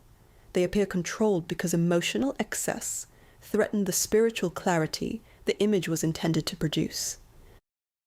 The modern expectation that faces should reveal inner individuality emerged gradually through Renaissance humanism, later portrait traditions, Enlightenment notions of subjectivity, and modern psychological culture. Medieval Europe operated through different concepts of personhood. Identity was understood less through private interiority and more through spiritual condition, theological role, social hierarchy, and participation within sacred order. The face therefore represented sanctity, authority, holiness, virtue, or divine presence, rather than personal emotional uniqueness. Hans Belting's work on medieval images becomes essential here because he argues that medieval sacred art functioned primarily through presence rather than representation. The image was not expected to imitate lived appearance naturalistically. It mediated contact with sacred reality. Emotional realism could therefore become distracting because it emphasized bodily individuality over spiritual transcendence. This distinction becomes especially clear in Byzantine icons, which profoundly shaped medieval European visual traditions for centuries. Icons such as the Christ Pantocrator at St. Catherine's Monastery or the Virgin Hodegetria employ highly controlled facial structures. Eyes enlarge disproportionately, mouths remain small and restrained, expressions appear solemn, still and emotionally compressed. These faces were not intended to depict momentary emotion. They visualized eternal spiritual states. The icon suspends ordinary temporality. Saints do not react psychologically because they exist outside ordinary human instability. The stillness of the face communicates permanence. Pavel Florensky argued that the icon rejects naturalistic illusion deliberately because sacred vision transcends empirical observation. The saint does not become an individual personality, accessible through emotional familiarity. Instead, the icon creates spiritual distance, preserving divine mystery. Emotional neutrality, therefore, functions as a theological strategy. The enlarged eyes within icons are especially significant. Medieval theology frequently associated vision with spiritual knowledge. Enlarged eyes suggested heightened awareness directed toward divine truth, rather than earthly distraction. Small mouths implied restraint from worldly speech. Elongated noses symbolized spiritual discernment. Facial proportions themselves became symbolic. This symbolic approach extended throughout medieval Europe. Romanesque sculpture similarly suppresses individualized emotional expression in favor of spiritual clarity. At Altum Cathedral, Gislibertus fills the Last Judgment tympanum with saints, angels, demons, and sinners, whose expressions remain stylized rather than psychologically nuanced. Fear, salvation, and damnation emerge through bodily gesture, composition, and symbolic arrangement, more than through subtle facial musculature. Modern viewers often forget that medieval art existed within architectural, liturgical, and ritual contexts where images were encountered from significant distances. Sculpted faces, positioned high above cathedral portals, did not require intimate emotional realism, because viewers experienced them collectively and symbolically, rather than close-up and psychologically. Monumentality mattered more than subtle expression. Romanesque crucifixes demonstrate this particularly clearly. Early medieval depictions of Christ on the cross frequently portray him upright, calm and sovereign, rather than writhing in agony. The Giro crucifix in Cologne introduces greater bodily suffering than earlier examples, yet even here emotional expression remains restrained compared to later medieval art. Christ's face often appears solemn, rather than violently tortured. This restraint reflects theological priorities. Early medieval Christianity emphasized Christ's triumph over death more than the physical horror of crucifixion itself. The crucified Christ remained divine ruler, even in suffering. Emotional excess risked reducing sacred mystery to bodily spectacle. The distinction between the Christus Triumphans and Christus Passions traditions reveals changing medieval attitudes towards sacred emotion. Earlier, Romanesque crucifixes depict the triumphant Christ alive upon the cross, while later Gothic traditions increasingly emphasize suffering, bodily collapse, wounds, and grief. Yet even within later devotional imagery, expressions remain more controlled than modern viewers might expect. The shift toward effective devotion during the 12th and 13th centuries gradually transformed medieval emotional representation. Writers such as Bernard of Clairvaux encourage believers to imagine Christ's suffering empathetically and emotionally. Franciscan spirituality intensified meditations upon bodily pain, compassion, and sacred grief. Art responded accordingly. Giotto's frescoes in the Arena Chapel reveal this transformation powerfully. Figures embrace, mourn, recoil, and gesture with unprecedented emotional intensity compared to earlier medieval traditions. Yet Giotto still does not pursue modern psychological realism fully. Faces remain generalized and monumental. Emotion emerges through compositional relationships, bodily movement, and spatial arrangement, rather than intricate facial detail alone. The lamentation scene in the Arena Chapel demonstrates this beautifully. The Virgin bends over Christ's body, while surrounding figures gesture dramatically in grief. angels tear through the sky in anguish, yet the faces themselves remain relatively simplified. Emotional force emerges collectively rather than individually. George D.D. Huberman argues that medieval sacred imagery often sought not psychological realism but emotional participation. The image did not depict emotion naturalistically in order to be observed from distance. It structured devotional feeling within the viewer. This distinction is crucial. Medieval art was not emotionally empty. It organized emotion differently. Modern portraiture often emphasizes interior individuality. Medieval images aimed at communal spiritual response. The Gothic period intensified emotional expressiveness significantly, particularly in devotional sculpture and manuscript illumination. The Virgin increasingly appears sorrowful beneath the cross. Pietà sculptures depict Mary cradling Christ's dead body with visible grief. Yet even these works maintain formal restraint compared to later Renaissance naturalism. The Röntgen Pietà exemplifies this tension powerfully.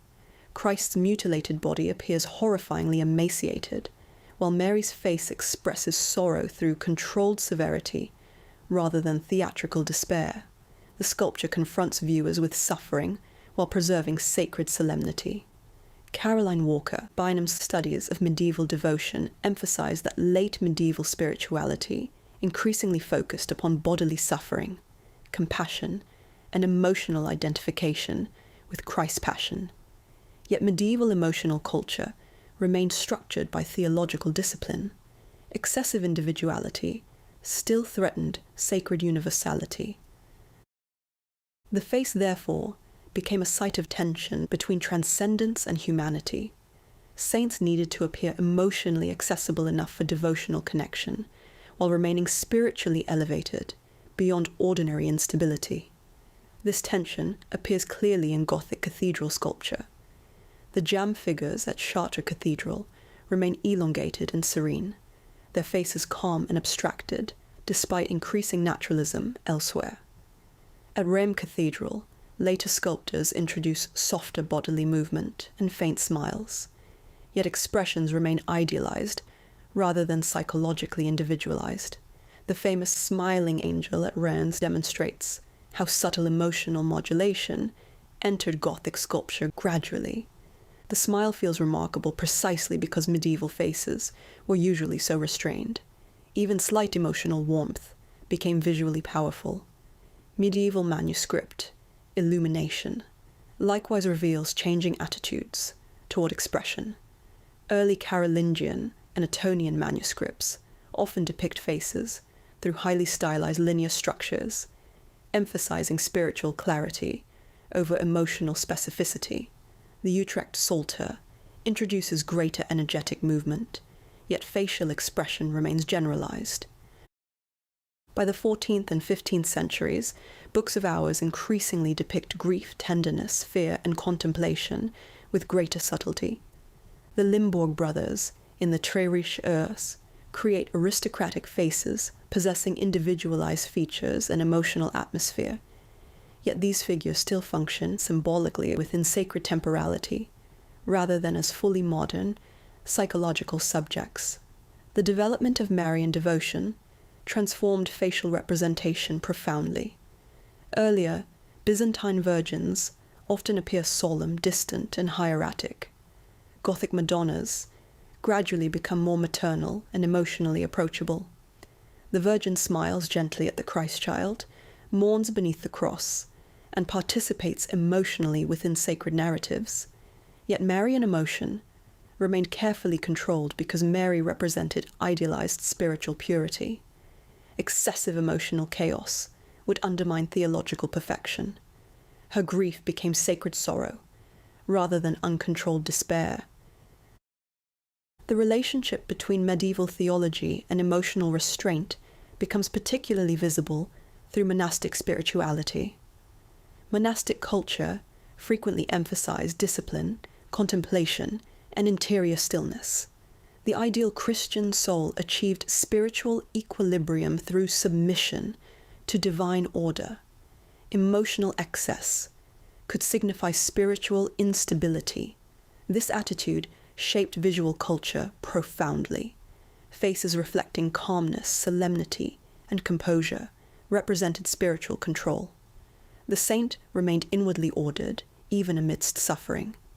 Augustine's writings contributed significantly to this tradition because he repeatedly warned against emotional disorder, separating humanity from divine truth. Medieval spirituality did not reject emotion entirely, but it sought properly ordered feelings, directed toward God, rather than worldly attachment. Thomas Aquinas later systematized emotional theory within scholastic theology by arguing that passions themselves were not sinful, but required rational and spiritual regulation. Medieval art reflects this intellectual structure. Emotion appears purified, elevated, and disciplined. This explains why martyrdom scenes often depict saints enduring torture with remarkable serenity. Saint Sebastian, Saint Catherine, Saint Lawrence, and countless others suffer visibly while maintaining calm facial expressions. Their composure demonstrates spiritual victory over bodily pain. The martyr's face becomes evidence of transcendence. Earthly suffering cannot destroy divine orientation. Emotional restraint therefore communicates sanctity. The cult of saints intensified this visual logic because saints functioned as models of spiritual perfection. Their faces needed to embody holiness visibly. The saint could not appear psychologically fragmented in the modern sense because sanctity implied integration within divine order. This spiritualization of the face extended even into royal imagery. Medieval kings frequently appear expressionless by modern standards because royal authority depended upon stability, permanence, and sacred legitimacy rather than emotional accessibility. Coronation portraits, seals, and manuscript depictions emphasize symbolic authority over individuality. The Westminster Readable and other royal devotional works portray rulers within sacred hierarchy rather than secular personality. Kingship itself became a theological office. The emergence of donor portraits during the later Middle Ages gradually introduced greater individuality into medieval art. Wealthy patrons, commissioning altarpieces, increasingly appeared kneeling within sacred scenes. Yet even these portraits remained restrained compared to Renaissance portraiture. Faces conveyed piety more than psychological uniqueness. Jan van Eyck's later works move significantly toward individualized representation while preserving medieval symbolic structure. In the Ghent altarpiece, figures possess convincing physical presence and subtle expression, yet they remain embedded within theological systems larger than personal identity. Northern devotional art increasingly cultivated intimate emotional engagement. Rogier van der Weyden's Deposition presents extraordinary grief through bodily gesture, compositional rhythm, and facial sorrow. Yet expressions remain formalized within devotional structure. A.B. Warburg argued that emotional formulas persist historically through repeated visual patterns. Medieval grief therefore often appears stylized because sacred emotion was transmitted through inherited iconographic conventions rather than spontaneous naturalism. The distinction between theatricality and sacred emotion becomes important here. Medieval artists did not aim to capture fleeting psychological moments realistically. They visualized archetypal spiritual states intended for devotional contemplation. The Last Judgment scenes covering cathedral portals reveal this structure clearly. The saves appear serene, the damned grimace in horror. Yet expressions remain simplified because moral categories matter more than psychological complexity. Salvation and damnation become visible conditions. Fear itself occupied different cultural functions in medieval Christianity. Divine terror, judgment, and mortality structured spiritual life continuously. Faces reflecting solemnity therefore appeared appropriate within cultures deeply conscious of eternity. The Black Death intensified these attitudes dramatically. After the plague devastated Europe, devotional imagery increasingly emphasized suffering, death, and penitence. Yet even within Dance of Death imagery or plague saints, emotional expression often remains ritualized rather than individualized. Death becomes a universal condition. The medieval understanding of interiority itself differed fundamentally from modern psychological subjectivity. Medieval people certainly experienced complex emotions: grief, love, fear, jealousy, ecstasy, and despair. Yet visual culture did not prioritize revealing hidden individuality through facial expression. Identity remained embedded within theology, ritual, hierarchy, and collective order. Michel Foucault later argued that modern subjectivity emerged historically through systems encouraging self-examination and interior confession. Medieval identity operated differently. The soul mattered profoundly, but it was understood relationally through God, sin, salvation, and communal belief, rather than autonomous individuality alone. The medieval face therefore represented spiritual condition, more than private psychology, and perhaps this explains why medieval faces still feel uncanny today. They resist the emotional transparency modern viewers expect instinctively. We search for personality and encounter stillness instead. We expect psychological intimacy and encounter sacred distance. Inside the museum after hours, surrounded by rows of saints whose eyes seem fixed beyond earthly space, the emotional restraint of medieval faces begins to feel less like absence and more like another form of presence entirely. Their stillness produces tension. Their calmness resists consumption. The faces do not invite easy emotional identification because they were never intended to function as mirrors of ordinary human feeling. The medieval face was not designed to reveal the self. It was designed to transcend it. What appears emotionless to modern viewers often reflects an attempt to visualize eternity, a condition beyond fleeting expression, beyond unstable passion, beyond the temporary emotional fluctuations of earthly existence. Medieval art sought not the psychology of the individual moment, but the permanence of the sacred soul. Modern viewers often experience medieval beauty as confusing because medieval art repeatedly appears to violate the visual standards contemporary culture associates with aesthetic perfection. Bodies elongate unnaturally. Faces become rigid or abstracted. Gold overwhelms realism. Proportions shift unpredictably. Figures flatten into decorative rhythm. Architecture bends impossibly. Monsters emerge beside saints. Emaciated crucifixes coexist with radiant Madonnas. Ornamental excess merges with severe spiritual austerity. Medieval beauty rarely behaves according to modern expectations of harmony grounded in realism, anatomical accuracy, or naturalistic proportion. Yet medieval artists were not attempting and failing to achieve modern beauty. They were pursuing an entirely different conception of what beauty meant. Medieval beauty was not primarily located in sensual realism or individual attractiveness. It emerged through theological order, spiritual radiance, symbolic clarity, moral hierarchy, sacred proportion, and transcendence. Beauty was understood less as subjective pleasure and more as evidence of divine structure manifesting through material form. The medieval image, therefore, sought not merely to delight the eye, but to orient the soul towards spiritual truth. This distinction is essential because modern aesthetics often assumes beauty is fundamentally visual and emotional.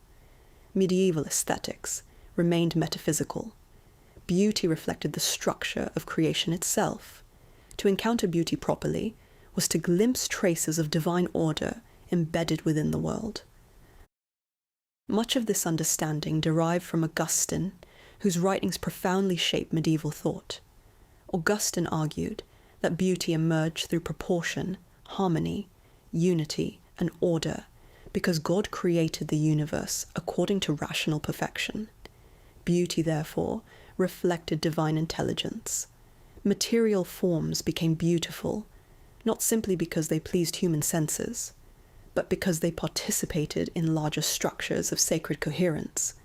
Pseudo-Dionysius expanded this understanding further by associating beauty with divine radiance and spiritual ascent. Beauty attracted the soul upward toward transcendence. Material beauty, therefore, functioned spiritually, rather than merely sensually. The beautiful object directed consciousness beyond itself toward God.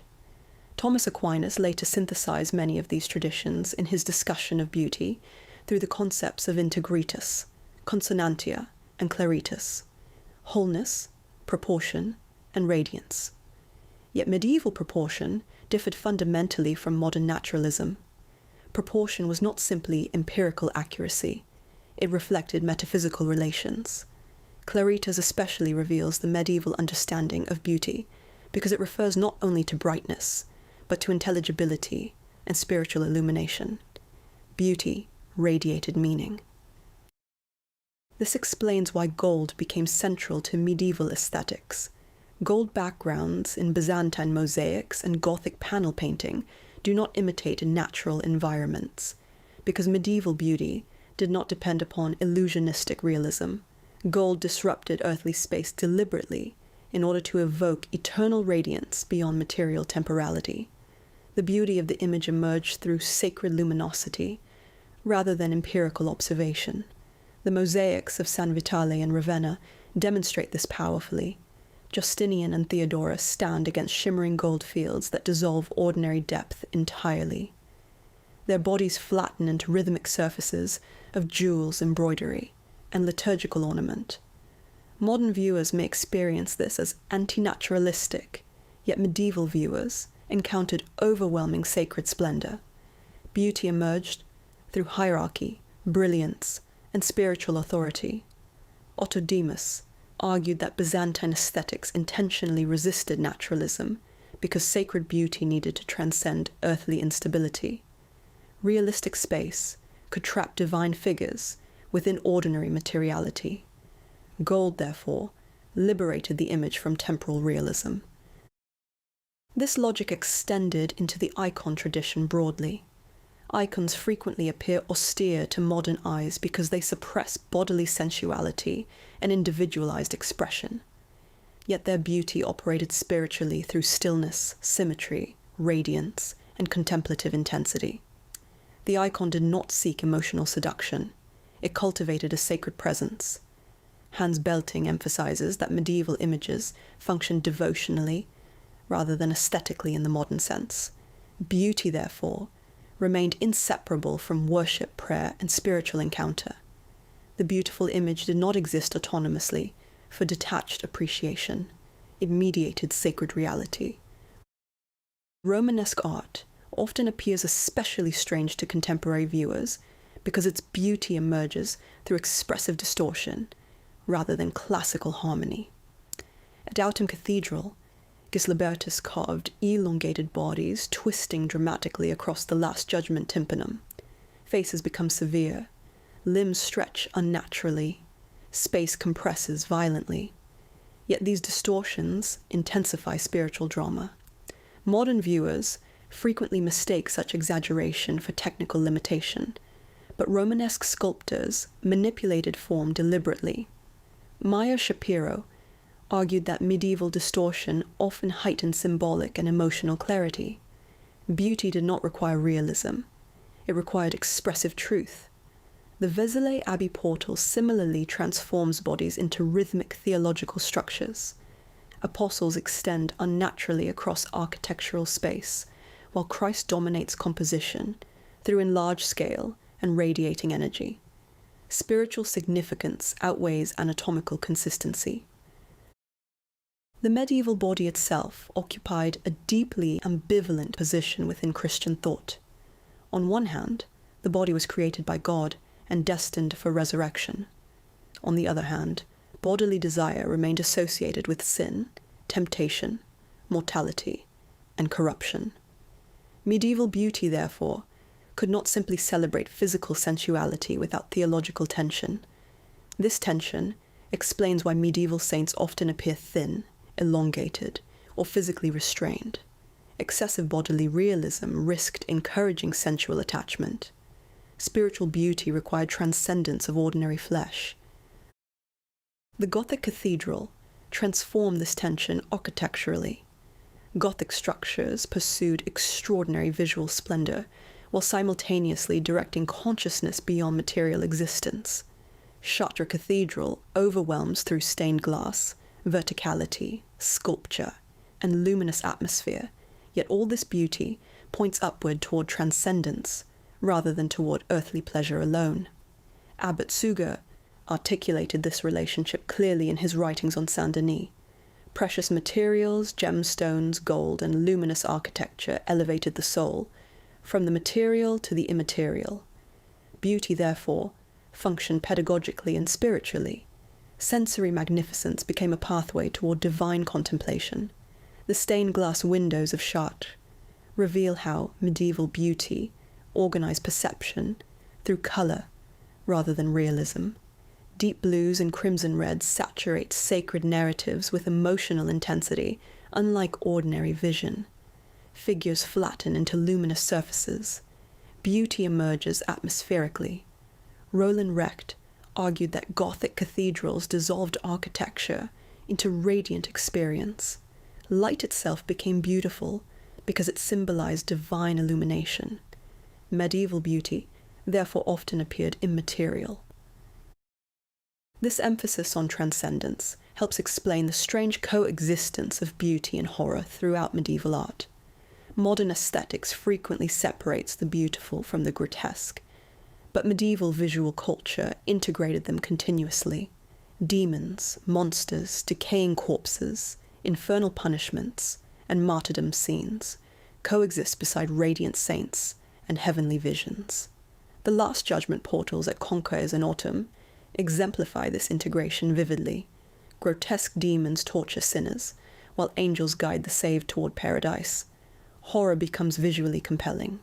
Fear participates within sacred beauty, because divine order includes judgment as well as salvation. Mikhail Bakhtin's analysis of the grotesque body becomes useful here. Medieval grotesques destabilize boundaries between beauty and deformity, life and death, sacred and comic. Gargoyles, manuscript marginalia, and hybrid creatures reveal aesthetic systems far less dependent upon classical harmony than later Renaissance traditions. The margins of manuscripts, such as the Luttrell Psalter, teem with grotesque hybrids, monstrous animals, obscene humor, and absurd figures. Modern viewers often experience these images as bizarre interruptions within sacred books. Yet medieval aesthetics accommodated multiplicity, inversion, and instability more fluidly than modern categories of high beauty often allow. Michael Camille argued that Gothic marginal imagery exposed tensions underlying medieval order itself. Beauty remained dynamic rather than purified. Monsters inhabited the same visual worlds as saints. The cult of relics further complicates modern assumptions about beauty.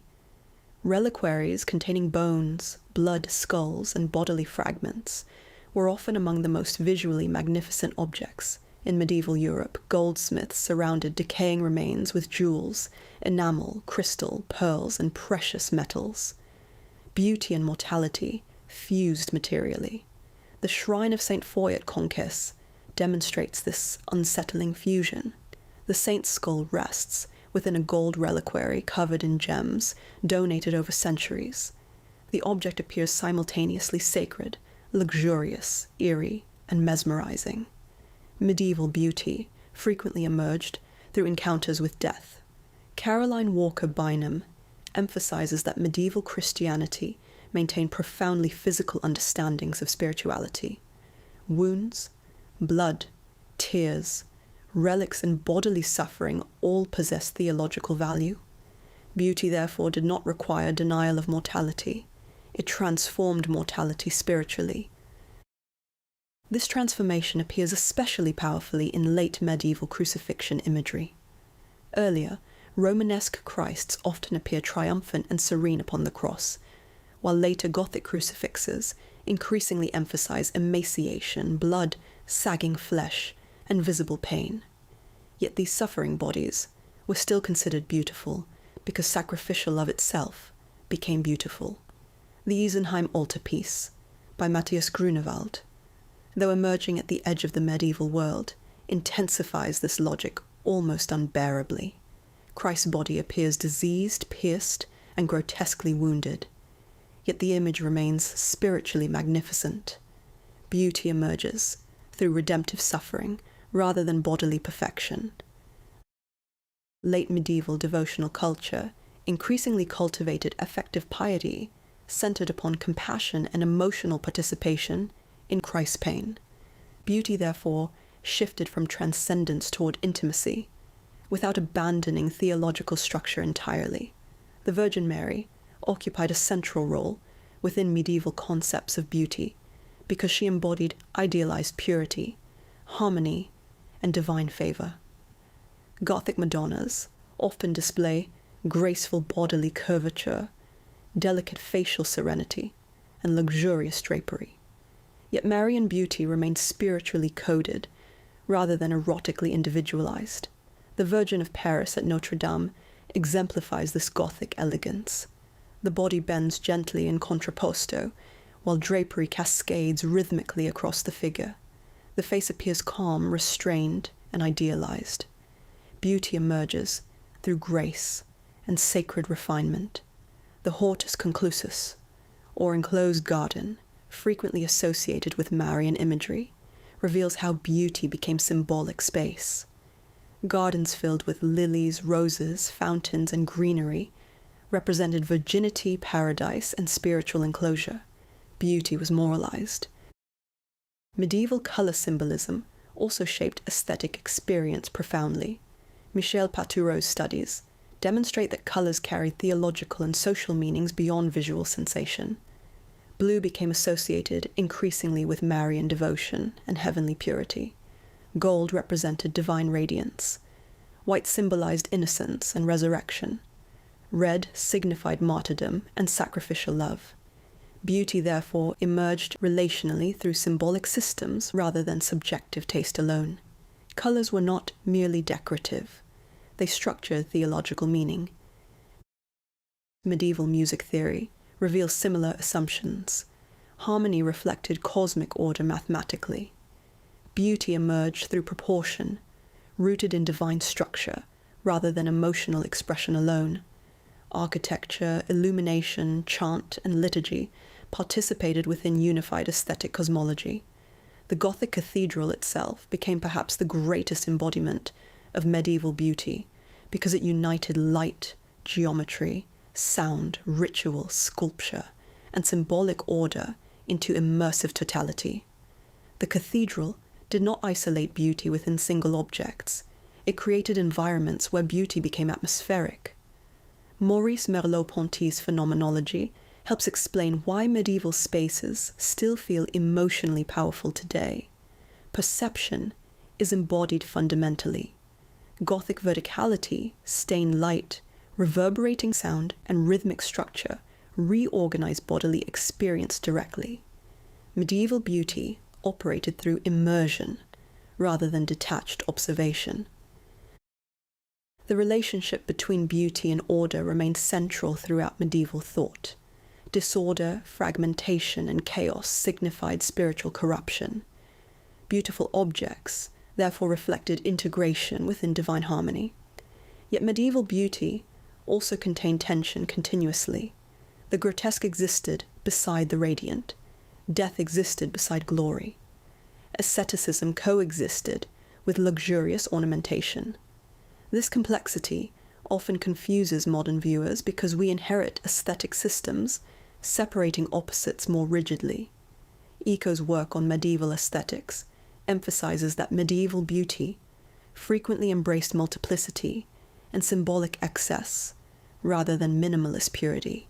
Cathedrals overflow with sculpture, stained glass, relics, inscriptions, and decorative density. The beautiful environment became inexhaustible. This inexhaustibility reflected theological assumptions about divine infinity. Beauty could never be fully consumed because God exceeded finite comprehension. The beautiful object therefore invited repeated contemplation, rather than immediate mastery. Illuminated manuscripts reveal this logic intimately.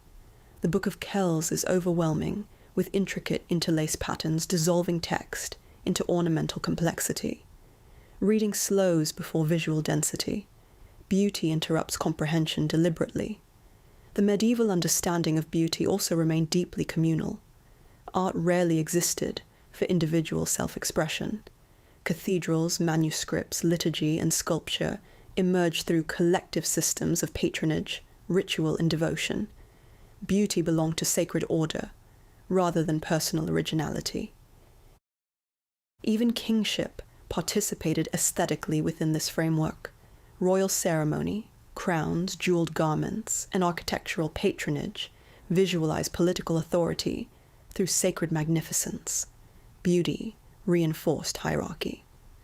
Georges Duby argued that medieval art reflected feudal and ecclesiastical structures profoundly. Beauty therefore possessed political dimensions alongside theological ones, awe-inspired obedience as well as devotion. Yet despite institutional power, medieval beauty continues exerting extraordinary fascination because it resists modern assumptions so completely. It does not flatter the viewer through familiarity. It asks the viewer to inhabit another logic entirely. Inside the museum after hours, medieval beauty slowly begins revealing its strange coherence. Gold glows unnaturally in darkness. Elongated saints become graceful rather than awkward. Monsters feel symbolic rather than absurd. Stained glass transforms light into emotion. Faces remain still because eternity itself remains still. The medieval image was never trying to become realistic in the modern sense. It sought to make invisible order perceptible. Beauty, therefore, emerged not from imitation of appearances, but from participation in sacred structure. What modern viewers often interpret as distortion, stiffness, excess, or abstraction may actually reflect one of the most ambitious aesthetic projects in European history. The attempt to create forms capable of revealing divine reality through matter itself. The strange logic of medieval beauty begins to make sense only when beauty is no longer understood as personal taste or sensual pleasure alone, but as a visible trace of transcendence embedded within the world. In the middle of the 14th century, the visual world of medieval Europe changed irreversibly. The Black Death did not merely kill millions of people between 1347 and 1353. It shattered psychological structures that had organized medieval life for centuries. Entire towns emptied within weeks.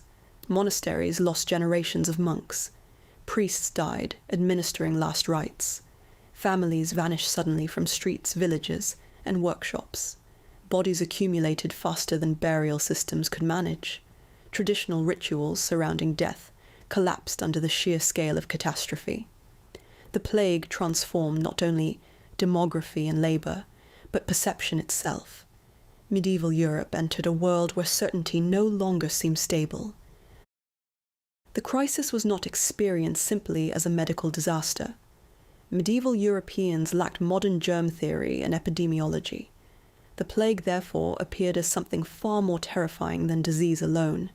It seemed cosmic, apocalyptic, theologically destabilizing. Divine punishment, corrupted air, planetary conjunctions, demonic forces, and moral decay were all invoked as explanations because no single framework could adequately account for the scale of destruction unfolding across Europe.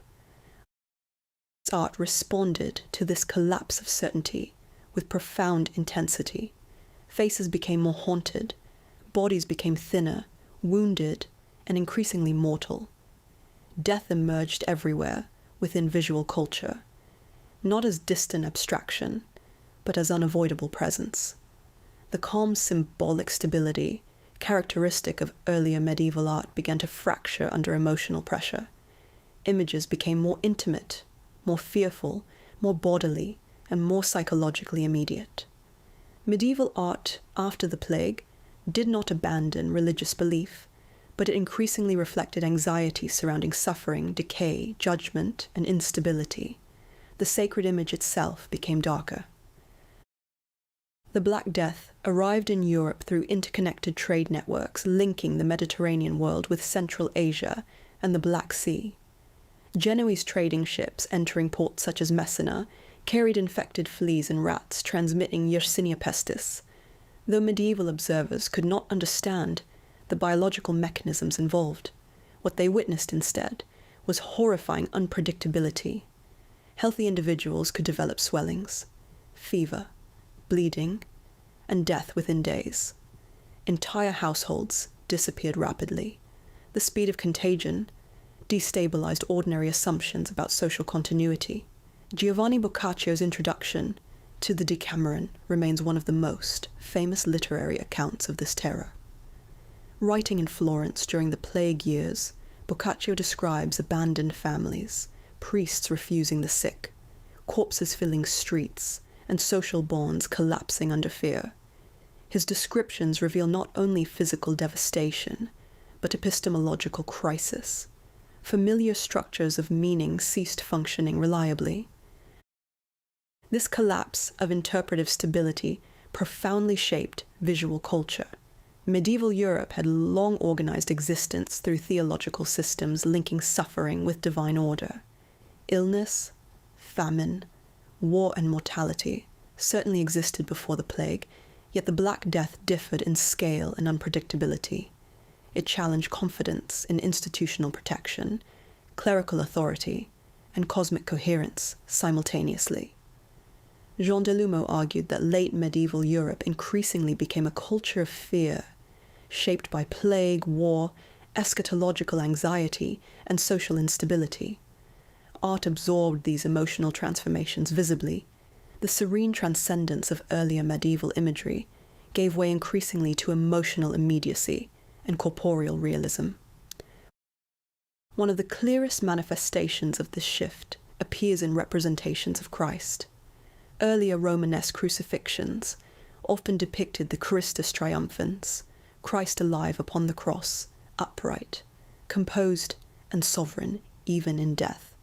After the plague, representations increasingly emphasized the Christus patiens, the suffering Christ whose body sags beneath pain, wounds bleed visibly, and mortality becomes emotionally overwhelming. The crucifix itself became a site of intensified identification with suffering. Viewers confronting plague, bodily decay, and mass death encountered Christ not primarily as distant divine ruler, but as fellow sufferer. Devotional culture shifted toward affective piety, emphasizing emotional participation in sacred pain. The Crucifix by Giovanni Pisano for Pisa Cathedral exemplifies this transformation. Christ's body twists with visible agony. Muscles strain unnaturally. The face reflects exhaustion and suffering. The image no longer suppresses bodily vulnerability in favor of triumphant transcendence. Instead, it confronts viewers with the fragility of flesh directly.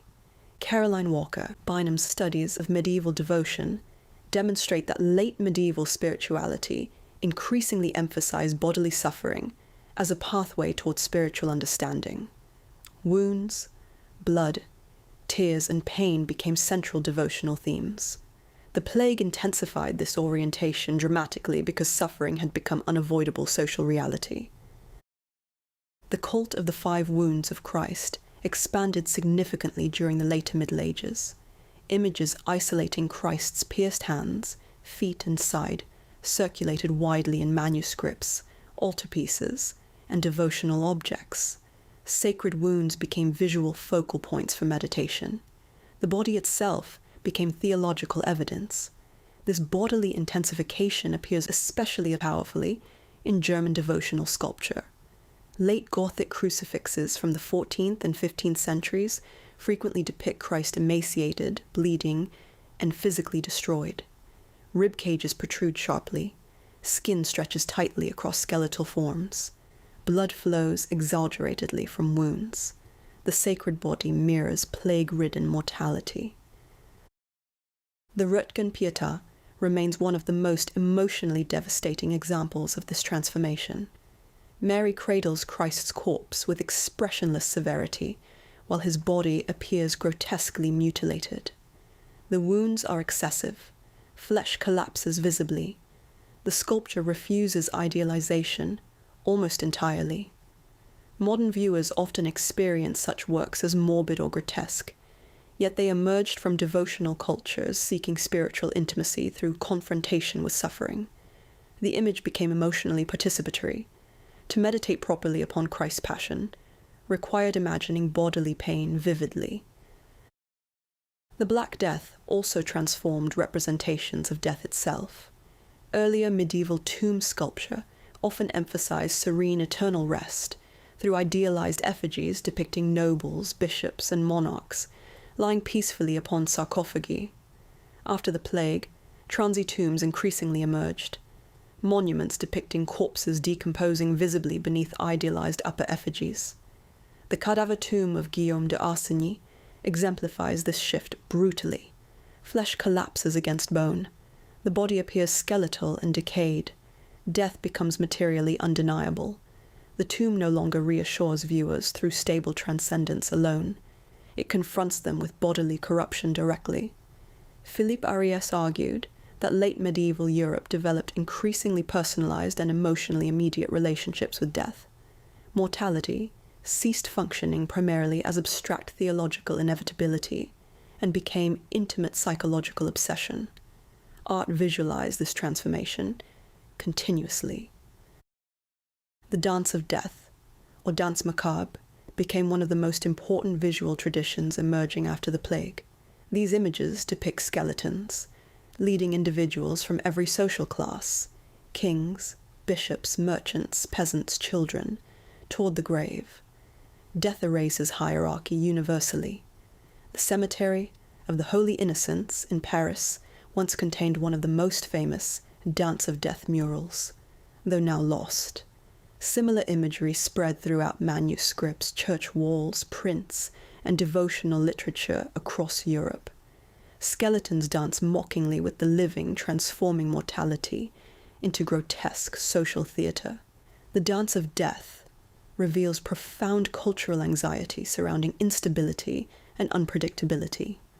No social status guaranteed protection. Clergy died beside labourers. Nobles perished alongside beggars.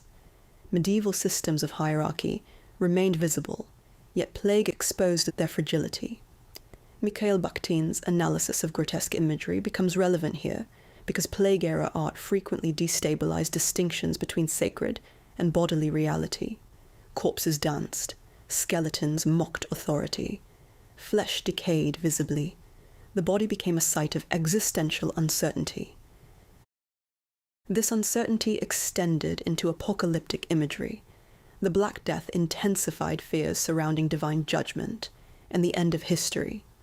Manuscripts, frescoes, and altarpieces increasingly emphasized hell, punishment, demons, and cosmic catastrophe. Revelation imagery acquired renewed emotional force because plague itself seemed apocalyptic. The frescoes of Camposanto in Pisa exemplify this shift. The triumph of death confronts viewers with flying corpses, terrified nobles, and decomposing bodies abandoned in landscapes of devastation. Hermits contemplate mortality, while aristocrats recoil in horror. Death appears omnipresent and unstoppable. The composition organizes emotional collapse visually. No stable refuge remains within the image. Social order disintegrates before mortality. Millard Mace famously argued that plague transformed Italian painting by encouraging greater spiritual intensity and conservatism after the relative humanism of earlier Trecento art. Though scholars later complicated aspects of his thesis, the broader connection between plague and emotional transformation remains persuasive. Art after the Black Death often reflects heightened spiritual urgency. Fear of divine punishment also intensified anti-Semitic violence catastrophically during the plague years. Jewish communities across Europe were falsely accused of poisoning wells and causing disease. Pogroms erupted in numerous cities. Manuscripts and visual propaganda increasingly associated Jews with demonic imagery and apocalyptic threats. This darkening of visual culture reveals how uncertainty frequently generates scapegoating and symbolic violence. The collapse of certainty did not produce universal compassion. It often intensified fear and exclusion. At the same time, devotional intimacy expanded dramatically. The Virgin Mary increasingly appears emotionally vulnerable in later medieval art. Earlier Byzantine Madonnas remained hieratic and transcendent. Gothic virgins mourn, cradle Christ's body, and participate emotionally within sacred suffering. Rogier van der Weyden's Descent from the Cross exemplifies this emotional intensification beautifully. Mary collapses physically in grief, mirroring Christ's bodily position. Tears, gestures, and compositional rhythm generate profound emotional identification. The sacred narrative becomes psychologically immediate. The body itself emerged as unstable terrain within plague-era consciousness. Medieval medicine could not explain contagion effectively, leaving bodies vulnerable to invisible forces seemingly beyond control. Art reflects this anxiety through heightened attention to wounds, decomposition, disease, and physical fragility. Saint Sebastian gained particular prominence during plague outbreaks because his body, pierced by arrows, symbolized both suffering and divine endurance. Arrows themselves became associated with plague as instruments of heavenly punishment. Images of Sebastian proliferated enormously throughout late medieval Europe. Saint Roch likewise became central plague protector iconography because legends described him contracting plague while ministering to victims. His exposed plague sore became a devotional focal point. The diseased body entered sacred imagery directly. The rise of Ars Moriendi literature further demonstrates how profoundly mortality reorganized late medieval consciousness. These art of dying texts instructed Christians how to die properly amidst temptation, despair, and fear.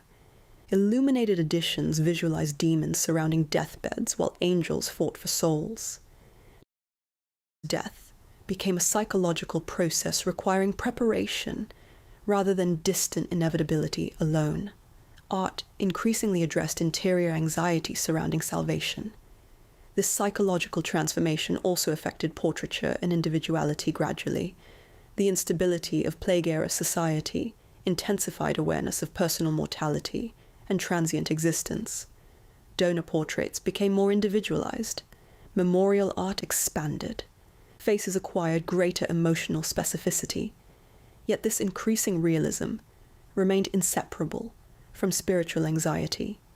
Jan van Eyck's hyper-detailed surfaces, for example, often produce uncanny awareness of material fragility, precisely because every object appears temporary and vulnerable to decay. The Arnolfini portrait reflects this tension subtly. Candles, fruit, mirrors, fabric, and domestic objects shimmer with astonishing realism, yet mortality hovers invisibly throughout the composition. The single extinguished candle and convex mirror suggest spiritual surveillance and temporal instability. Northern devotional art especially cultivated emotional intimacy after the plague. Small-scale private paintings encouraged close contemplation within domestic settings. Devotional reading and prayer became increasingly personal. The Hours of Catherine of Cleves demonstrates this late medieval sensibility powerfully. Margins teem with skulls, insects, bodily fragments, and symbolic reminders of mortality. Sacred devotion unfolds alongside constant awareness of death. The plague also transformed perceptions of time. Sudden death destabilized assumptions about continuity and future planning.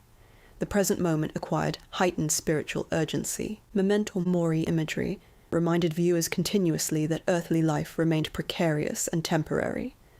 Hourglasses, extinguished candles, skulls, rotting fruit, and decomposing bodies entered visual culture with increasing frequency. Time itself became haunted. Paul Ricoeur's reflections on temporality help illuminate this shift because plague disrupted narrative continuity profoundly. The future no longer appeared stable or predictable. Art responded by emphasizing judgment, mortality, and spiritual immediacy. Inside churches, tombs multiplied, funeral masses increased, chantry chapels expanded as wealthy patrons sought perpetual prayers for their souls. Sacred architecture itself became increasingly saturated with death. The cathedral transformed psychologically after the plague. Earlier Gothic spaces emphasizing cosmic harmony and luminous transcendence gradually coexisted with darker devotional practices, centered upon mortality and suffering. The same stained glass windows illuminating divine order now shone upon plague victims, funeral rites, and memorial rituals. And perhaps this is why late medieval art often feels emotionally closer to modernity than earlier medieval traditions. Certainty begins to fracture visibly, bodies suffer, faces grieve, death intrudes constantly. Fear becomes psychological rather than purely symbolic.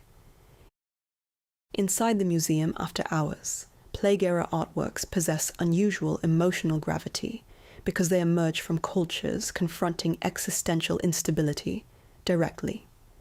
The skeletal dancers, bleeding Christs, grieving virgins, and decomposing corpses no longer feel merely symbolic.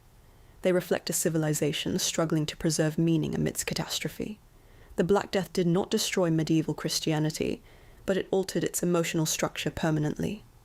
Art after the plague became more intimate, anxious, bodily, and psychologically immediate, because Europe itself had entered a world where old certainties no longer seemed guaranteed. The sacred image remained central, yet it now carried the weight of collective trauma. Death had become unavoidable, visible everywhere, impossible to ignore. Medieval art responded by transforming suffering into vision, not to eliminate fear, but to make fear spiritually comprehensible within a collapsing world. Medieval art did not disappear suddenly. There was no single moment when Europe awoke and abandoned the medieval world in favor of something entirely new. The transformation occurred gradually, unevenly, and often imperceptibly across generations of artists, patrons, theologians, merchants, and viewers whose understanding of images slowly began to shift. Cathedrals still dominated skylines. Gold backgrounds continued glowing behind saints. Manuscripts remained illuminated by hand. Pilgrims still traveled to relic shrines.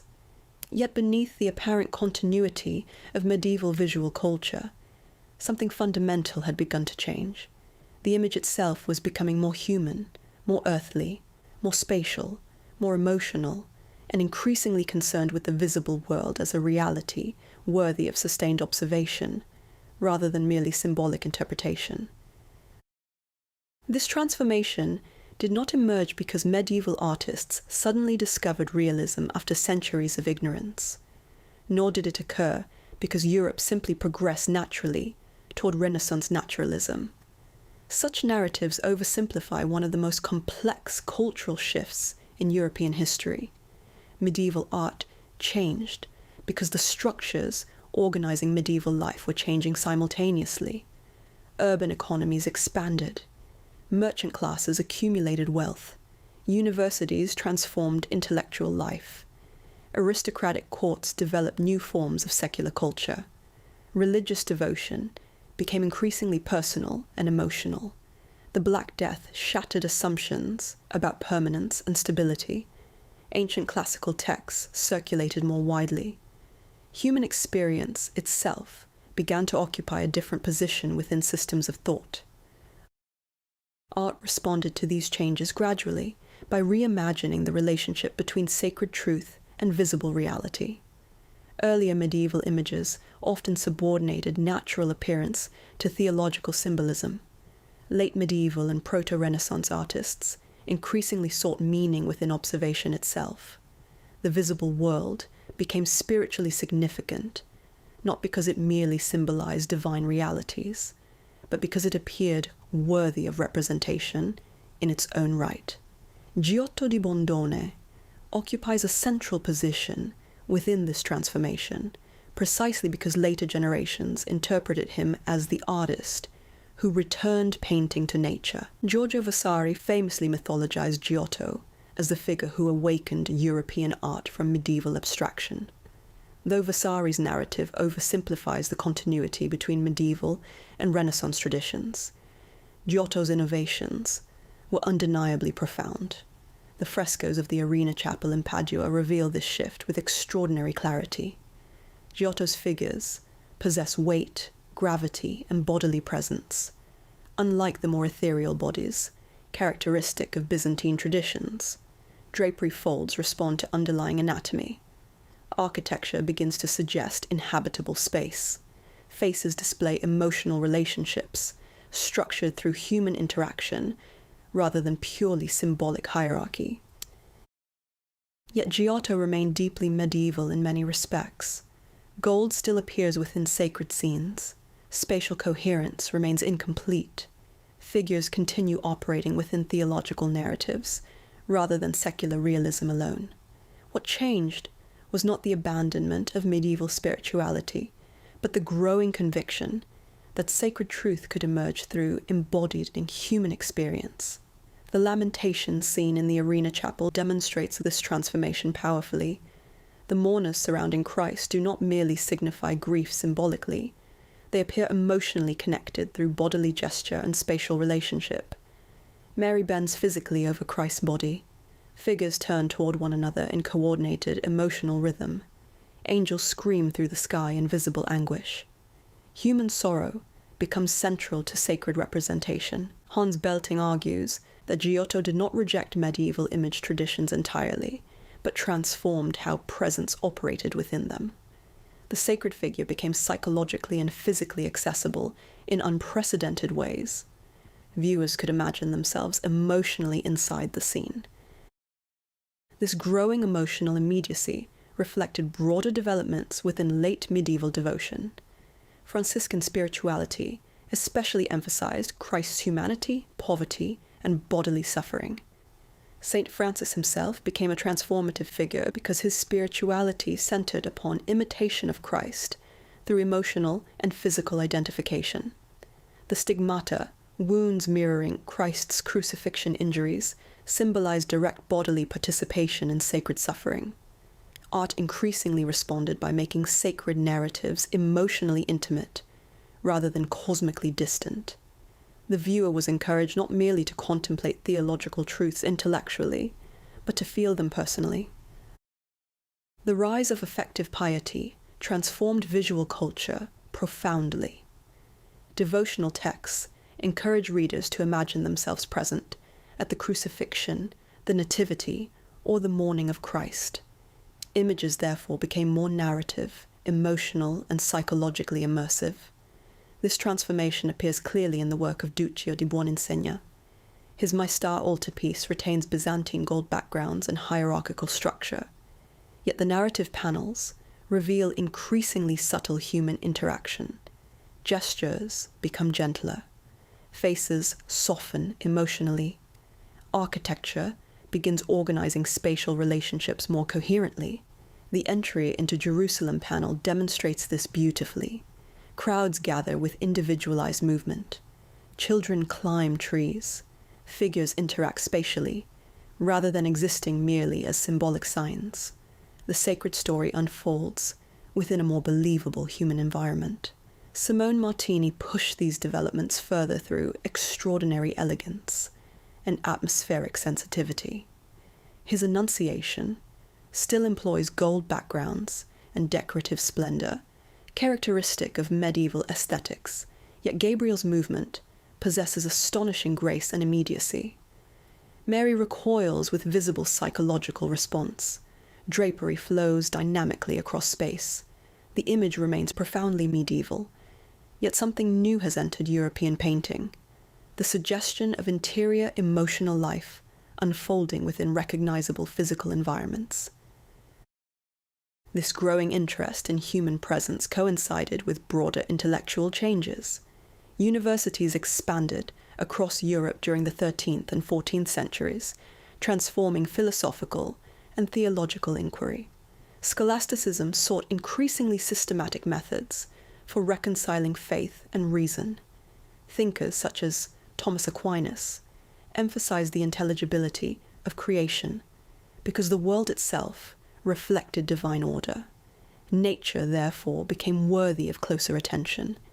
Observing the material world no longer threatened spirituality necessarily. The visible world could reveal sacred truth through its own structure. Aristotle's reintroduction into European intellectual life played a major role here. Aristotelian philosophy emphasized empirical observation and the study of natural causes. Though filtered through Christian theology, this intellectual shift encouraged greater interest in physical reality. Art responded gradually through increasing attention to bodies, architecture, light, and material detail. Yet these developments remained inseparable from religious culture.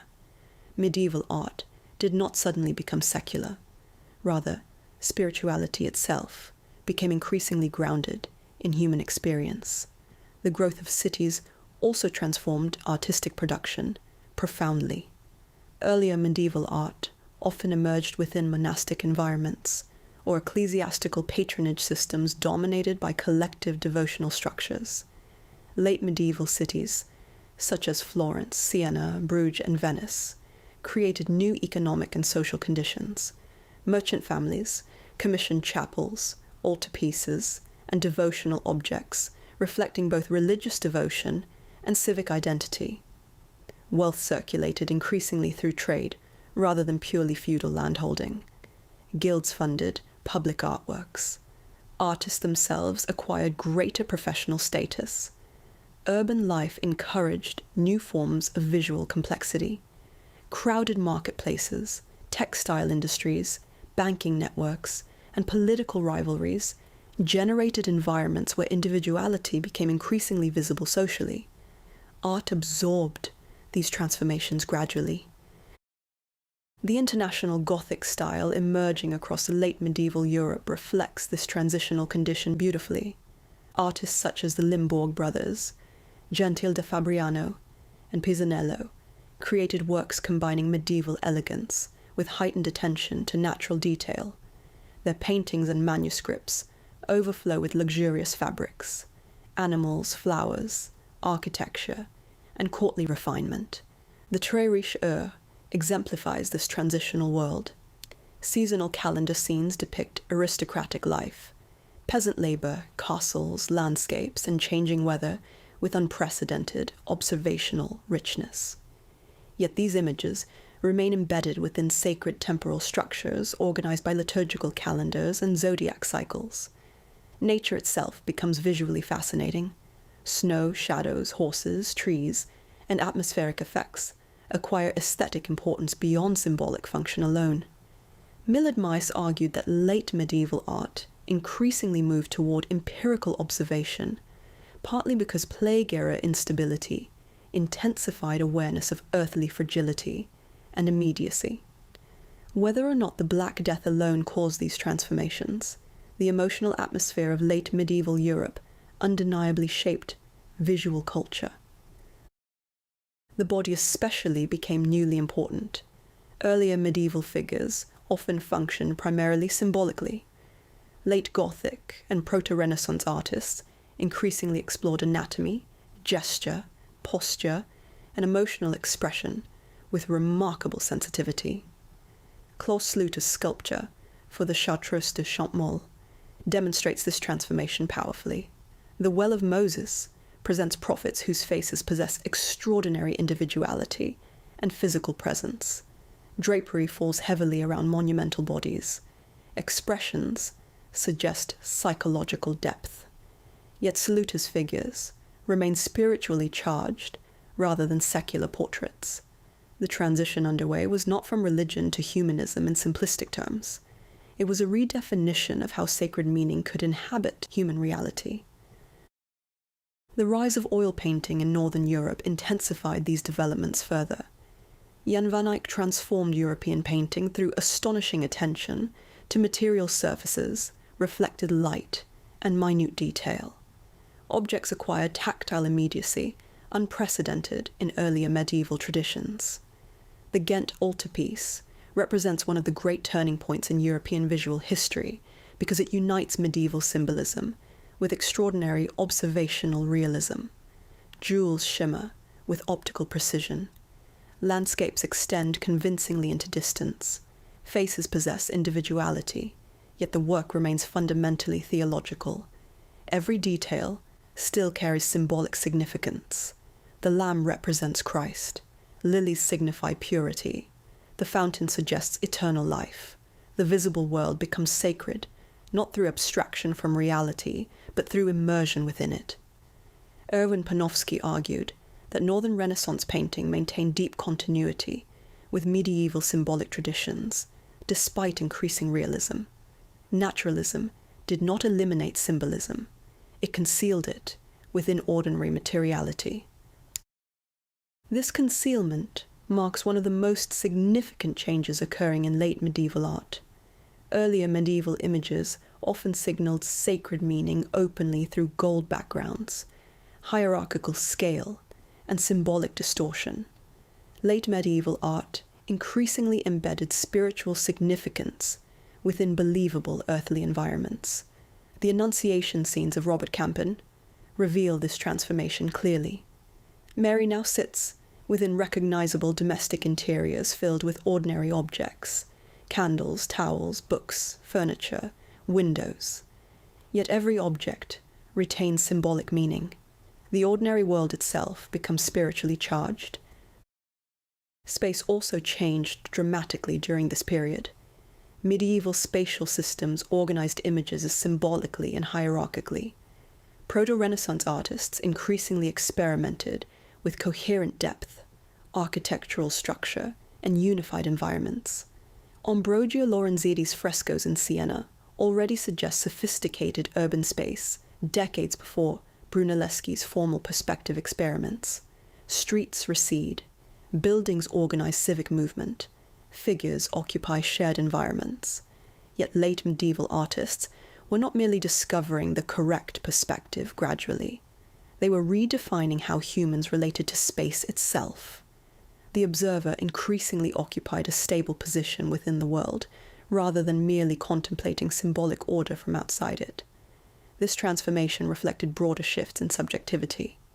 Human beings began imagining themselves differently within creation, not only as souls journeying toward salvation, but as embodied individuals inhabiting measurable earthly environments. The portrait emerged as one of the clearest signs of this shift. Earlier medieval donor portraits often minimized individuality in favor of devotional humility. Late medieval portraits increasingly emphasized distinctive faces, status, personality, and worldly identity. Yet even these portraits remain deeply spiritual. The Arnolfini portrait, for example, appears intensely domestic and secular at first glance, yet theological symbolism saturates every detail. Mirrors, candles, gestures, and objects organize sacred meaning invisibly throughout the composition. The medieval world was therefore not disappearing entirely. It was becoming more complex, layered, and internally contradictory. The Gothic cathedral itself reflects this transitional condition. Late Gothic architecture increasingly emphasized visual intricacy, ornamental density, and technical virtuosity. Buildings such as Milan Cathedral or the flamboyant Gothic churches of Northern Europe transformed sacred architecture into astonishing displays of complexity. At the same time, human-scale devotional spaces expanded within cathedrals. Private chapels multiplied. Altarpieces became more narrative and intimate. Religious experience itself became increasingly individualized. This individualization did not mean modern secular subjectivity had fully emerged. Medieval Europe remained profoundly religious, yet spiritual life increasingly unfolded through personal emotional engagement rather than purely collective liturgical participation. The invention of printing in the 15th century accelerated these changes enormously. Manuscripts, once rare sacred objects, produced slowly within monastic scriptoria, gradually gave way to reproducible texts circulating more widely across Europe. Knowledge itself became less centralized. Visual culture transformed accordingly. Images could now travel more rapidly, reaching broader audiences beyond ecclesiastical institutions alone. The relationship between viewer and image was changing fundamentally. And perhaps this is why late medieval art feels so emotionally unstable compared to earlier centuries. The old systems still existed, yet they no longer felt entirely secure. Gold backgrounds coexist beside believable landscapes. Saints stand within recognizable interiors. Sacred narratives unfold through human emotion. Medieval transcendence and emerging naturalism overlap uneasily. Inside the museum after hours, these transitional works possess extraordinary tension because they belong simultaneously to two worlds. They have not yet abandoned medieval spirituality, yet they can no longer fully remain within its older visual structures. The image itself begins turning toward earthly reality with new intensity. When medieval art began to change, Europe was not leaving religion behind. It was discovering that the human world, bodies, emotions, architecture, landscape, light and ordinary experience, might itself become worthy of sacred attention. The transformation was therefore not the destruction of the medieval image, but its gradual reorientation. The sacred no longer existed only beyond the visible world. Increasingly, it began appearing within the visible world itself.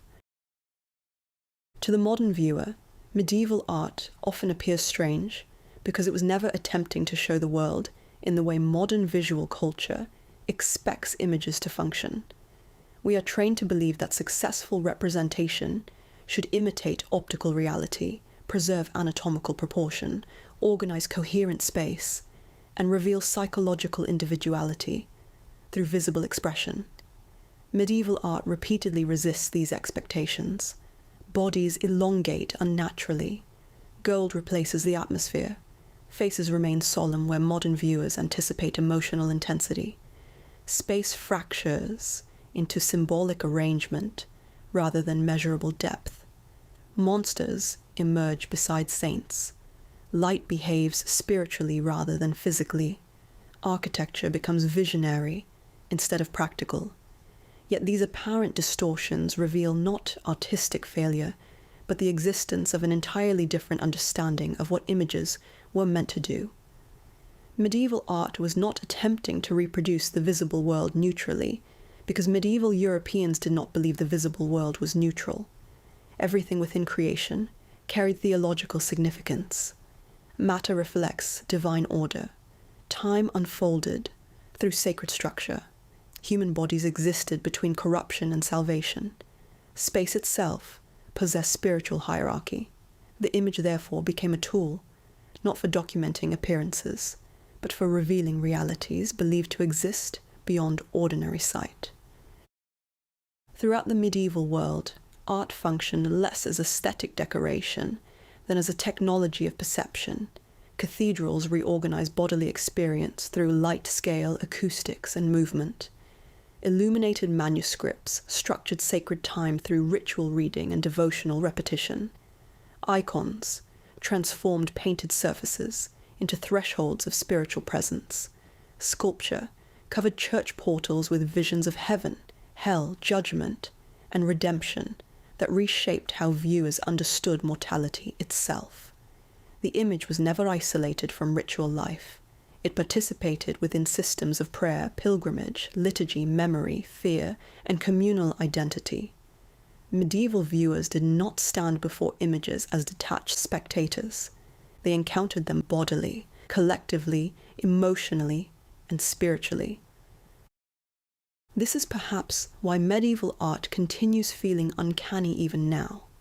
It belongs to a civilization where representation itself operated according to fundamentally different assumptions about reality. Modern visual culture often separates symbolism from realism, spirituality from materiality, beauty from fear, or body from soul. Medieval art collapses these distinctions continuously. The grotesque and the sacred coexist within the same cathedral facade. Gold transforms matter into radiance. Death appears not as a distant abstraction, but as a visible companion. Saints remain emotionally restrained, because holiness transcends ordinary instability. The body becomes both corruptible flesh and vessel of salvation simultaneously. Medieval images reveal a world where nothing was merely itself. Every object, gesture, color, number, wound, and architectural form participated within larger systems of meaning. The medieval image therefore sought not simply to communicate information, but to transform consciousness. Art instructed viewers how to perceive existence itself. The cathedral taught awe. The crucifix taught suffering. The manuscript taught sacred time. The relic taught proximity to eternity. The lust, judgment, taught fear. The virgin taught compassion. Even the monstrous figures, crawling through manuscript margins or cathedral gutters, participated within this larger educational structure, reminding viewers that disorder, temptation, and chaos surrounded spiritual life continuously. Medieval art did not comfort viewers through familiarity. It destabilized ordinary perception in order to redirect attention toward transcendence. Yet medieval art was never static. Across the centuries, these visual systems gradually shifted as Europe itself changed. The rise of cities, universities, merchant culture, effective devotion, and new forms of intellectual inquiry slowly transformed how artists approach bodies, emotion, space, and earthly reality. Giotto's figures gained weight and grief. Gothic sculpture softened into greater human tenderness. Manuscript illumination expanded observational detail. Northern painting filled sacred scenes with domestic interiors, reflected light, and ordinary objects rendered with astonishing precision. The world itself became increasingly worthy of sustained attention. Medieval art did not suddenly disappear into the Renaissance. Instead, it slowly reoriented itself toward human experience, while still carrying the symbolic and theological structures that had shaped European visual culture for centuries. The Black Death intensified these transformations profoundly. After plague shattered assumptions of stability and permanence, art became more intimate, bodily, emotional, and haunted by mortality. The suffering Christ replaced the triumphant Christ. Dance of death imagery spread across walls and manuscripts. Tomb sculpture exposed decaying corpses beneath idealized effigies. Faces carried greater sorrow. Devotional images encouraged emotional participation rather than distant contemplation alone. Medieval certainty fractured, and art absorbed that fracture visibly. Yet even amidst fear and collapse, the sacred image remained central because people continued searching for meaning within catastrophe. Medieval art therefore reveals not only religious belief, but the emotional struggle of a civilization confronting suffering, instability, and death, while attempting to preserve spiritual order. What modern audiences often misunderstand is that medieval art was never trying to imitate the world as it appeared to the eye alone. It was trying to reveal the invisible structures medieval people believed organized reality itself. Heaven and hell were not abstractions. Time was not a secular chronology. The body was not merely biological matter. Death was not hidden. Light was not neutral. Space was not empty. Beauty was not simply pleasurable. The image, therefore, became a site where visible form and invisible truth intersected continuously. Medieval artists manipulated scale, color, proportion, symbolism, and space because they believed reality itself exceeded ordinary appearance. And perhaps this is why medieval art still possesses extraordinary power today, despite the historical distance separating modern viewers from the world that produced it. Even now, entering a Gothic cathedral alters bodily perception immediately. gold backgrounds continue glowing with unnatural intensity. Illuminated manuscripts still slow the eye through ornamental density. Romanesque portals still feel psychologically overwhelming. Plague-era crucifixions still disturb through their raw confrontation with suffering. Medieval art remains compelling because it addresses questions modernity never fully escaped. How humans confront mortality, how images shape belief, how fear organizes societies, how beauty relates to transcendence, how bodies carry spiritual meaning, and how visual culture constructs reality itself. Inside the silent museum after hours, medieval objects often feel less like remnants of a vanished civilization than fragments of another way of seeing entirely. The strange faces, impossible spaces, luminous gold, skeletal dancers, towering cathedrals, and wounded saints reveal a world where art was not separate from life, ritual, theology, or death. Medieval art was trying to show a universe saturated with meaning, a world where every visible thing pointed beyond itself toward invisible structures believed to govern existence. To modern viewers, these images may initially seem distant or incomprehensible, but the longer one remains with them, the more they reveal that medieval art was never primitive, irrational, or visually naive. It was one of the most ambitious attempts in European history to make the unseen visible, to transform matter into spiritual experience, and to construct images capable of carrying the full weight of a civilization's understanding of reality itself.